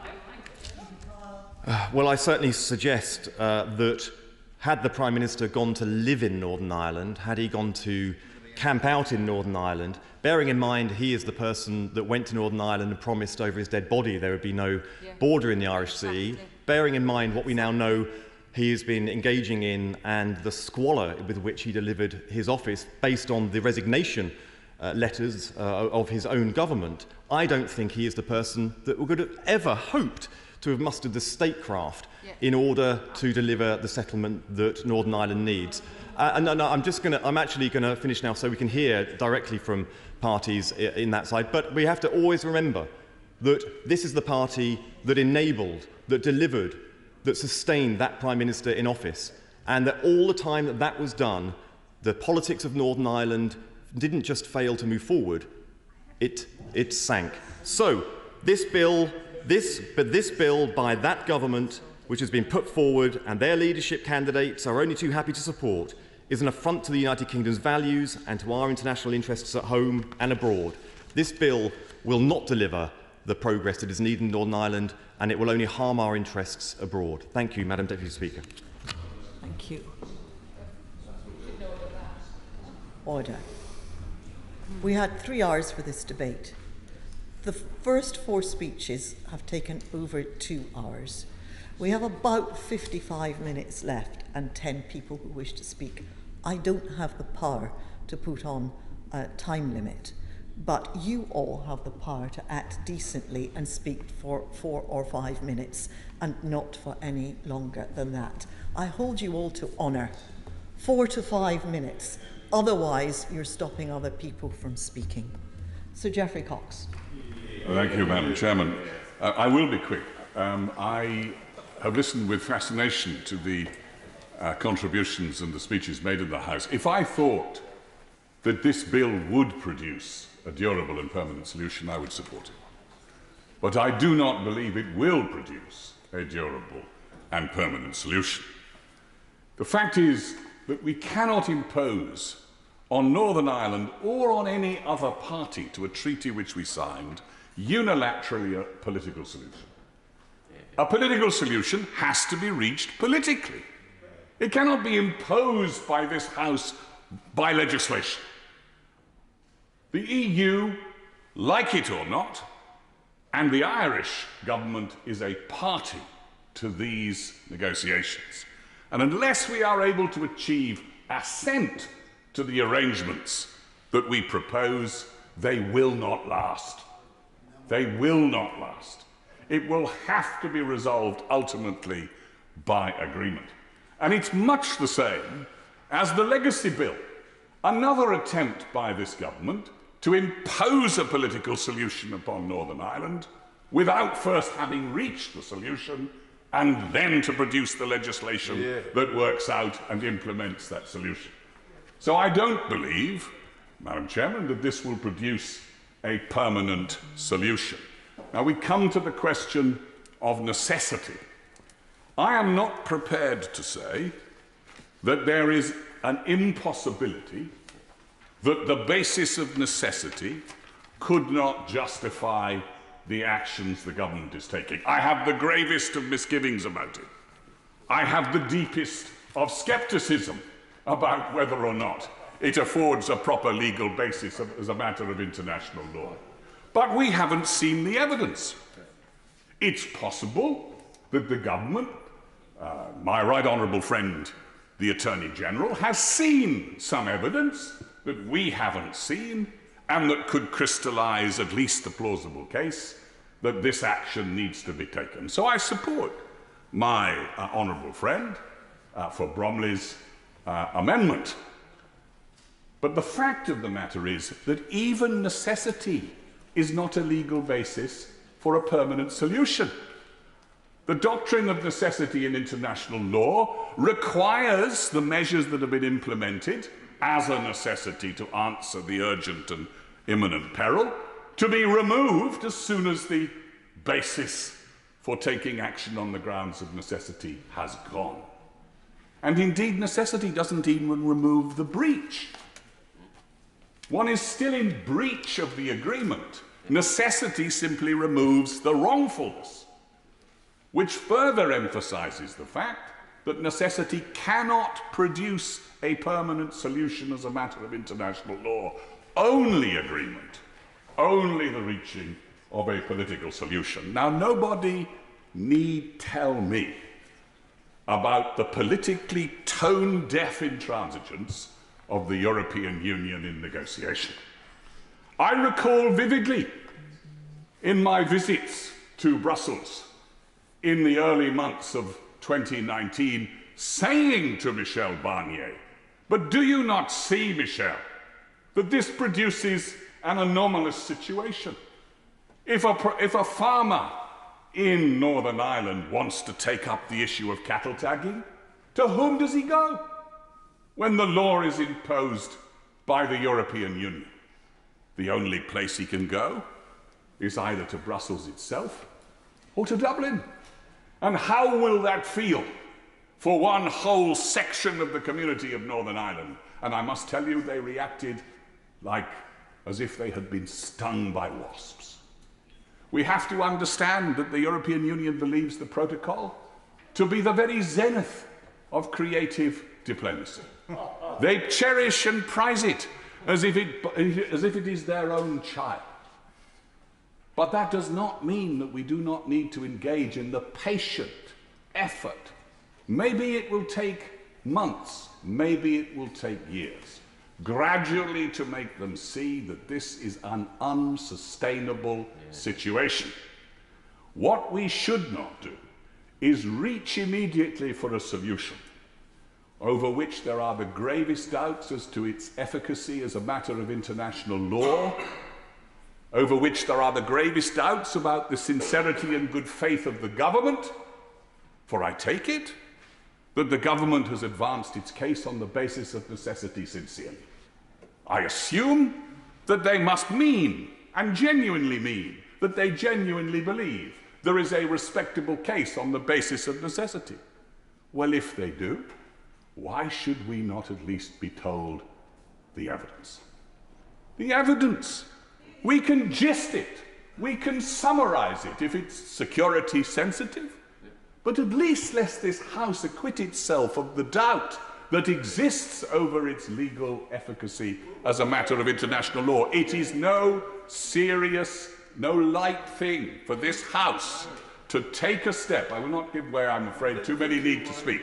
It is no serious or light, unserious or light matter for this House to take a step that is in contravention of its international obligations. The dignity of this nation rests upon its word being seen to be implemented once it is given. And therefore I think it a small thing, a reasonable thing, that my honourable friend for Bromley has asked. None of us here as patriots, as my right honourable friend, the Foreign Secretary, has said in this House. I don't believe that there is a person in this House who's not a patriot. Not a person in this House who doesn't believe. There may be some exceptions on the benches opposite, but I certainly don't believe that about the benches immediately opposite. The fact is, I want to give credit and the benefit of the doubt to everybody. But patriotism can also mean the belief that we should stand by our word, and we should depart from it only if there is a proper legal basis for doing so.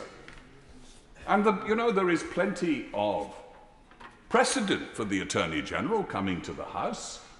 I should know, I didn't, to answer questions about the international law compatibility of a measure in this House. Indeed, it goes way back, I think, under either the Wilson government or the Heath government. Attorneys General would come to the House to answer questions on the compatibility of statutes with international law. I would invite my right honourable friend to invite the Attorney General to come and answer those questions, because it would be an obligation. In my judgment, it would be an obligation to the House. The Attorney has a residual duty to advise the House on matters like this. So I say to my right honourable friend, right honourable friend on the front bench, that I won't be able to support this bill. It comes as no surprise. But I sympathise with the plight in which the government finds itself. We should all be a lot better if we united in this House to besiege the European Union with requests to see that they must effect real change in this protocol.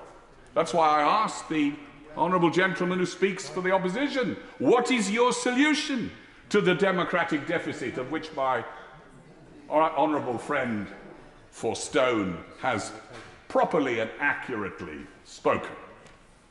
These are really intransigent, intractable problems. It's no use standing or sitting, as the honourable gentleman does, attacking this side of the House for not having solutions, if he does not propose, other than just to talk more, constructive, new replacement agreements that might fulfil the wish, legitimate wish, of the unionist community to feel that they are not separated and segregated from the rest of the kingdom, whilst doing justice to the European Union's desire to protect its single market. I will. New Zealand has been able to negotiate quite diligently, swiftly, a veterinary agreement with the European Union. Turkey has been able to agree a customs arrangement with the EU. No law breaking, no storming out in negotiations. They sat around the table and got it done. Why does he think this government has failed where other governments have succeeded? Before the honourable gentleman answers the question, his rhetoric is matchless. His arithmetic is rubbish. He has held the House for 10 minutes with his matchless rhetoric, but I beg him to draw to a conclusion.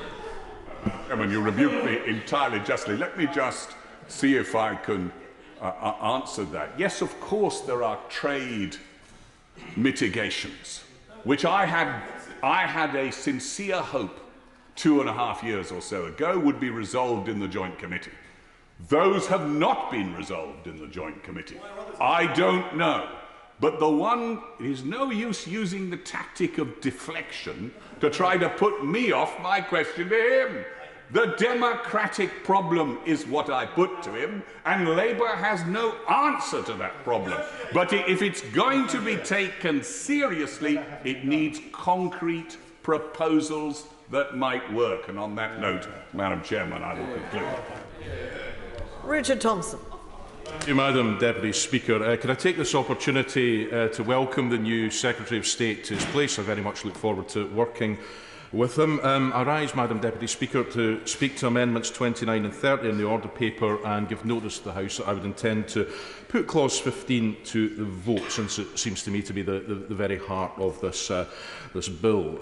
Now, my party is opposed very much to this bill in principle. Brexit isn't working, in our view, for any part of the UK, and that's just the hard reality of it. It was Brexit that created the need for a protocol, and we've been clear that within the ambit of that protocol, there ought to be room for flexibility, and that it should be possible for a UK government acting in good faith and which has trust to be able to negotiate constructively within the workings of that protocol to deliver better outcomes that I think none of us would object to seeing.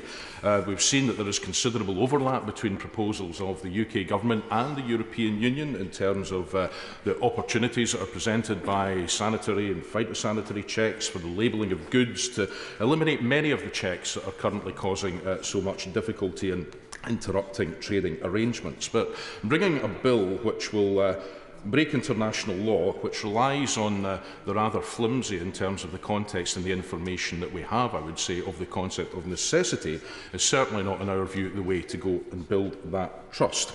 It will, it will damage the UK's standing in the world. It undermines, without a shadow of a doubt, the commitment to the rules-based international order, and the Law Society of Scotland